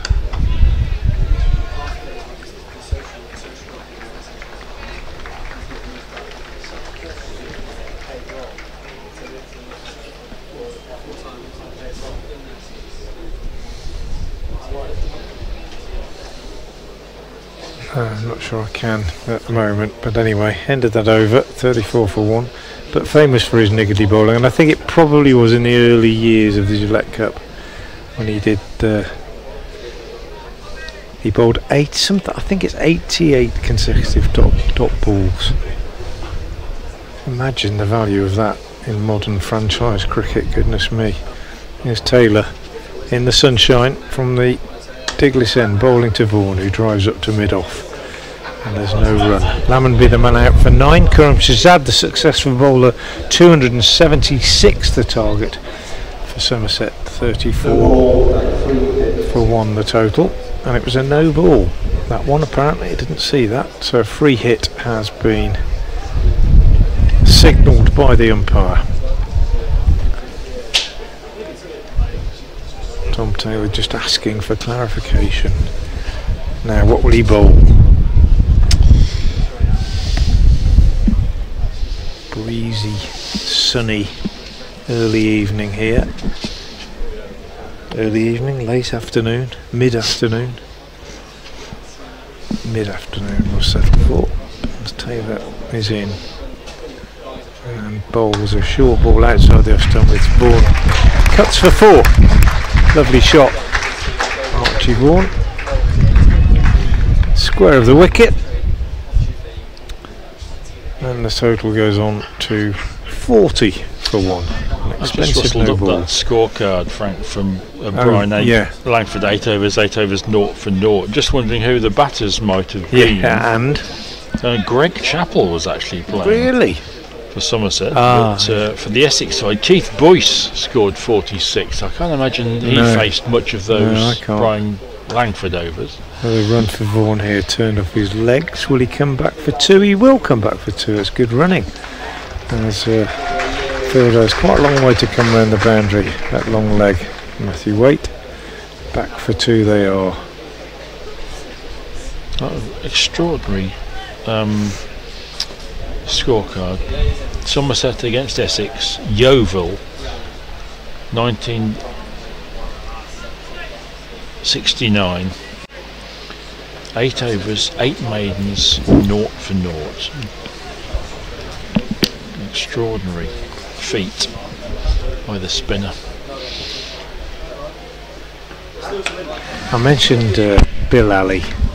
I'm sure many Somerset listeners have fond memories of him, or have read about him, or know about him. And he became an umpire. He was a professional boxer. He was unbeaten in about 30 odd bouts, I think.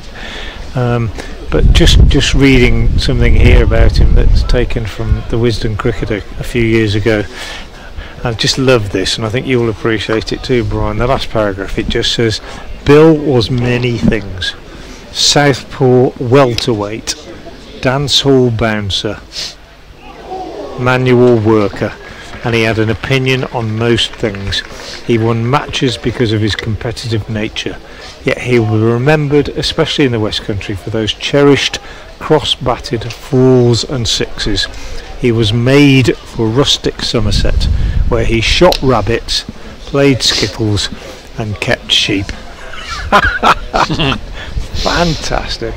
Bill Ollie, what a great character, and very, very fondly remembered, I'm sure, in Somerset and across the world. Another dot from Taylor. It's a good competitive start to this innings. They need 276. They've played and missed a few times. They've lost an early wicket, but Archie Vaughan's looked fairly composed for his 19, and so far, in terms of the power play, they are only just slightly behind Worcestershire, who after 6 overs were 23 without loss, and Somerset were 29 for 1. Taylor in, balls, and again Vaughan is beaten outside off some. Gosh, Tom Taylor's been unlucky, gone past the outside edge enormous number of times really in the space of just 4 overs, but he hasn't found that edge and he hasn't got a wicket yet. And at the end of the 7th over, it's 42 for 1. None for 23 for Tom Taylor, and that really doesn't tell any sort of the story. 8th He's bowled over, beautifully. Yeah, sorry. Yeah, yes. Still to come for Somerset.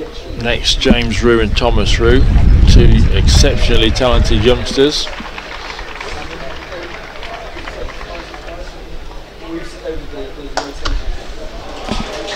Half volley from Shazad on leg stump. Goldsworthy, minimum of fuss, just puts that one away through the offside, the onside, and takes the score on to 46 for 1. Very well organised player is Lewis Goldsworthy. He stands very still.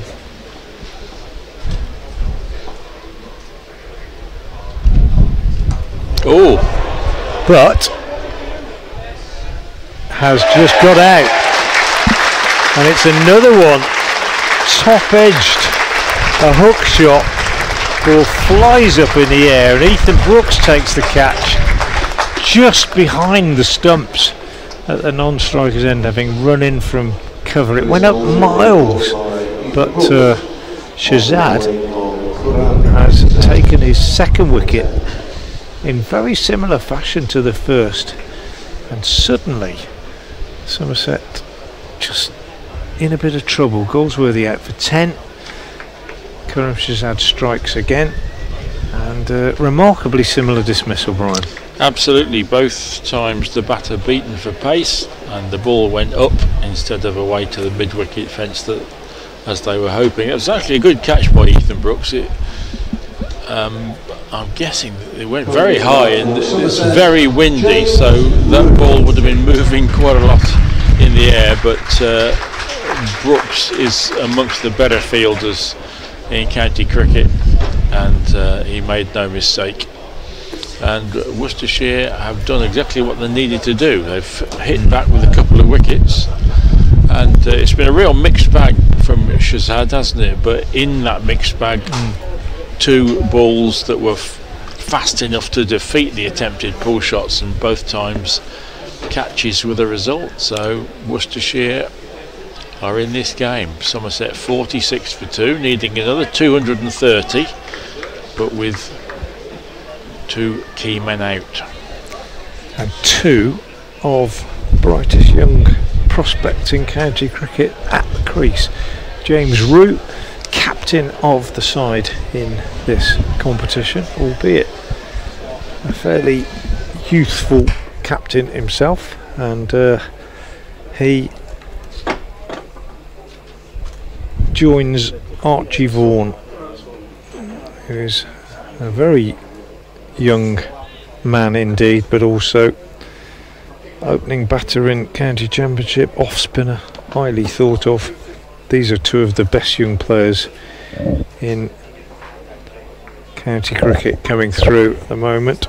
And James Root, he's only been around for 2 or 3 years, but already elevated to the captaincy in this competition, and an England Lion, and a very, very capable player, as he's proved in this competition already this season, as Clive will no doubt tell us very shortly, because he knows all about things like that. Sorry, what was the question? I'm just saying about how well James Root has been doing in this competition so far, and the fact that actually I think he's already got something like 10 first-class centuries, and he's become such a capable player so soon, so early in his career. Gets an inside edge down to long leg to get off the mark first ball. He got a century in the first game of the competition this season, 106 not out against Middlesex, and 250s, including a big 50 and 81 since then. He's only been out for single figures once. So yes, it could be a key wicket. Could be a key wicket indeed. But a good start for Karam Shahzad. 47 for 2 in the 9th.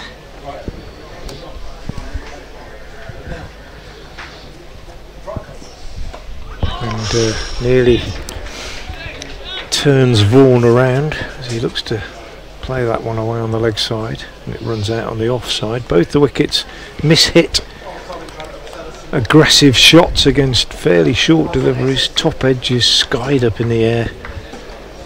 Maybe just a hint that that ball has again stopped in the pitch a little bit, and Shahzad has got both the wickets to fall.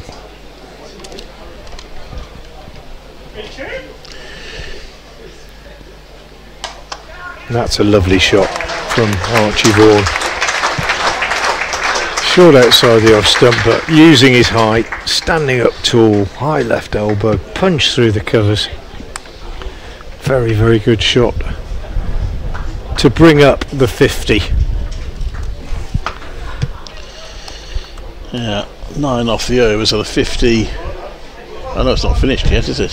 50 off 53 balls. Worcestershire's 50 took 54 balls, first 50. Difference being the 2 wickets that have gone down.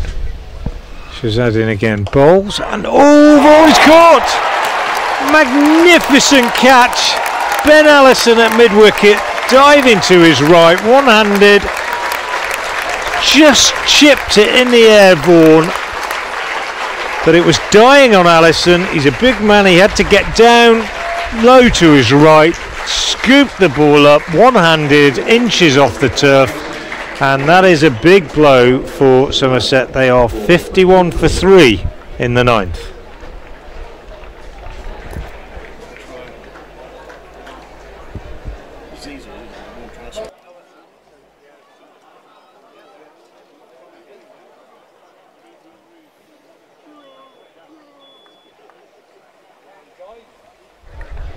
So, great catch to remove Archie Vaughan, taken by Ben Allison, and Karam Shahzad has picked up 3 in this opening spell, and Somerset are in a bit of trouble at 51 for 3 as Thomas Root comes out to join his brother,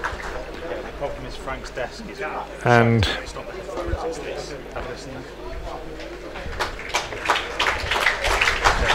Karam Shahzad gets a round of applause,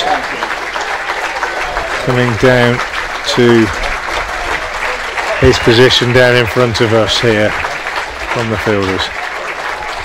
Yes, well, we just that was some catch, wasn't it?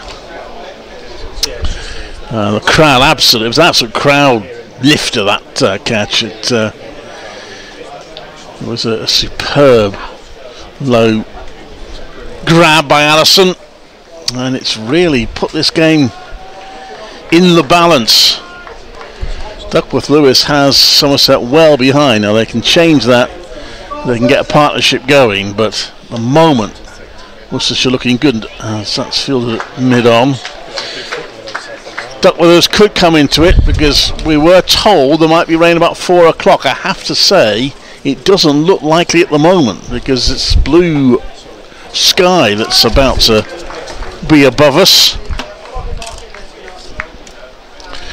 and so with a bit of luck we'll get a full game in, and it could be a very interesting one, Frank. Yeah, that was a great catch, wasn't it, by Ben Allison. He's a big man. Sometimes fields in the slips in red ball cricket. Had to get down, and he got down well. And Combshire's had picked up 3 wickets, and you could argue that Tom Taylor has bowled better from the other end. It's a good recovery from his first over, isn't it? Yeah, he did not go terribly well. He's got 2 wickets with pace, hasn't he? Really, I think the 2 miss hits that went straight up in the air were both came about as a result of beating the batsman for pace. That last one, a very, very good catch.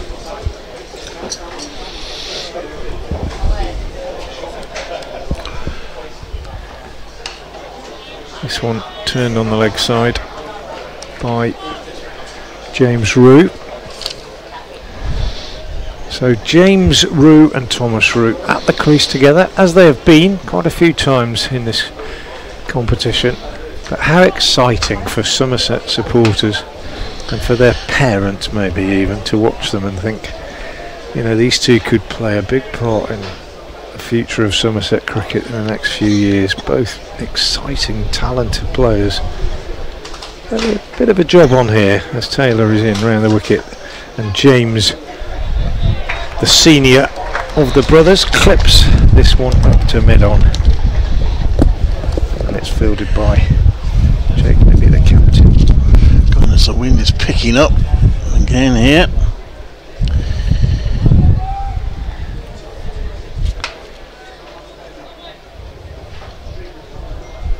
Duckworth-Lewis has 93. I know, it's a big gap, but of course a sort of 10 over partnership probably wipes that out.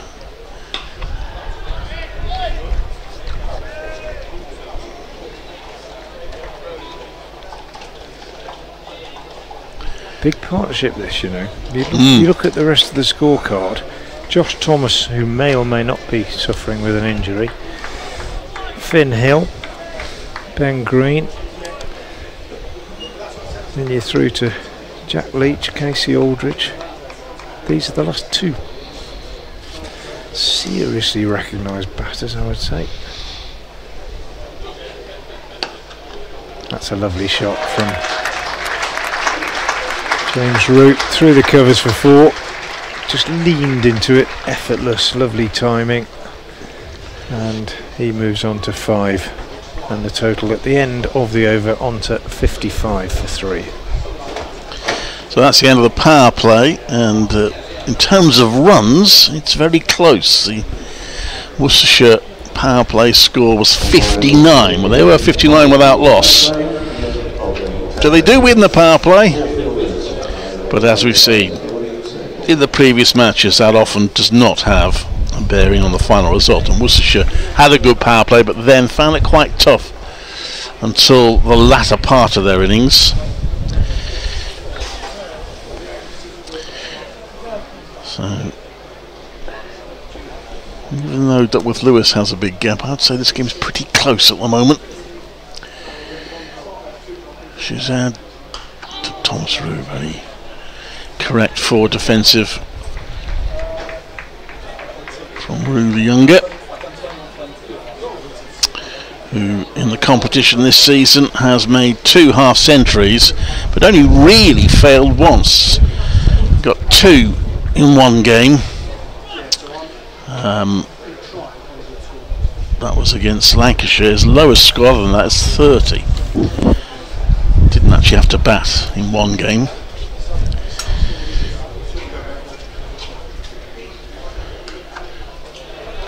He is a remarkably mature young cricketer. in my experience, having watched him 2 or 3 times, twice for the England under-19s here against India. I think he was run out backing up actually on one occasion, but just got so much time. Very, very good indeed.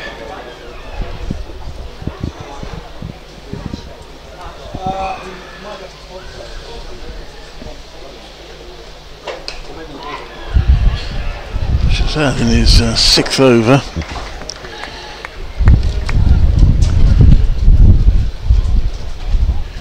Can he have 1 more wicket for Worcestershire? Really put them in a strong position.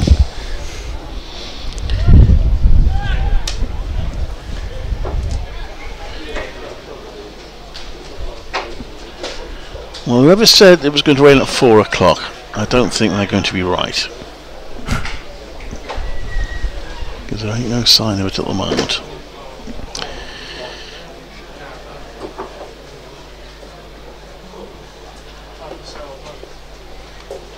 Ooh, chopped on. Nearly chopped it on, didn't he? Goodness me.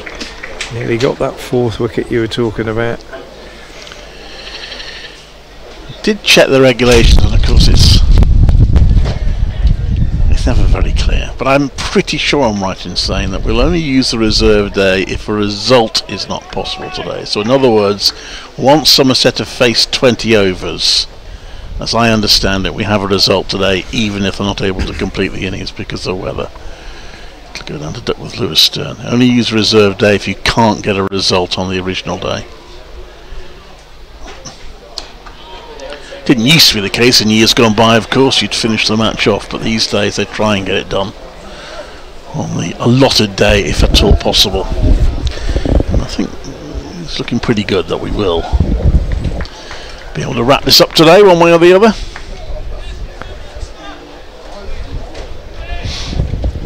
Yep, it's absolutely game on, isn't it, at the moment. Worcestershire having taken these 3 wickets in the power play.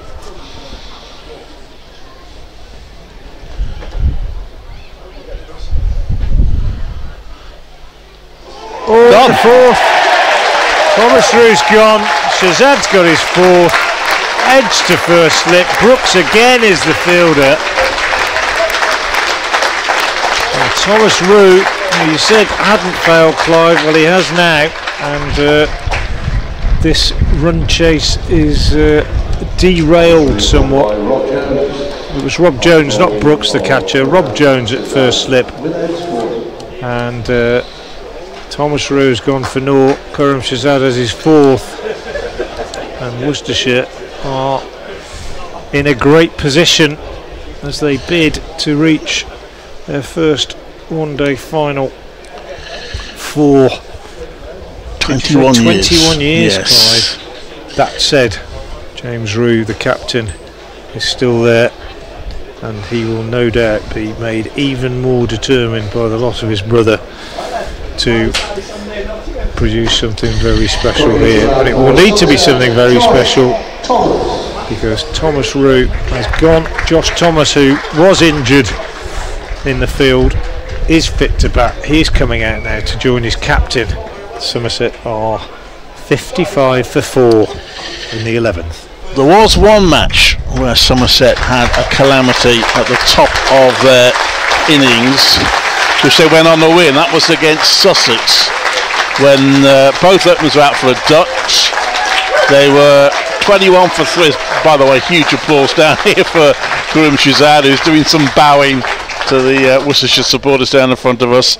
They were 59 for 4, 82 for 5. They went on to make 243 and won the game. Half centuries for Josh Thomas and Finley Hill on that occasion.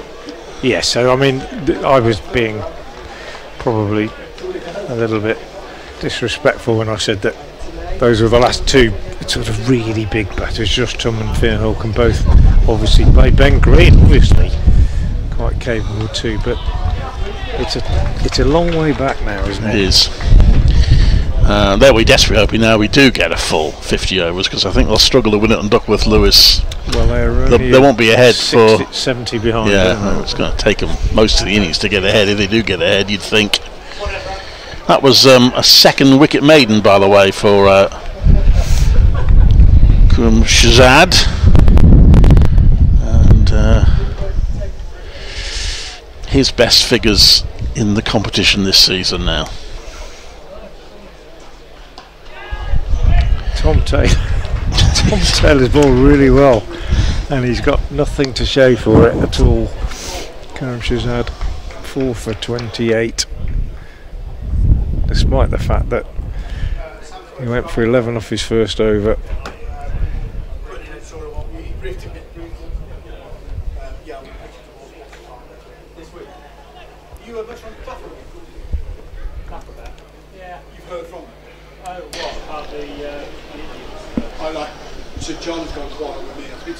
Oh, goodness me. He almost got his wicket there, but no, he's not got a wicket, Tom Taylor. Here's a classic case of bowlers bowling in tandem, isn't it? He's bowling well, actually Shahzad's getting the wickets, but Taylor's not giving the batters any respite at the other end.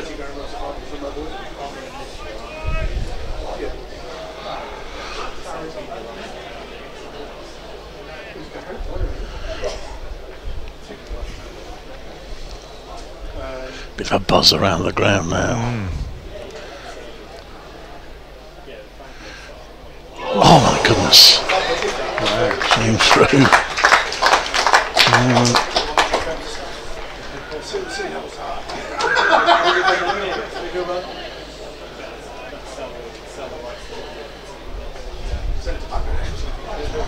They need a big partnership, don't they? A big partnership. We're talking century partnership somewhere. Yeah. Somerset, if they get back into this.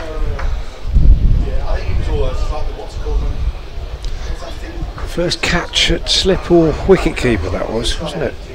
Yeah. In the whole game. The only thing I spotted while I was not on, Frank, was the first 3 of the game. Yeah. Worcestershire didn't manage a single one. But, no. Which tells you that the outfield's quick. It's not the biggest playing surface in the country. Also, Somerset fielded exceptionally well, didn't they? Fielded very well. He had a long way to run round, Tom Taylor, didn't he, for that? Yes, he did.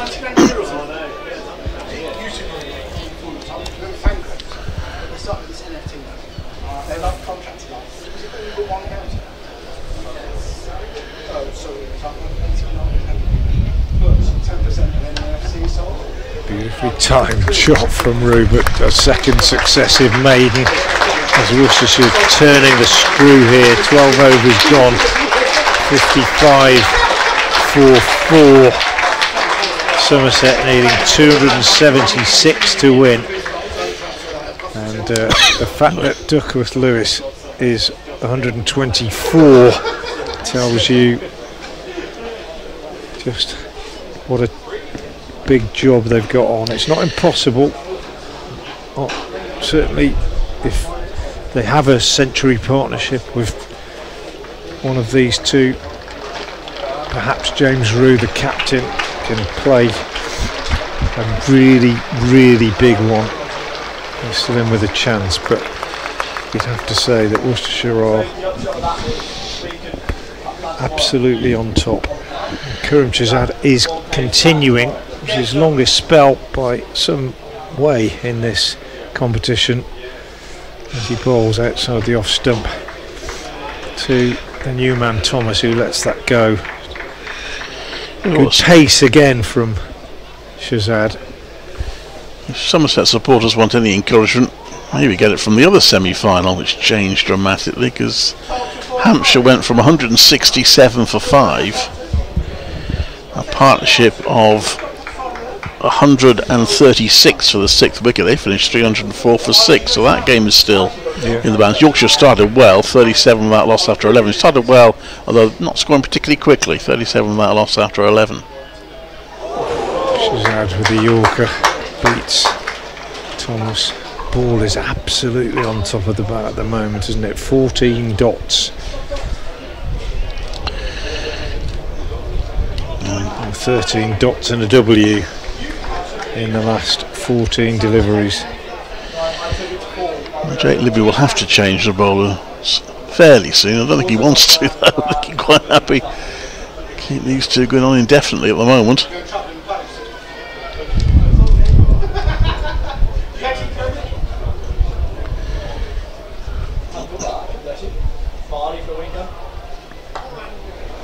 Thomas just chops down on this one. Another dot.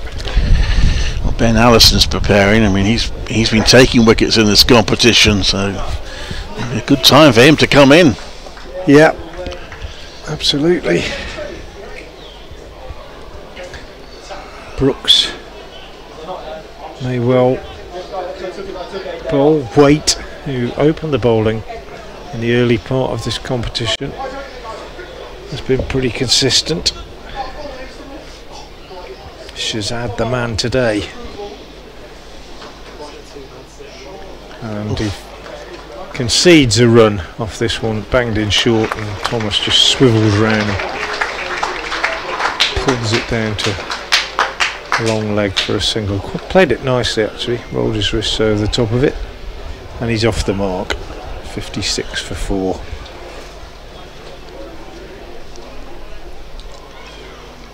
These two, perhaps, and Finn Hill hold the key if Somerset had to get back into it. What a first hour it's been for Worcestershire in this Somerset innings.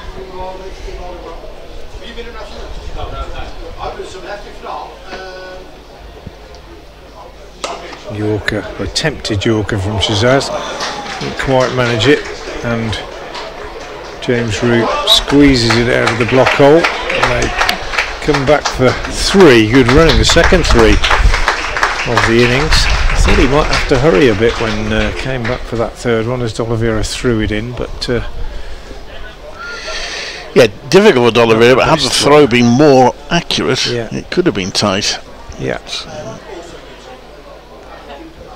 Anyway, he's home comfortably. He gets his 3, 4 off the over so far. Blue goes to 8.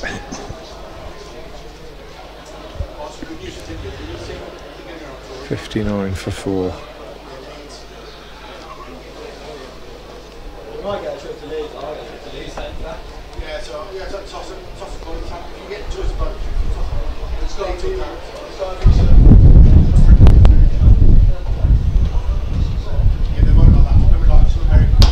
That's a full toss from Shazad, and hammered by Josh Thomas through extra cover to end the over. So Shazad maybe 1 over too many, maybe just tiring a little bit. Still been a startling spell. 7 overs, 2 maidens, 4 for 36, and at the end of that over, 63 for 4. Yeah, so 8 off the over, so that sort of stopped the rot a little bit from Somerset's point of view. But Ben Gibbon on the field as substitute fielder. Just heard Bradley's announced. Meanwhile, Ben Allison is going to come at the bowling. Not sure who's off. Might be Tom Taylor, maybe, to change his boots. No, I think Tom Taylor's still out there. I think. Okay. Oh no, maybe not. Maybe you might be right. No, he's out there too. Yeah, he's a bit off, isn't he? So I'm not sure who's off.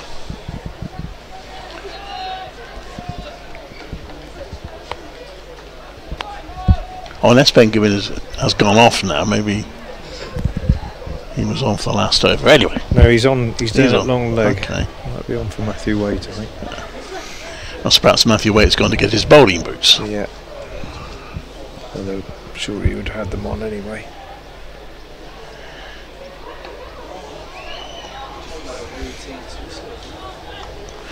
Single there to James Rue. Must be chewing over what they have to do here. What they have to do is start building a big partnership.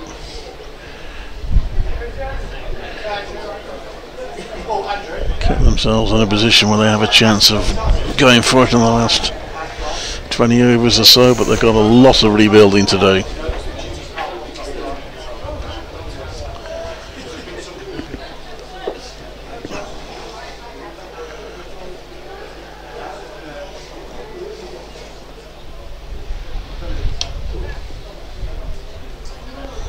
Another single.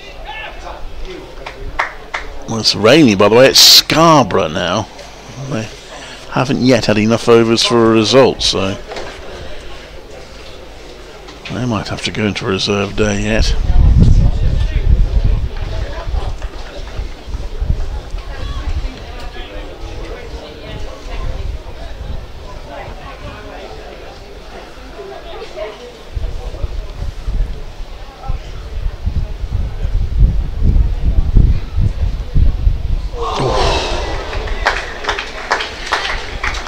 For Ben Allison, who's got 15 wickets in the competition so far this season.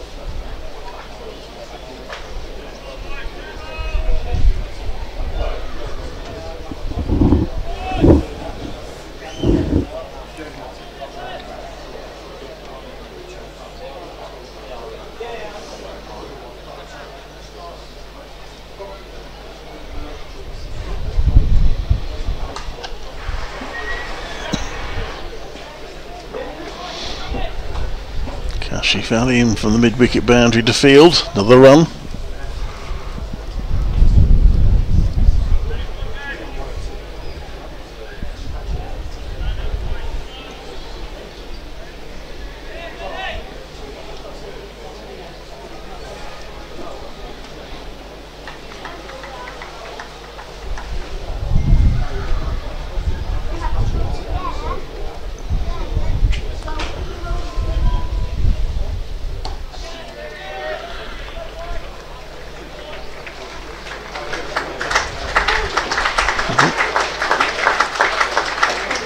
Efficient enough start from Ben Arson, 3 off the over.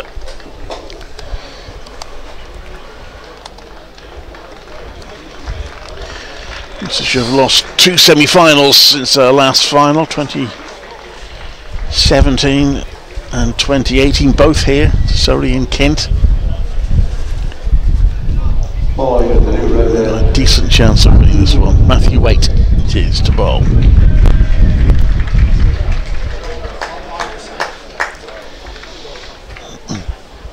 Some interesting scores in the Premier League today. Oh right, I've been avoiding them, but Brighton lead Manchester City 2-1 in the 9th minute of stoppage time. Gosh. And West Ham won 3-0 at Nottingham Forest. Well, there you go. Suggests there's been some clear the air talks. Yes. Isn't it? There's 3-0 goals in the 84th, 88th and 91st minutes. Wow. Forest owner will not be happy. Is he ever? Matthew Waite from the New Road End over the wicket to the left-handed James Rue, who plays this defensively off the back foot. And there's no run. 4 men out then if you're just joining us, for Somerset needing 276 to win. All 4 falling to Khurram Shahzad. Lammonby for 9, Goldsworthy for 10, Vaughan for 23 and Thomas Rue without scoring. Earlier today Worcestershire 275 for 9 in their 50 overs. That's a lovely shot from James Rue. Slightly over pitched delivery from Matthew Waite, timed beautifully, clipped away through mid wicket, but only a single. Yeah, you feel Worcestershire got an opportunity to push the required run rate up here, because Somerset can't really take any risks at the moment. Well, it's 5.9 at the moment, which is obviously still very manageable. And they can push that up a bit. Thomas on strike, pushes this one out on the offside. Matthew Waite. Nice time to come on to bowl in that respect for Clive. As you say, they can't take any risks. Well, not too many anyway. So Waite's got a chance to come in and settle into a bit of a rhythm without being put under too much pressure.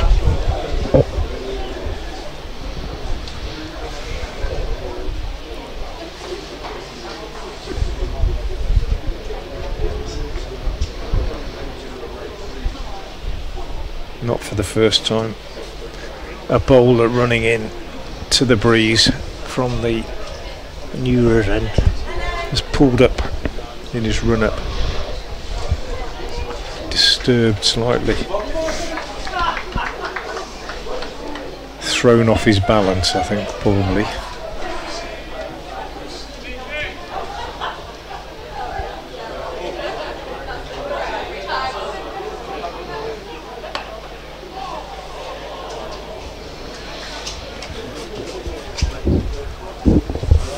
I was concerned about where that was going, Thomas. Did he play that into the ground? Yeah, he got enough on it to keep it away, but yeah, could have one of those that could have popped up and spun back.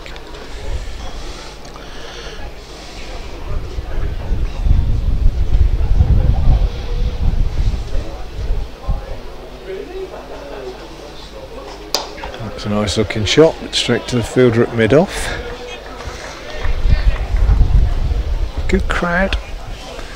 Not quite as pleasant watching conditions as we've seen earlier in the competition here at New Road.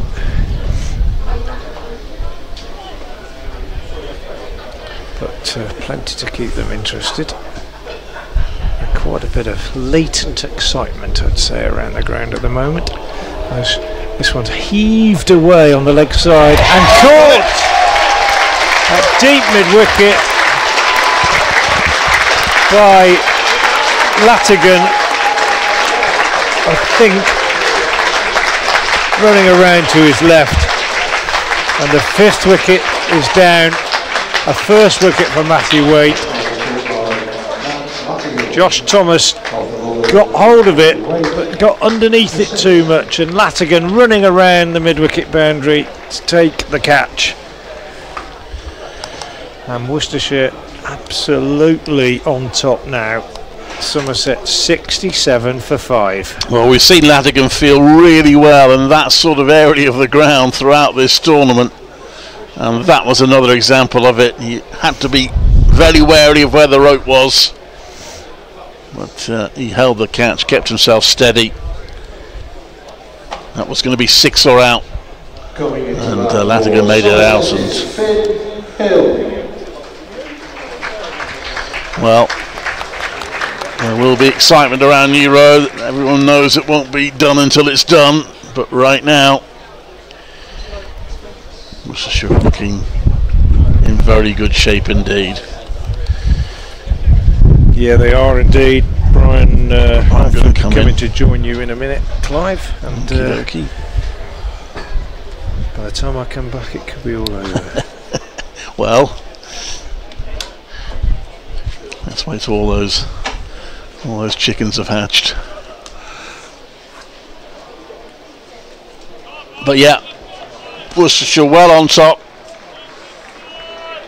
and you have to say the catching. We talked about how well Somerset fielded the Worcestershire catching, 2 absolute gems in this innings. That one from Latigan and earlier, and one from Ben Allison. So Shazad isn't going to get all 10 then in the innings. Driven down the ground, got a hand. That wasn't a catch. Like some of the crowd think it might have been a return catch, but it was hit into the ground. But he fielded it well, preventing any runs.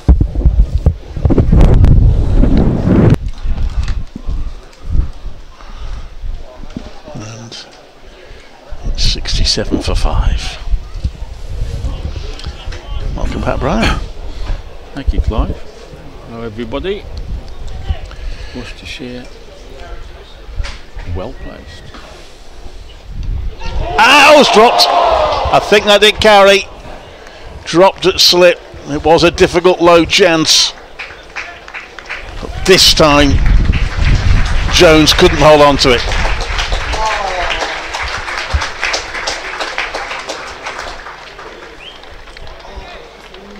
Yeah, it was a tough one.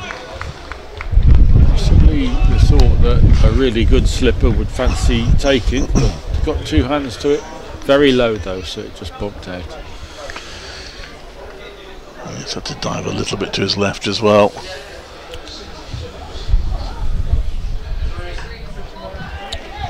Wicket that would have been. Yeah, well, absolutely. He'll be hoping now, Rob Jones, who might actually have hurt his hand a little bit, looking at the way he's nursing it at the moment in the process of trying to take that catch. He'll be hoping that that doesn't prove to be a let-off that Somerset take advantage of. We saw one drop catch in the Somerset innings which absolutely counted for nothing because the same batter, Jake Libby, was caught next ball.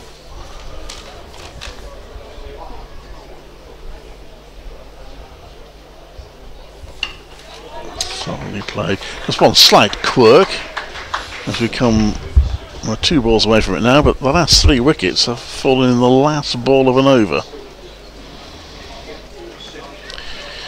So Allison is due the ball after next on that basis. Or in 2 balls time, beg your pardon, it's 4 balls so far.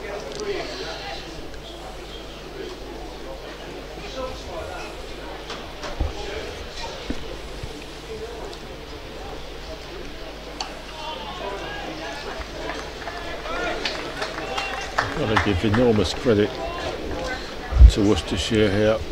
Somerset bowled and fielded well, kept the Rapids, we think, in what looked slightly under par, but after the rather uncertain start of 2 wides in his first 3 balls, one of which went for 4, so at one stage Shazad had figures of 0.1 overs, none for 6. From then, Worcestershire have bowled and fielded brilliantly. Shazad 4 for 36. Ben Arson comes to the end of another really good over, 2 overs for 3. It's a maiden. Matthew Waite 1 over, 1 for 1. Tom Taylor, probably the least spectacular figures, 6 overs, none for 27, and yet he bowled half a dozen balls that absolutely seared past the outside edge of the bat and could easily have taken wickets. A really good collective effort from the bowlers, backed up, as you say, Clive, by a couple of wonderful catches. Well, of course, the 5th wicket has put Somerset even further behind than Duckworth Lewis, and not far shy of 100 behind. So again, they'll be desperately hoping they get the full 50 overs to give themselves time to potentially turn that round. Weather set for. It looks fine at the moment, doesn't it?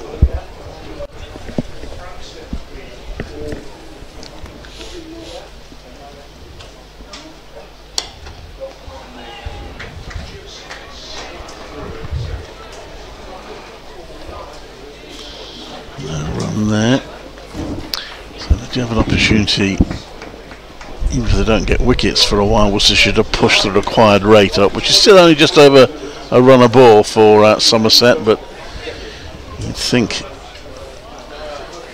Worcestershire have an opportunity to try and make that higher. Yeah, every dot ball just increases the pressure a notch.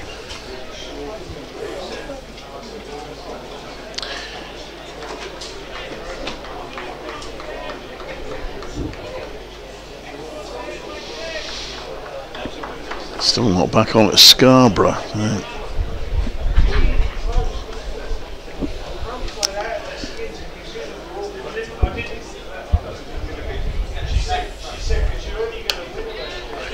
Another dot ball, maybe a while before the winners of this game know who they're going to play in the final.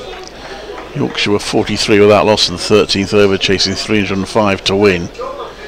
But they have to have 20 overs for there to be a result. If they don't get that today, then they will need the reserve day tomorrow.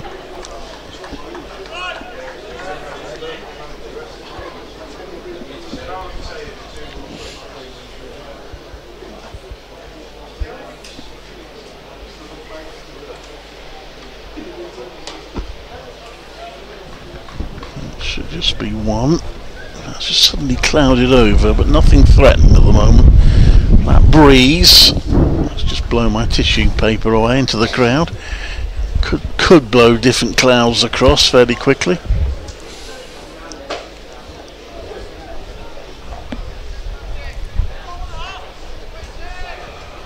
Just one little thing about the regulations for the semi-final which differ from the group games. So you see Matthew Waite come in.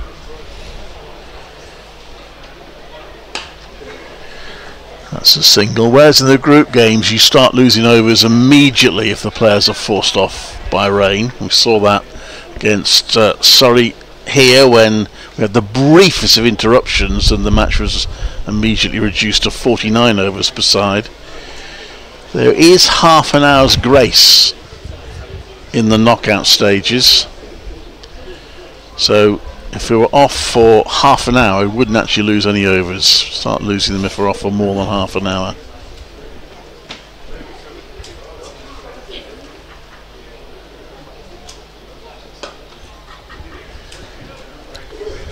Comfortable single there for Finn Hill. Talking of regulations, Clive, I did notice yesterday, I was intrigued to read that dogs are not allowed into visit Worcestershire New Road today because of the 50 over format. Whereas dogs are allowed in for T20 games and county championship matches, but not 50 over cricket. And I'm trying to find, I'm trying to work out why dogs will not be permitted into the ground just for the 50 over format.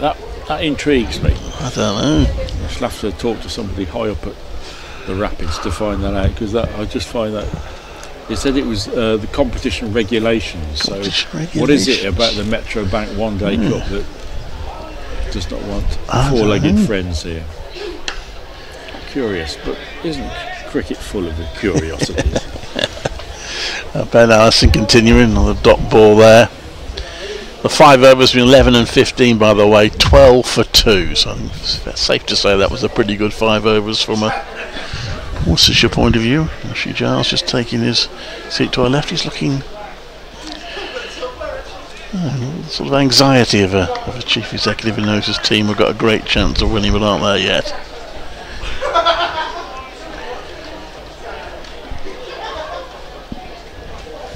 Might bring a few copies of his book to the final if Worcestershire make it, see if he can sell a few there.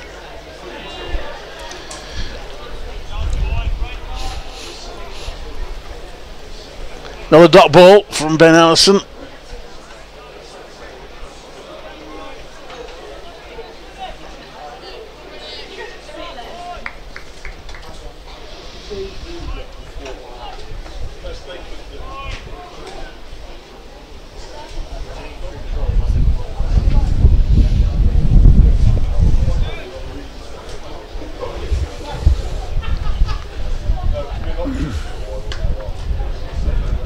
And again, good accuracy. Ben Allison walking back to his mark there with a very nicely filled Oswald Oliveira stand behind him. Good crowd turned out today, although fans only had 5 days notice of this match, qualification having finished last Tuesday. This format crunched into a month. Not ideal for supporters, but the Worcestershire supporters have responded really well. A few Somerset supporters here as well, which is even harder for them because they didn't know until Thursday. Well, great support down in Taunton and Somerset, and they've just got a couple of days notice. And a really good effort to make the trip up here. Somerset, of course, with another huge game coming up next Saturday. Yes. T20 quarter-final. I shall be there. Looking forward to that.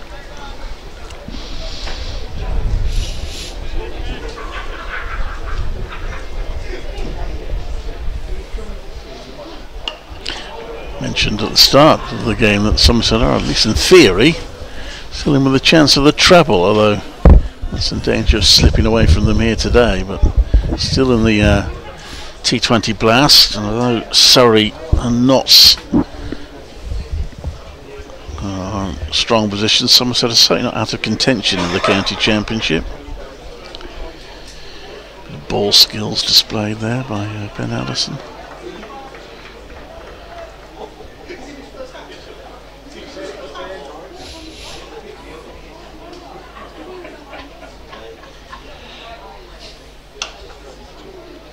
That's a good shot from James Root.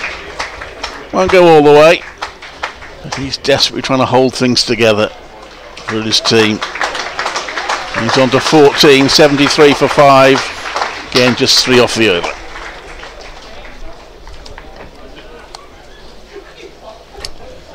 Ben Green, Jack Leach, Casey Aldridge, Jake Ball to come. Worcestershire have made good inroads in the first half of this Somerset innings.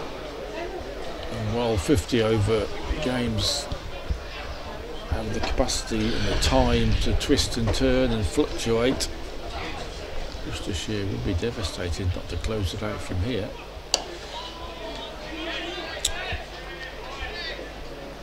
You just need to keep on taking those wickets. Somerset really need a century partnership with somebody, or certainly a big approaching that magnitude partnership.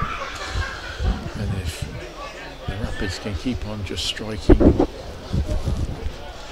every now and then, Somerset not far off in the tail.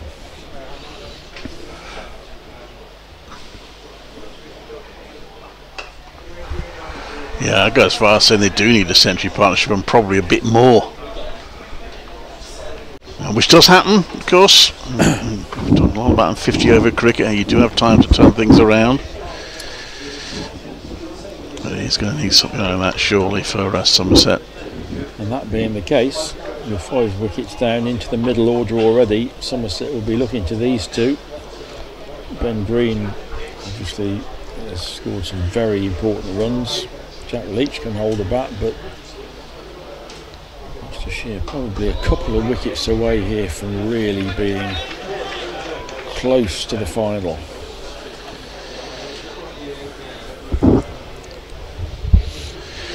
Yeah, talking about it, 2004 their last final, and they lost to Gloucestershire at Lords in the Cheltenham and Gloucester Trophy, I think it was then. That's might be Lords this time, but Trent Bridge awaits the winners for the final.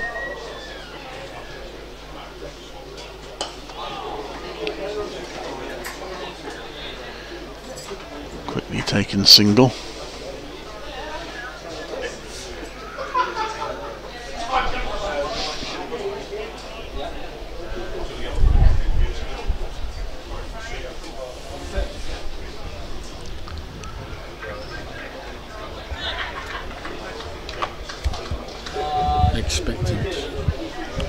Buzz around the grounds. I was not on commentary when Ben Allison took that wonderful catch, and there was a roar from the crowd. It was like a goal had been scored in a Premier League game. It's going to be safe. Miscued, gets away with it. Bounces over the inner field and short of Kashi Valley coming from the boundary. Yes, it was. It was a stunning catch, and the crowd really responded.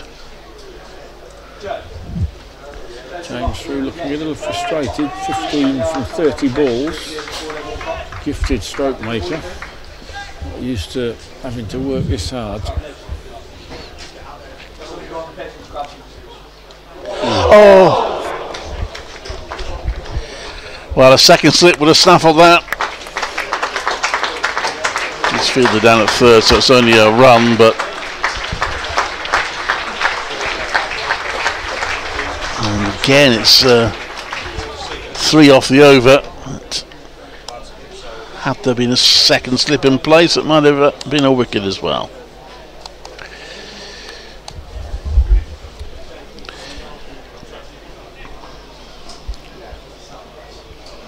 Worcestershire's seam attackers bowled beautifully as a unit. Shazad 4 for 36, Taylor none for 27, but could easily have had at least a couple of wickets. Allison none for 6 from 3, and Waite 1 for 7 from 3. Ethan Brooks, I assume this will be the 5th bowler to be used. Umpire happy with that delivery, not a wide.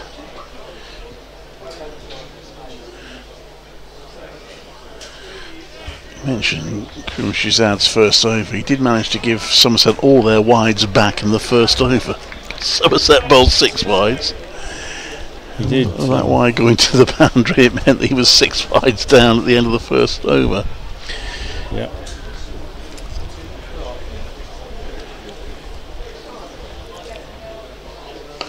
And there was also a wide-ish long hop in there, which was slapped for 4. So I think Shazad was none for 11 from his first over. Yes. And followed up with four wickets. So that's a pretty good reaction by the Pakistan international, who is in front of us now, keeping loose.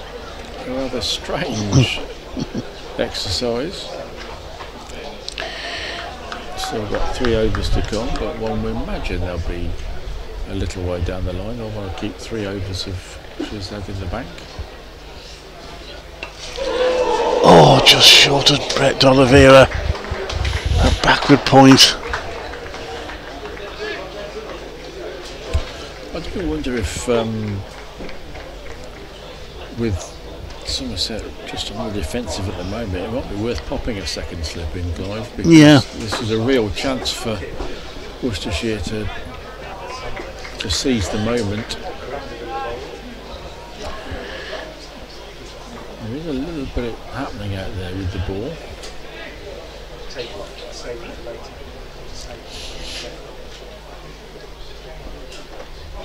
That's gone.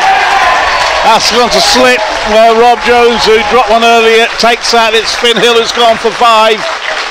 And the 6th wicket is down. And more cheers from the home crowd. With Worcestershire now 4 wickets away potentially from the Metrobank One Day Cup final. 4-5. This is hugely impressive stuff from Worcestershire with the ball and in the field. Finn Hill, a bit of a loose waft outside off stump, but they can't afford to be completely static. They've got to look for runs as well, so it's forgivable, but just guided it almost to slip where Rob Jones took the catch. And Allison has a wicket to go with this exceptional catch. Lamon B9, Vaughan 23, Goldsworthy 10, Thomas Rue 0, Thomas 6, and now Hill 5. And Worcestershire are closing in on a place in the Metrobank One Day Cup final against Yorkshire or Hampshire at Trent Bridge on September the 20th. They are planning to resume about now, by the way, at Scarborough. So hopefully we'll get a result on that game before the end of the day. Ben Green, the new batter.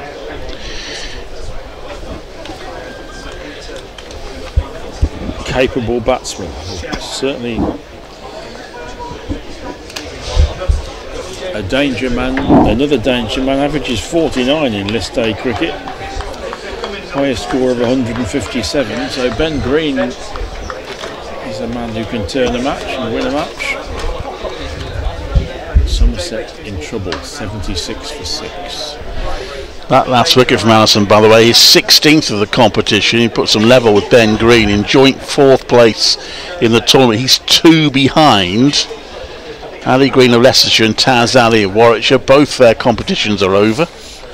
So Ben Allison can help Worcestershire to the final. He does have a chance of being the top wicket taker of the tournament by the end of it.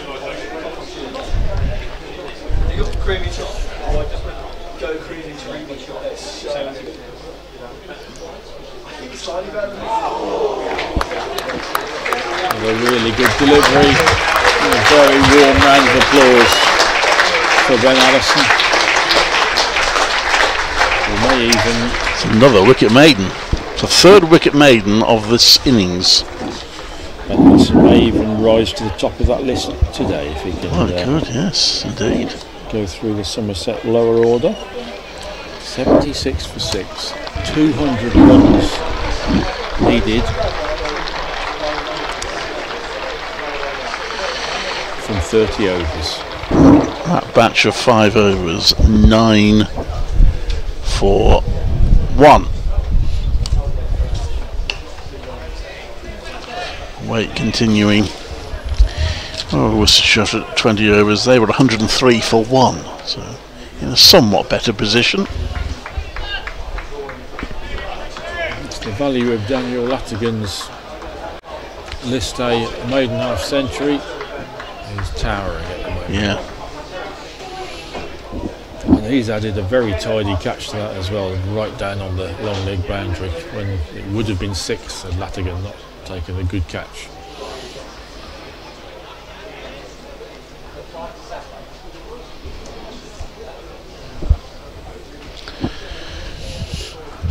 We're off the glove there, I think, so one more onto the total. But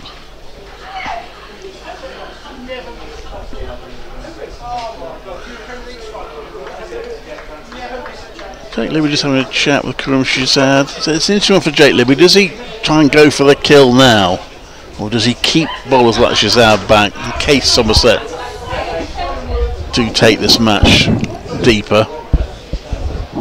It's an intriguing one.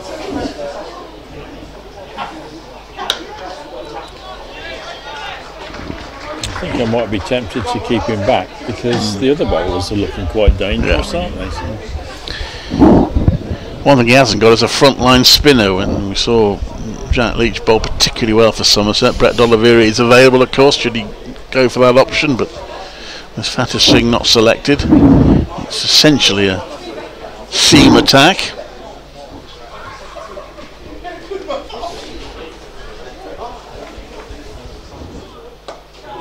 Slower ball, and that popped up on the Ben Green's bat.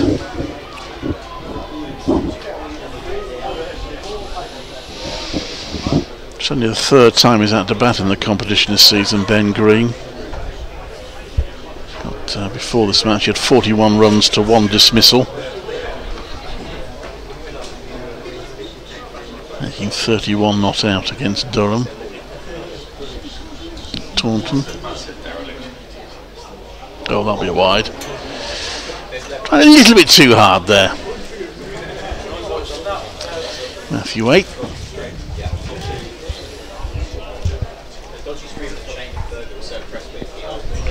Some slightly grey clouds away to our right, Brian.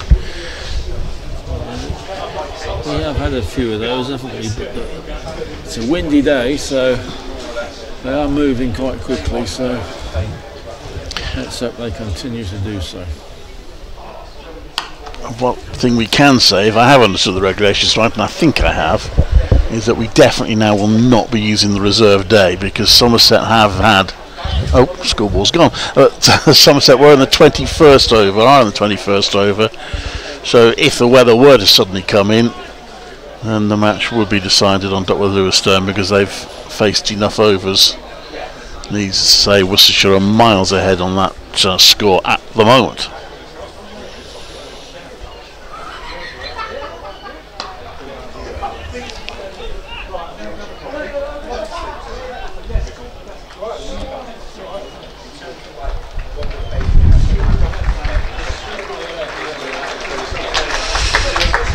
Balls for the bowler, another tidy over,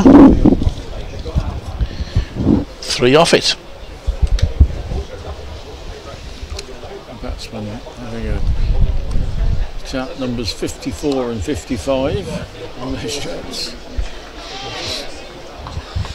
I imagine Somerset's strategy is just about normally for another 5-10 overs even, just to stay in the game, and the run rate, worry about that later. Oh. It's a really clever slower ball.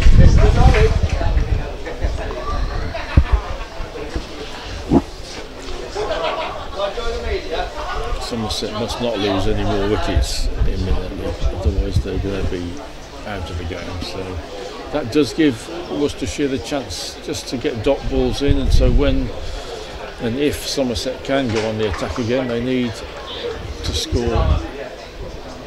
It's a large run rate. Worcestershire really are in the box seat here. That's a lovely shot. Overpitched on leg stump and beautifully put away by Green. Well, I was about to say, before that shot, that 4, that Worcestershire push run rate getting up towards 7 and over. Still not in itself a major worry, but we'll hope to get that up to sort of 8s and 9s before Somerset are able to be in a position to really go for it. I think I'll make way for Frank Watson. Or Brian, just having a little conflab about who's doing what. So I'll make way for Frank.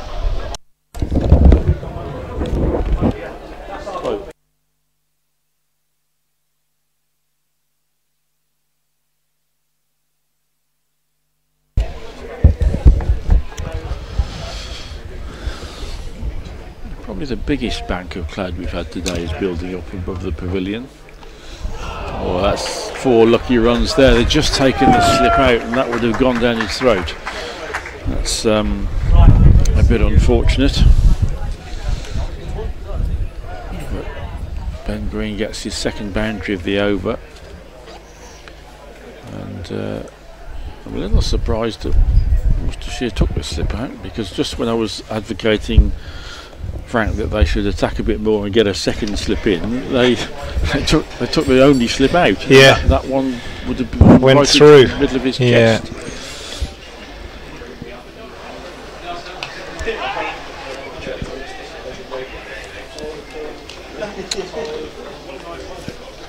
Ethan Brooks, imagine his fit to bowl. He has had a bit of a problem, hasn't he? But back in the team, so you would think he will make up the 5th man of the team. Yeah, I would imagine so.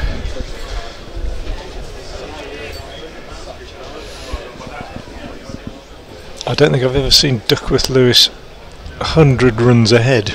Yeah.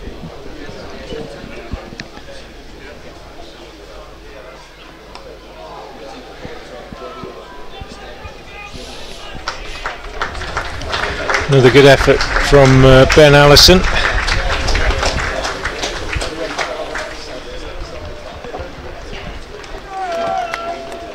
Worcestershire have been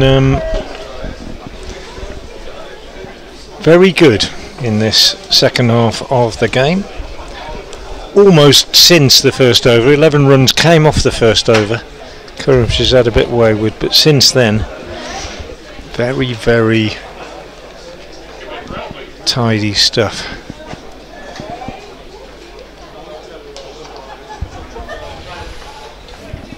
James Root still there, picks up another couple. It was put down at slip. It's about the one blemish in the Worcestershire out cricket so far. That would have been a good catch, but Rob Jones has taken 2 at slip. Ben Allison picked up a very good one at mid wicket to dismiss Archie Vaughan.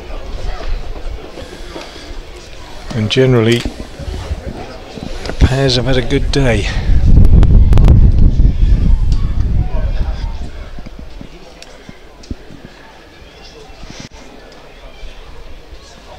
Long way back for Somerset. It's not impossible. Stranger things have happened. I did talk about the possibility of James Rue making a big 100 when he first came to the crease. Ben Green with him, quite capable, and Jack Leach, as we all know, is a more than capable batsman as well. But it's the run rate and the fact that it's got to be sustained for so long that makes it look a tall order for Somerset. Run rate getting up towards 7 now.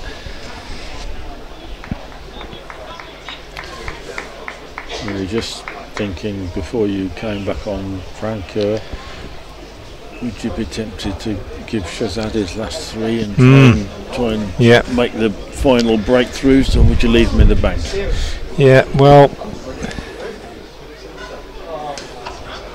That's a lovely shot from Rue, beautifully timed. That really is right out of the top drawer, that shot from James Rue. Would I be tempted? Well, it's an interesting one. I think I'd probably keep them in the bank. He's the best bowler at the death that Worcestershire have got, and he's, you know, it's just an insurance policy, I guess, isn't it? I agree, and the other bowlers are forcing false shots, aren't they? As well, so there may well be a wicket or two to be had by others as well. Yeah. Waite's got one, Allison's got one, and other false shots have been forced.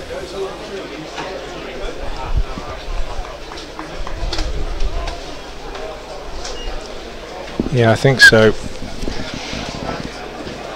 And then maybe, yeah, if it gets to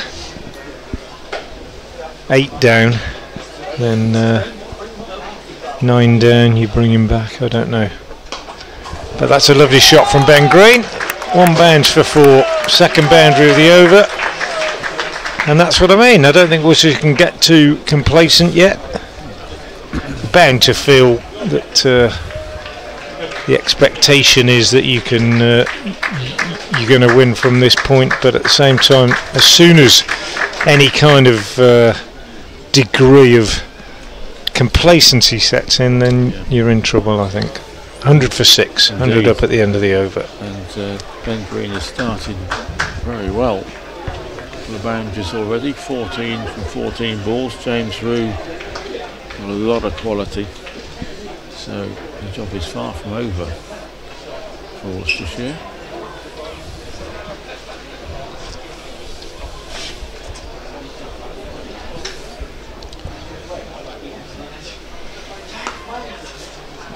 That's another nicely timed shot.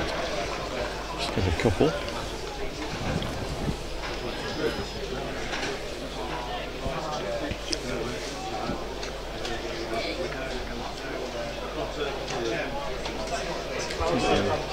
Maybe a little rain in the air. We could be in for the first little interruption. There's a few hats and coats going on in the crowd.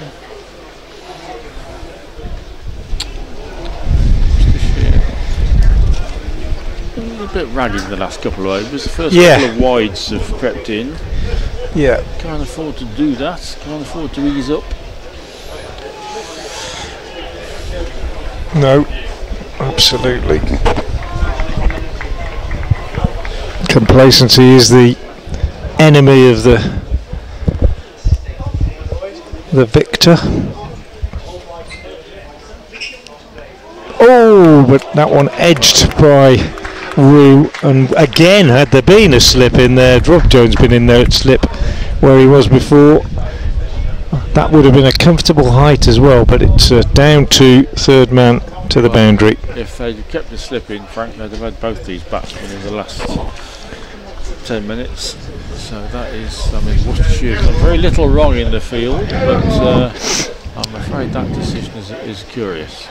Showers in Ledbury, I'm told, which is away to the southwest from here. Yes, it does look, there's an ominous bunch of cloud away to our right above the pavilion, so we could be about to get our first serious interruption.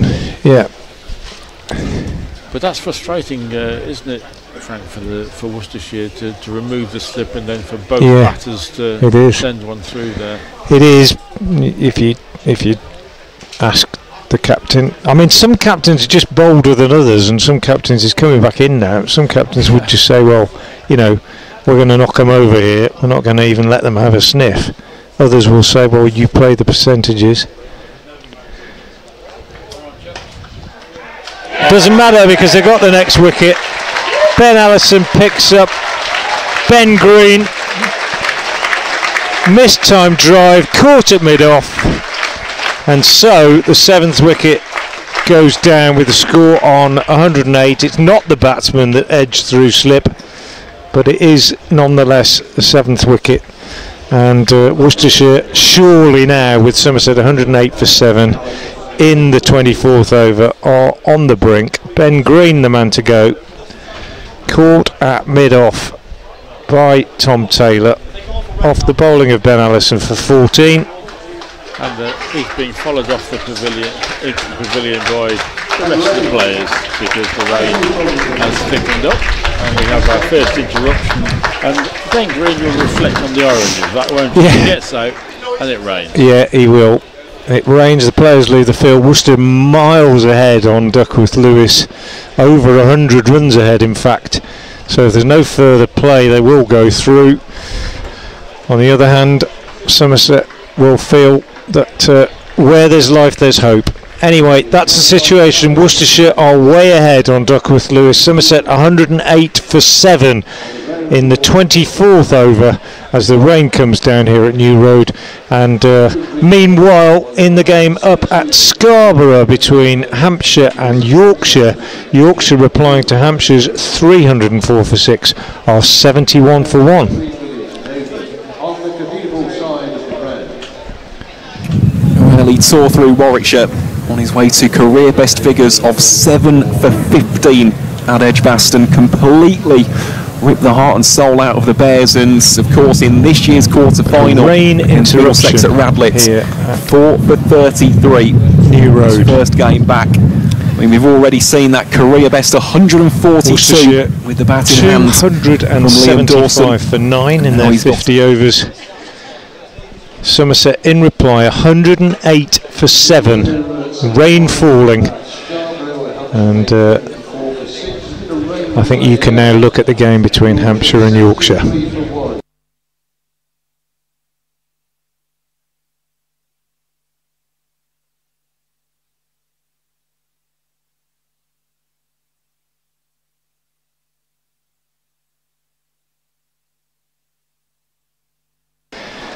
Obviously we will be with you back here at New Road if and when play resumes. Until then, thank you very much for being with us, and enjoy the coverage of Hampshire against Yorkshire.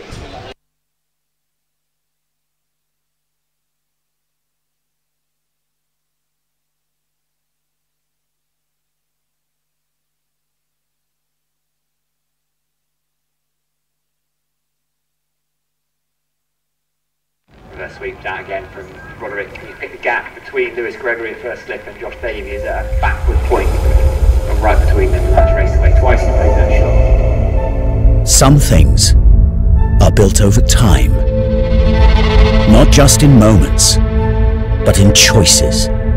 It's how we live, day in and day out, and the way we show up for each other.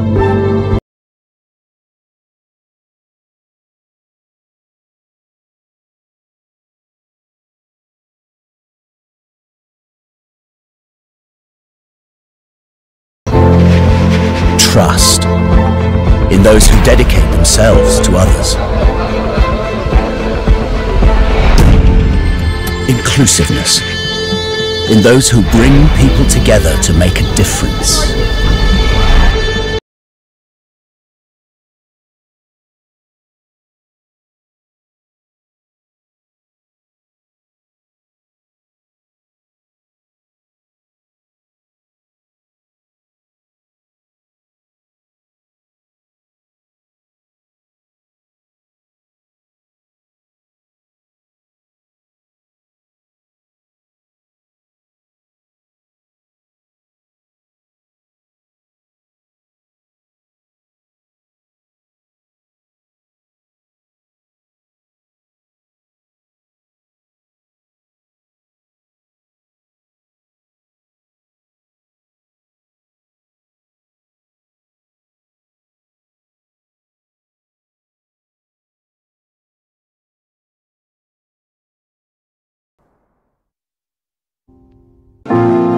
Once upon a time, I went on a magical adventure where I travelled through time, explored great buildings, and made lots of new friends.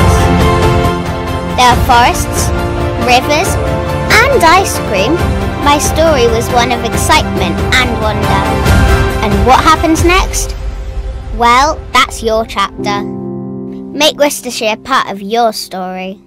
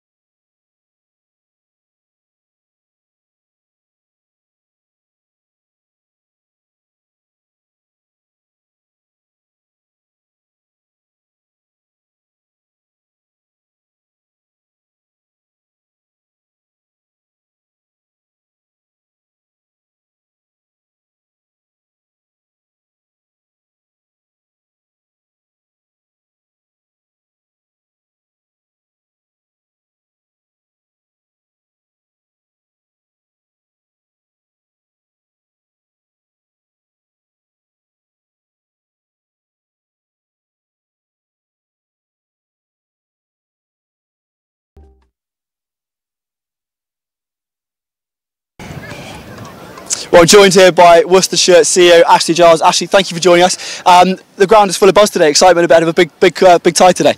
Yeah, really looking forward to it. We should have a decent crowd in today. I reckon about 3,000. The competition for us has been fantastic, actually, for everyone. I think our members, our supporters really enjoy it. The weather's been amazing, and the performance on the field also. I hope we can back it up today. But it's something we sort of call just a good day at the cricket, this competition, and let's hope we can go another step further and get to that final. That experience you touch upon there, the good day at the cricket, has been sort of something that the clubs look to build on across the whole season. I know before that as well. Is that something you think that's been reflected on a day like today? It kind of comes to fruition, and that must be quite rewarding to see that come together. Yeah, absolutely. We talk a lot about great experiences here at the club, and we are always working towards that. Have we reached perfection yet? No, I don't think anyone would expect us to, but we are trying to get to that point where everyone who comes in the ground, whether they are a player at the very top of the tree, to our supporters, our members, one-time visitors, people who come for parties, come to New Road and talk very well about the place and its service and the people, because they have a great time. And that's everyone from families, young children, all the way through to that hospitality area as well. That's important to have that across the whole structure, isn't it? Yeah, absolutely. And we have that spread even on a day like today. There's a lot of activity going on in the picnic area. I think we have a wide range of choice now in terms of food and drink and entertainment, and of course the cricket in the middle, which during this period has been great. And again, I just hope today we can go that one step forward. But Somerset, a very good team. They represent a very different challenge for us, but yeah, fingers crossed. It's been, as you touched upon there, an excellent campaign on the pitch. That's been the overriding success has been the transition of some of the younger players. We've seen Dan Latigan come in, we've seen Isaac start really well in the tournament. It must be really encouraging to know that is hopefully the future. What lies ahead is really positive, and it sets up a really successful campaign to date. Yeah, and that's an area we've really focused on, and we shouldn't look past also the performances of our very good group of senior players. Yep. And you have to have that. But I think underneath that now we're looking to develop a core of young players who can be the short, medium and long-term future of the club. We've often talked about the players we've lost, 7 over 2 years, senior players. You can't just replace them overnight, and what we don't want to do is try and just replace them with a like for like in age or seniority. So yeah, seeing the likes of Dan Latigan come in this tournament and do so well gives us all a boost, and I think the members also love seeing that, a young player coming in, making his way in the game and having success at this level. It's really important. And I guess to finish, what would it mean to you, to the club, the supporters, to get the result today, to win over Somerset and then to reach that final at Trent Bridge? It must be massive. A huge amount to me, but more importantly to everyone here. Our members and supporters, particularly the players who work so hard with the coaches on getting it right out here. It feels like it would be just reward. It doesn't always work as a fairy tale, we know that, but we have as good a chance as well, certainly anyone else. We are 2 steps away from winning a title, and I know out here they'll concentrate on what they call the process, one ball at a time. But for us, that's really close now, and to get to Trent Bridge would be a brilliant day out for everyone. Fantastic. Well, thank you very much for your time and all the best today. Thank you. Thank you. Let's sweep that again from Roderick. Can you pick the gap between Lewis Gregory at first slip and Josh Davies at a backward point, and right between them, and that's raced away. Twice he played that shot. Some things are built over time, not just in moments, but in choices. It's how we live, day in and day out, and the way we show up for each other.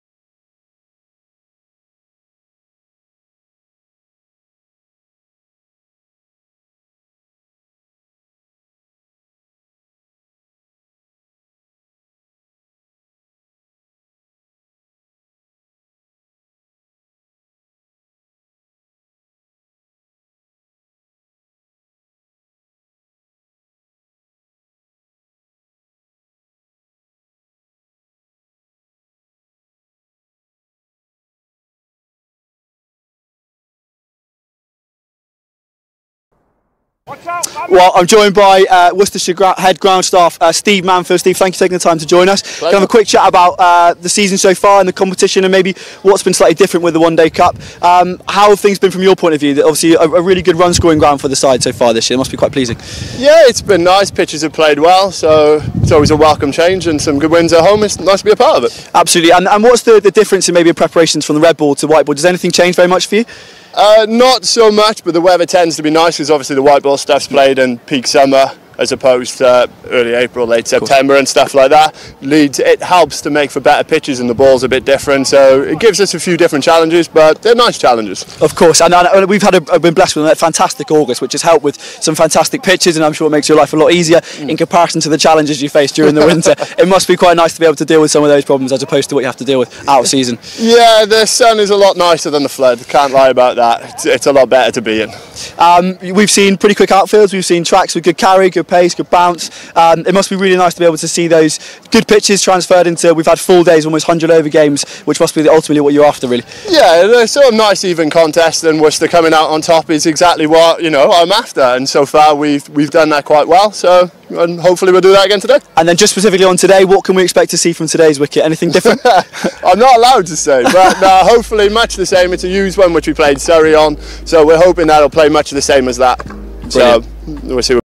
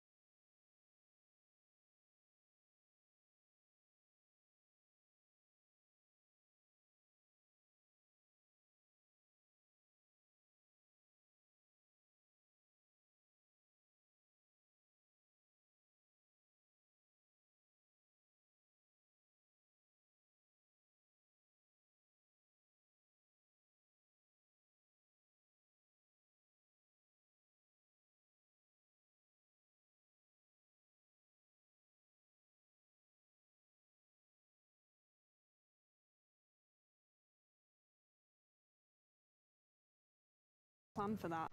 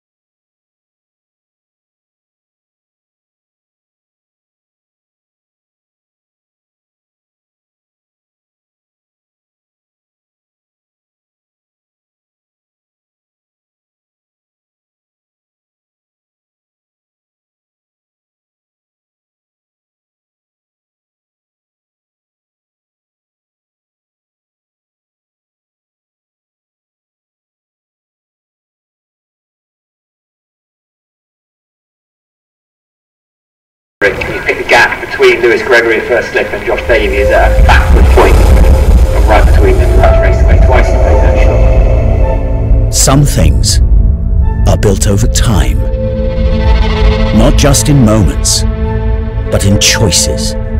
It's how we live, day in and day out, and the way we show up for each other.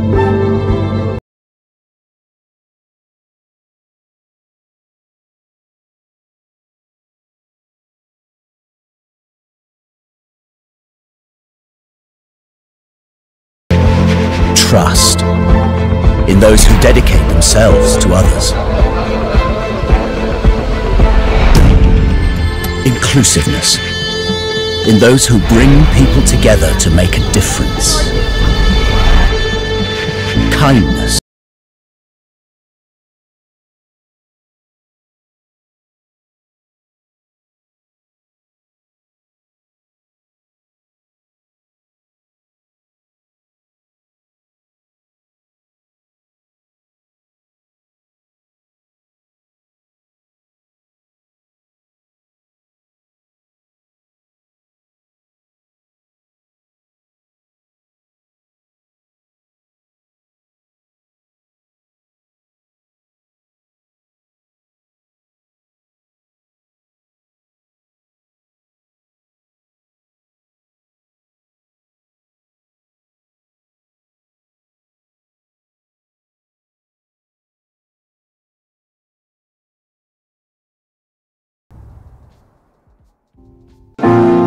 Once upon a time, I went on a magical adventure where I travelled through time, explored great buildings, and made lots of new friends. There are forests, rivers, and ice cream. My story was one of excitement and wonder. And what happens next? Well, that's your chapter. Make Worcestershire part of your story. Once upon a time, I went on a magical adventure where I travelled through time, explored great buildings, and made lots of new friends. There are forests, rivers, and ice cream. My story was one of excitement and wonder. And what happens next? Well, that's your chapter. Make Worcestershire.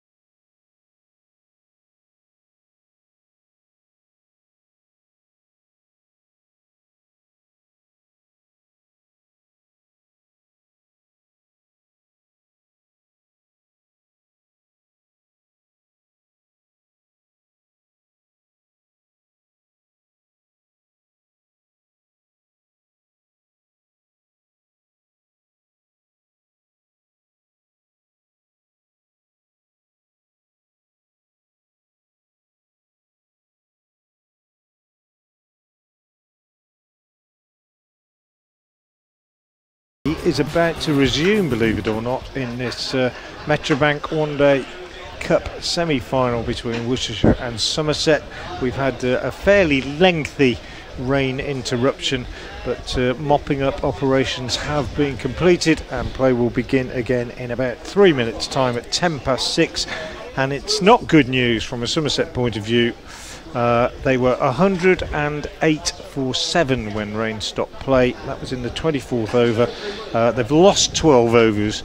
They now require a target which has been reduced by only 3 runs. I don't understand all the calculations, but the situation is they now require 38 overs, 273 to win. So that means they need a further 165 by my reckoning, and they need to make those runs in the next 14 overs. Yeah, 15 overs and 2 balls, I think it is. 15 overs and 2 balls. But yeah, so it's stuck with Lou. I mean, there was some consolation among the Somerset media team, I must admit, at the fact that they had a target reduced by 3 runs after losing 12 overs. But it's down to the wickets lost, isn't it? That's what Dr. Lewis Stern takes into account. What I think it's 14 overs and 2 balls, isn't it? Because we're in the 24th now. Sorry, you're right, yes. So 14 overs and 2 balls. So Worcestershire very much in the driving seat. It's not impossible for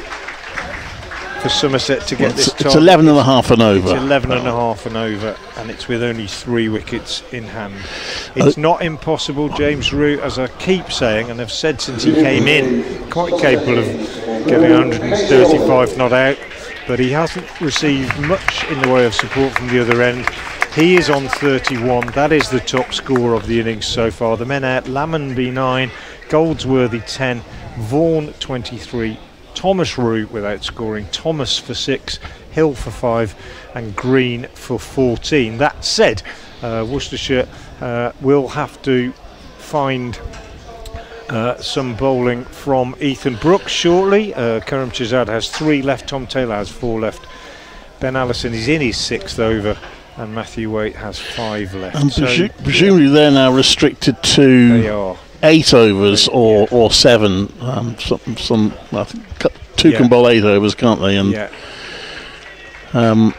also, what I have to say, from a Somerset point of view, it is pretty dark out there. You might not be able to see that on the pictures, but it is pretty gloomy. There's Ben Allison bowls to Casey Aldridge, who has just come in because Ben Green was out to the 4th ball of the 24th over, and now he has come out. It is, as I said, as Clive says, pretty gloomy light. I always think it's a little bit easier to see the white ball against the black screen in this sort of light than a red ball against a white screen. I'm not entirely sure that's scientifically proven, but anyway, here is Allison into Aldridge, tall right-hander who edges this one down to 3rd man.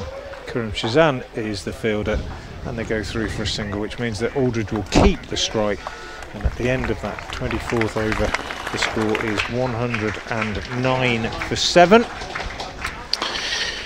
Well, I suppose in a T20 game, if you needed 12 and over with 14 overs to go, you still feel you have some sort of chance, but it does seem a tall order, especially with them being 7 wickets down. So Worcestershire try and see this off now.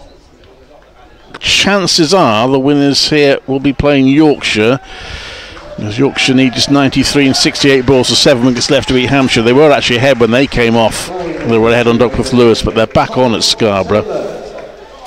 As Tom Taylor comes into the bowling now for Worcestershire.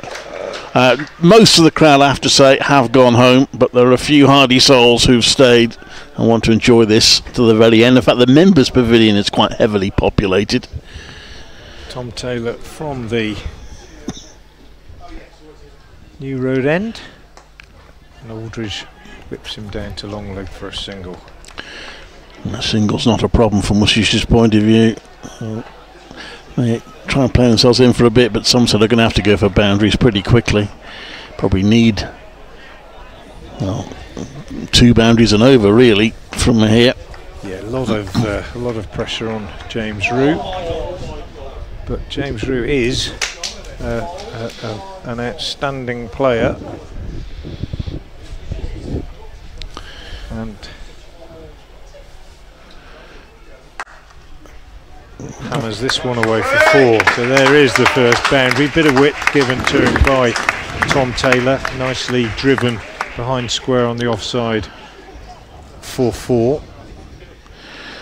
It's potentially tricky for the bowlers, having to come back after the long absence to find their stride again, knowing that beautiful shot. Yeah, the batters have got nothing to lose really.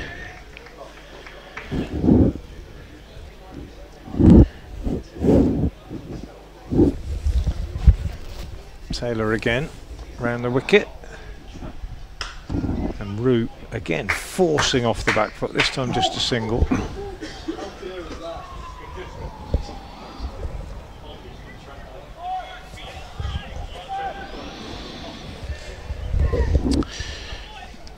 They had actually upped the scoring rate. I thought they lost a wicket. They had upped the scoring rate in the last few overs before they came off. 30 off 3 overs. Yeah. Somerset.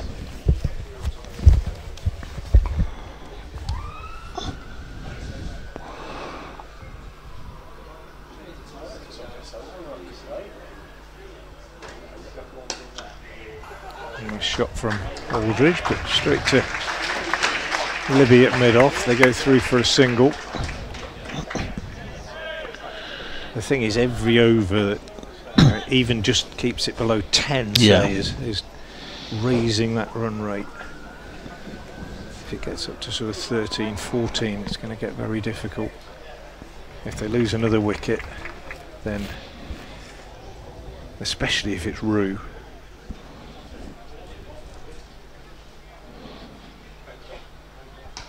Slower ball from Taylor, clipped to mid-wicket by Rue. Aldridge set off for the run, turned around, threw himself full length to get back in. Didn't need to bother because the throw didn't even come in from mid-wicket. Ethan Brooks. Very dark, even looking at it through binoculars.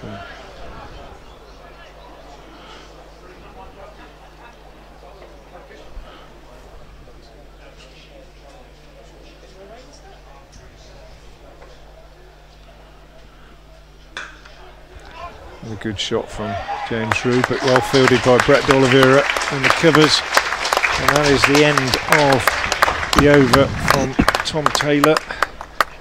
So 7 runs came from it, which sounds quite productive, but obviously means that the run rate rises even further. Yeah, they got 40 for 1 in that 5 over spell, 21 to 25, but even that is not enough at the moment for them.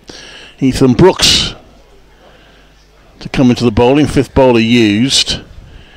Does mean that Shizad's only got 1 over left potentially, so has Taylor. Brooks. And that will at least get Rue on strike, single to Aldridge. I think Brooks is the sort of bowler, Clive, that will allow the batsman to play big shots. They can get after him. He's not got any great pace. He relies on variations, but he's also liable to perhaps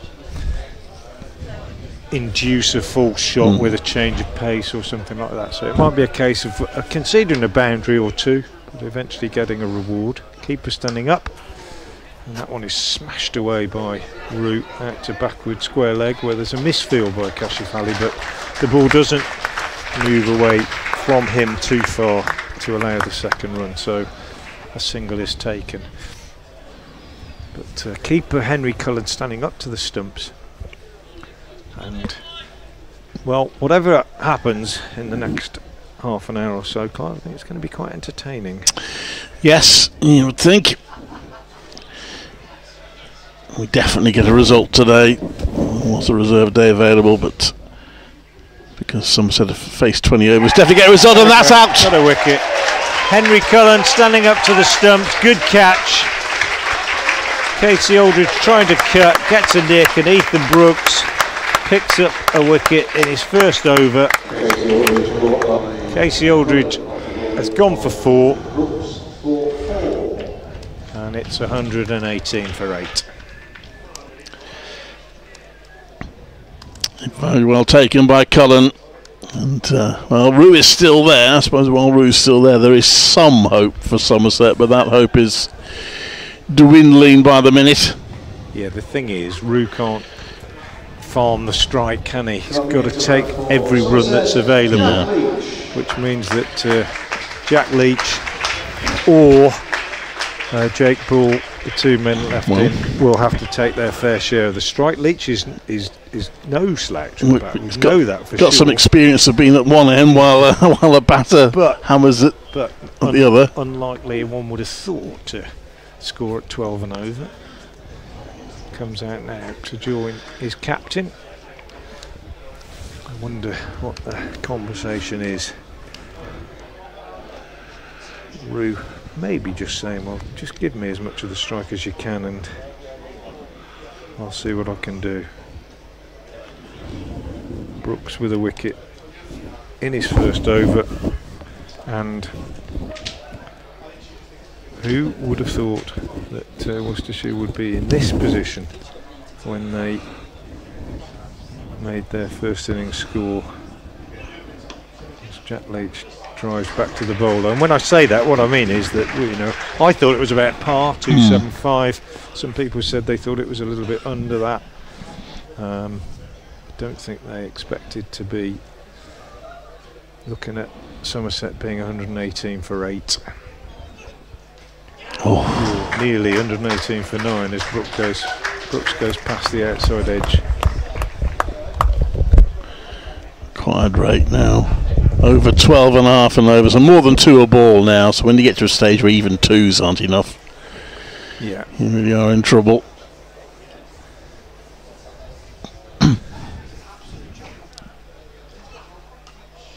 That's a single. Into long leg. And it means that Jack Leach keeps the strike. Ethan Brooks a wicket in his first over. And the run rate continues to climb. Well, it's never over till it's over, especially in cricket, but it really would be something if Worcestershire were not to make the final now.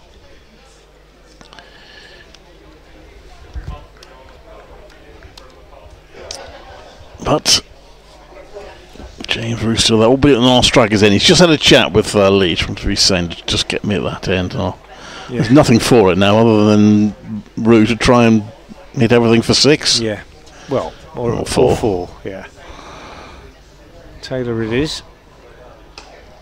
Leach cuts that away for 4. Down to third man. Somerset still trying to believe. Taylor good shot. Be a little disappointed with his line, I think, there. Brett Dolavilla wasn't a million miles away from it at backward point, couldn't reach it. 123 for 8.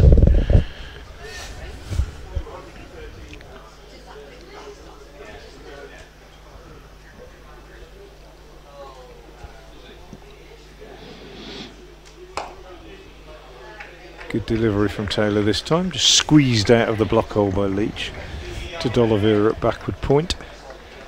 Earlier in the day, if you're just joining us, possible you've been out for the day, Worcestershire made 275 for 9 after being put into bat. Dan Latigan, the top scorer, with 78. 45 from Brett Dolavira, 4 wickets for Ben Green. And a good effort in the field from Somerset. Bowled pretty tidily, fielded well. There's another 4. Struck by Leach. No, it's cut off. No, it is cut off. By Kashif Ali. No, it's not. No, it's not 4. He flicked it back in. Calm down. Yeah, a foot went over the rope, but he wasn't touching the ball at that point. Yeah, as we can see in the replay. That. Yeah, lifted that foot up just at the right time. 2 more to Jack Leach. 126 for 8. And Taylor just conscious that he's giving a little bit of room outside the off stump to Jack Leach. Just want to be in a little bit more at the body. Around the wicket.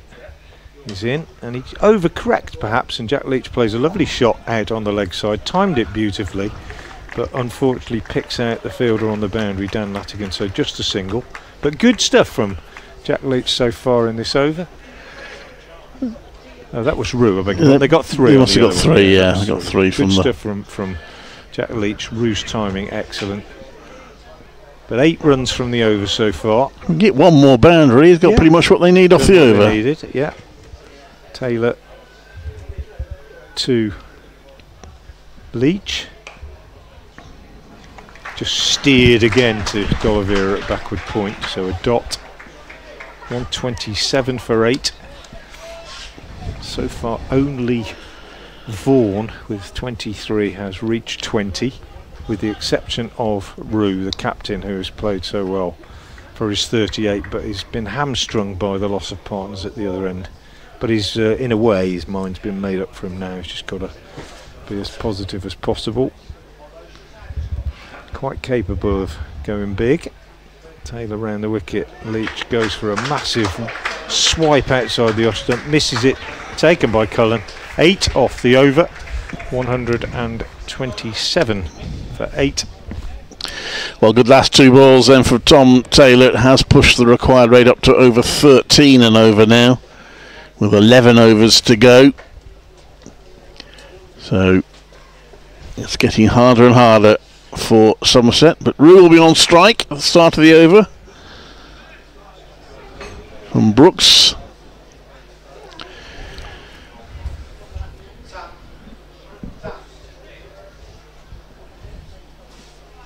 Keeper standing up.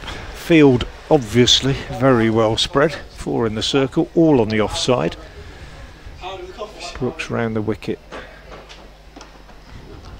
Rue pushes out on the onside. They'll get 2.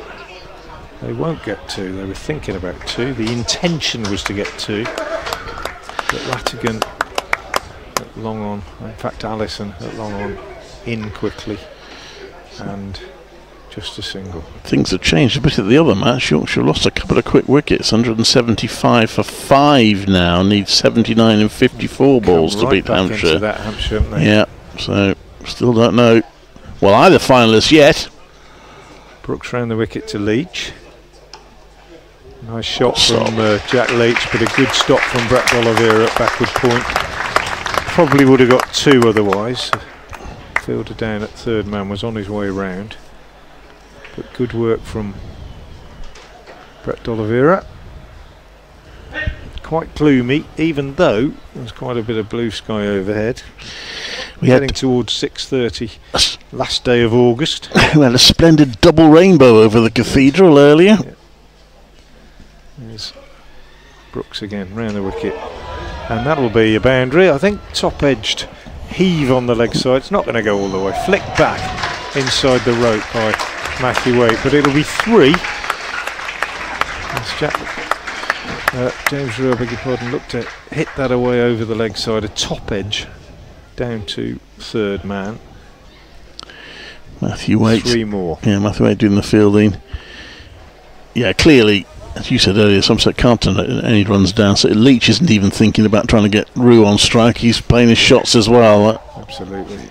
That stage where they have to do that. Scoring at a runner ball, Jack Leach, 9 off 9 so far. But Worcestershire hoping they can just keep the run rate growing. Brooks again. Shot. Hammered away on the offside. Good attempt by Latigan, running in. Not quite sure whether it was going to carry or not. In the end it bounced about a yard or 2 in front of him. Quite awkward those. And he made sure he stopped it. Got his body behind it. Didn't gather it cleanly, but 2 more to Jack Leach, who's certainly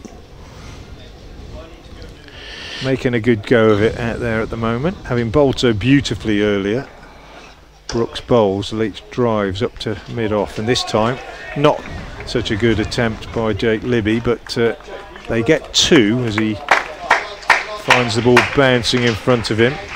So Jack Leach, 10 overs, 1 maiden, 2 for 28 earlier, bowled very, very well, and he's now playing his part with the bat. I don't suppose he gets too many opportunities like this where he's got licence to just play his shots. He's only batted once in the competition this season when he made 3. He's at a stage where, I mean, it's not going to be his fault if they lose, so he's able to play his shots. No pressure really down the pitch, and he's stumped fortunately by Henry Cullen, who deflects the ball onto the stumps rather than gathering it cleanly. Leach is just checking with the umpire, but umpire is satisfied, I think. Hit Cullen. Just watch the replay now. Leach has a big swing, and it hits Cullen and bounces down onto the stumps. So a bit of luck for Henry Cullen. Jack Leach is still checking what happened. I don't really think he might have hit the helmet or not, but Henry Cullen, it won't be the neatest stumping that he's ever going to get. But that is the end of Jack Leach's little cameo, and one would suspect we are nearing the end of the contest. Ethan Brooks has picked up a couple of wickets. Henry Cullen won't get many more fortunate stumpings than that, and Somerset are 136 for 9. Yeah, so Cullen's first stumping of the competition. Got 14 catches, but that's his first stumping. Not quite out of the textbook. Did he hit maybe hit the grill of the helmet? But I don't know. Anyway, I don't think it would be allowed if it did. Well, I think probably that's what Jack Leach was trying to argue. Don't think it's going to change the game. I'm going to say it's not exactly a pivotal moment. new rower Ben Allison. Does mean that Rue is on strike for Ben Allison. Over 10 overs to go, 137 to win, 136 to force a super over. That's Worcestershire 1 wicket away from their first List A final since 2004. It's been a fair wait. It certainly has. Ben Allison back into the attack. 6 overs, 2 maidens, 2 for 23 so far for him. So he's on 17 wickets. If he get this, then he'll be the joint top wicket taker in the competition with 1 match to play.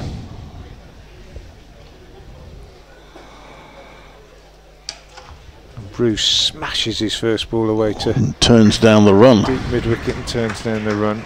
I was going to say Ben Allison, well, he picked up 2 wickets in the middle of the innings, Hill for 5 and Green for 14. Arguably his best contribution was his catch to dismiss Archie Vaughan at mid-wicket.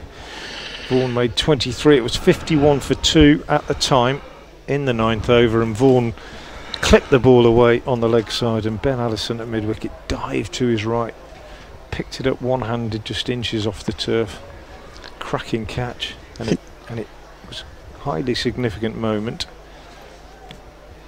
Comes in again now, round the wicket and ball, slower ball, and hammered by Rue, and again he's not going to pick up, not going to take the run. This is going to get a bit tedious now, I think, if he keeps on doing this. How long do you go on doing this for? Just that Allison catch was greeted with huge cheers. You just sense that was the moment that the home crowd thought that this is going to be our day. I think James Rue, poor old James Rue, is in a very difficult situation here, isn't he? Because he turn down runs like this, the run rate will just mount and mount and mount. And that's what he's got to try and do. He's got to try and find the boundaries, he's got to try and clear the ropes, and he can't again beat. He's got 3 men out on the leg side. It's extremely difficult. He's got to try and hit 6s, and it's just not happening, and the run rate will just mount and mount and mount. And well, Ben Mike did something similar at Leicester, didn't he? Against Worcestershire. Actually did a pretty good job of it, although he did fall short. But it was similar there. He was just had to try and hit everything to the boundary. Yeah, I suppose he did. Different, slightly quicker outfield and different pitch and everything else. Another hammer away on the leg side here, and again he turns it down. So 4 dots really, all of which could have been runs. And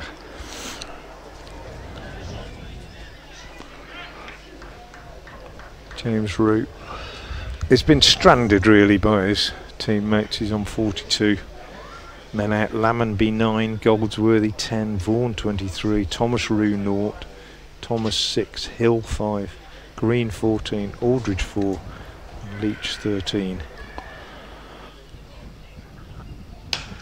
Allison, slower ball, whacked off the back foot by Rue, fielded by Karam Shazad at mid-off. Stung his hands, that one. It's a bit cold for him as well, I think.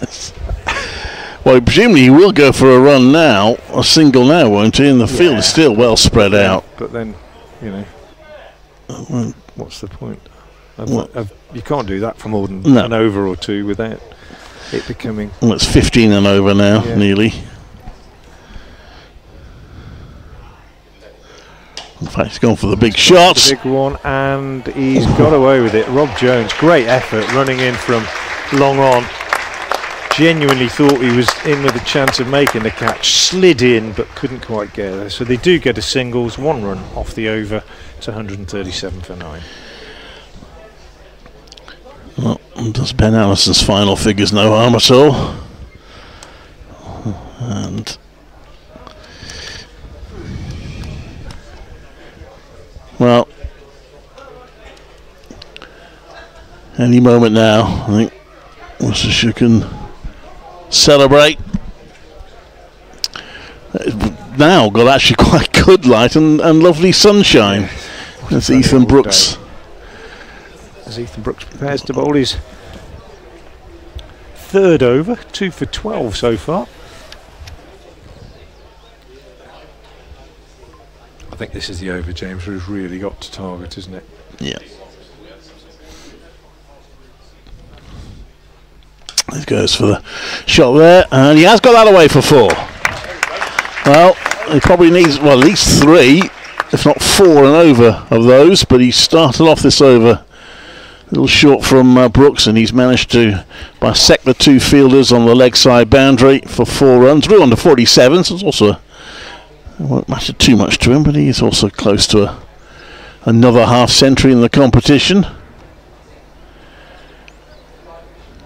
And Brooks will try again, and that is it, and Worcestershire through to the final of the Metrobank One Day Cup, their first final since 2004, and Rew is out for 47. Ethan Brooks, 3 wickets in his little spell at the end. Jake Ball finishes not out on naught. James Rew, a brave, but in the end fruitless effort by the Somerset captain. Worcestershire, who probably, I think it's fair to say, went into the game as underdogs, end up winning by a huge margin and going, as Clive has quite rightly said, to their first final in a List A final, that is, since 2004. Yes. Which was at Lords against Gloucestershire. Brilliant effort. They have performed exceptionally well in this competition, and they have performed particularly well today. 275 for 9 they made, and Somerset 141 all out. I think the official winning margin, because of the Duckworth Lewis Stern calculation, will be 131 runs, which is a thumping victory. And it is 7 wins out of 9 and 1 tie, just 1 defeat for Worcestershire in the competition. So they have been terrific in the One Day Cup. And the players walk off in a line now. They can look forward to a final at Trent Bridge on September the 20th, where they will play either Hampshire or Yorkshire. There you go. Final bowling figures then: Karim Shazad 4 for 36, Tom Taylor no wicket for 42, probably bowled better than that. Ben Allison 2 for 24, Matthew Waite 1 for 23, and Ethan Brooks 2.2 overs, no maidens, 3 wickets for 16 runs. You could call them cheap wickets if you like, as he came on at the end with very little to lose and the batsman with everything to lose, but he stood up to be counted. Bit of luck with the stumping from Henry Cullen, but Worcestershire absolutely deserved winners of that one, winning the game by 131 runs.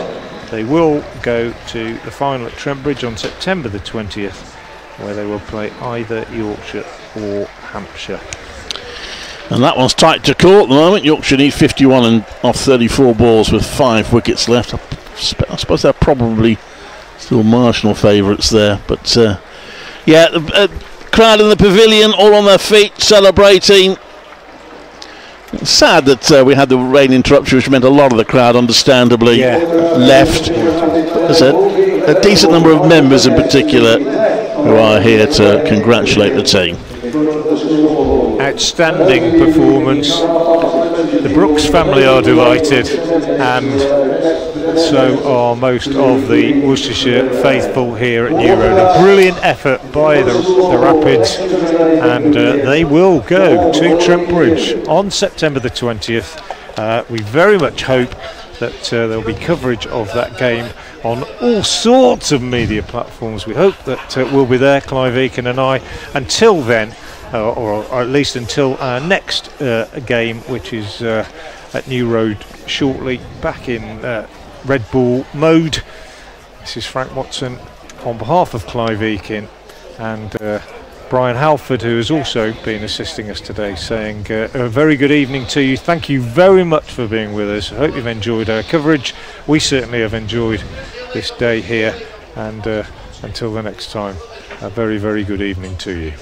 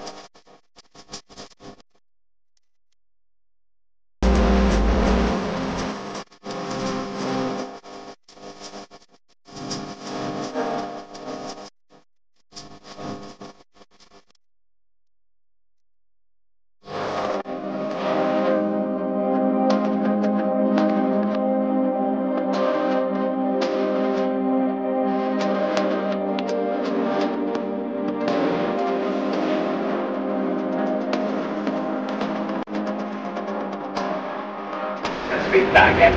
Roderick, I think the gap between Lewis Gregory at first slip and Josh Davey is at a backward point. And right between them, and that's raced away twice he played that shot. Some things are built over time, not just in moments, but in choices.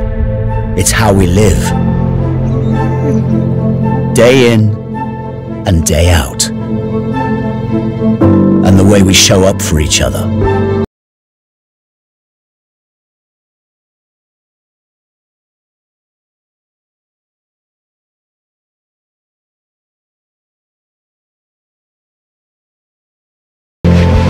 Trust in those who dedicate themselves to others. Inclusiveness in those who bring people together to make a difference. Kindness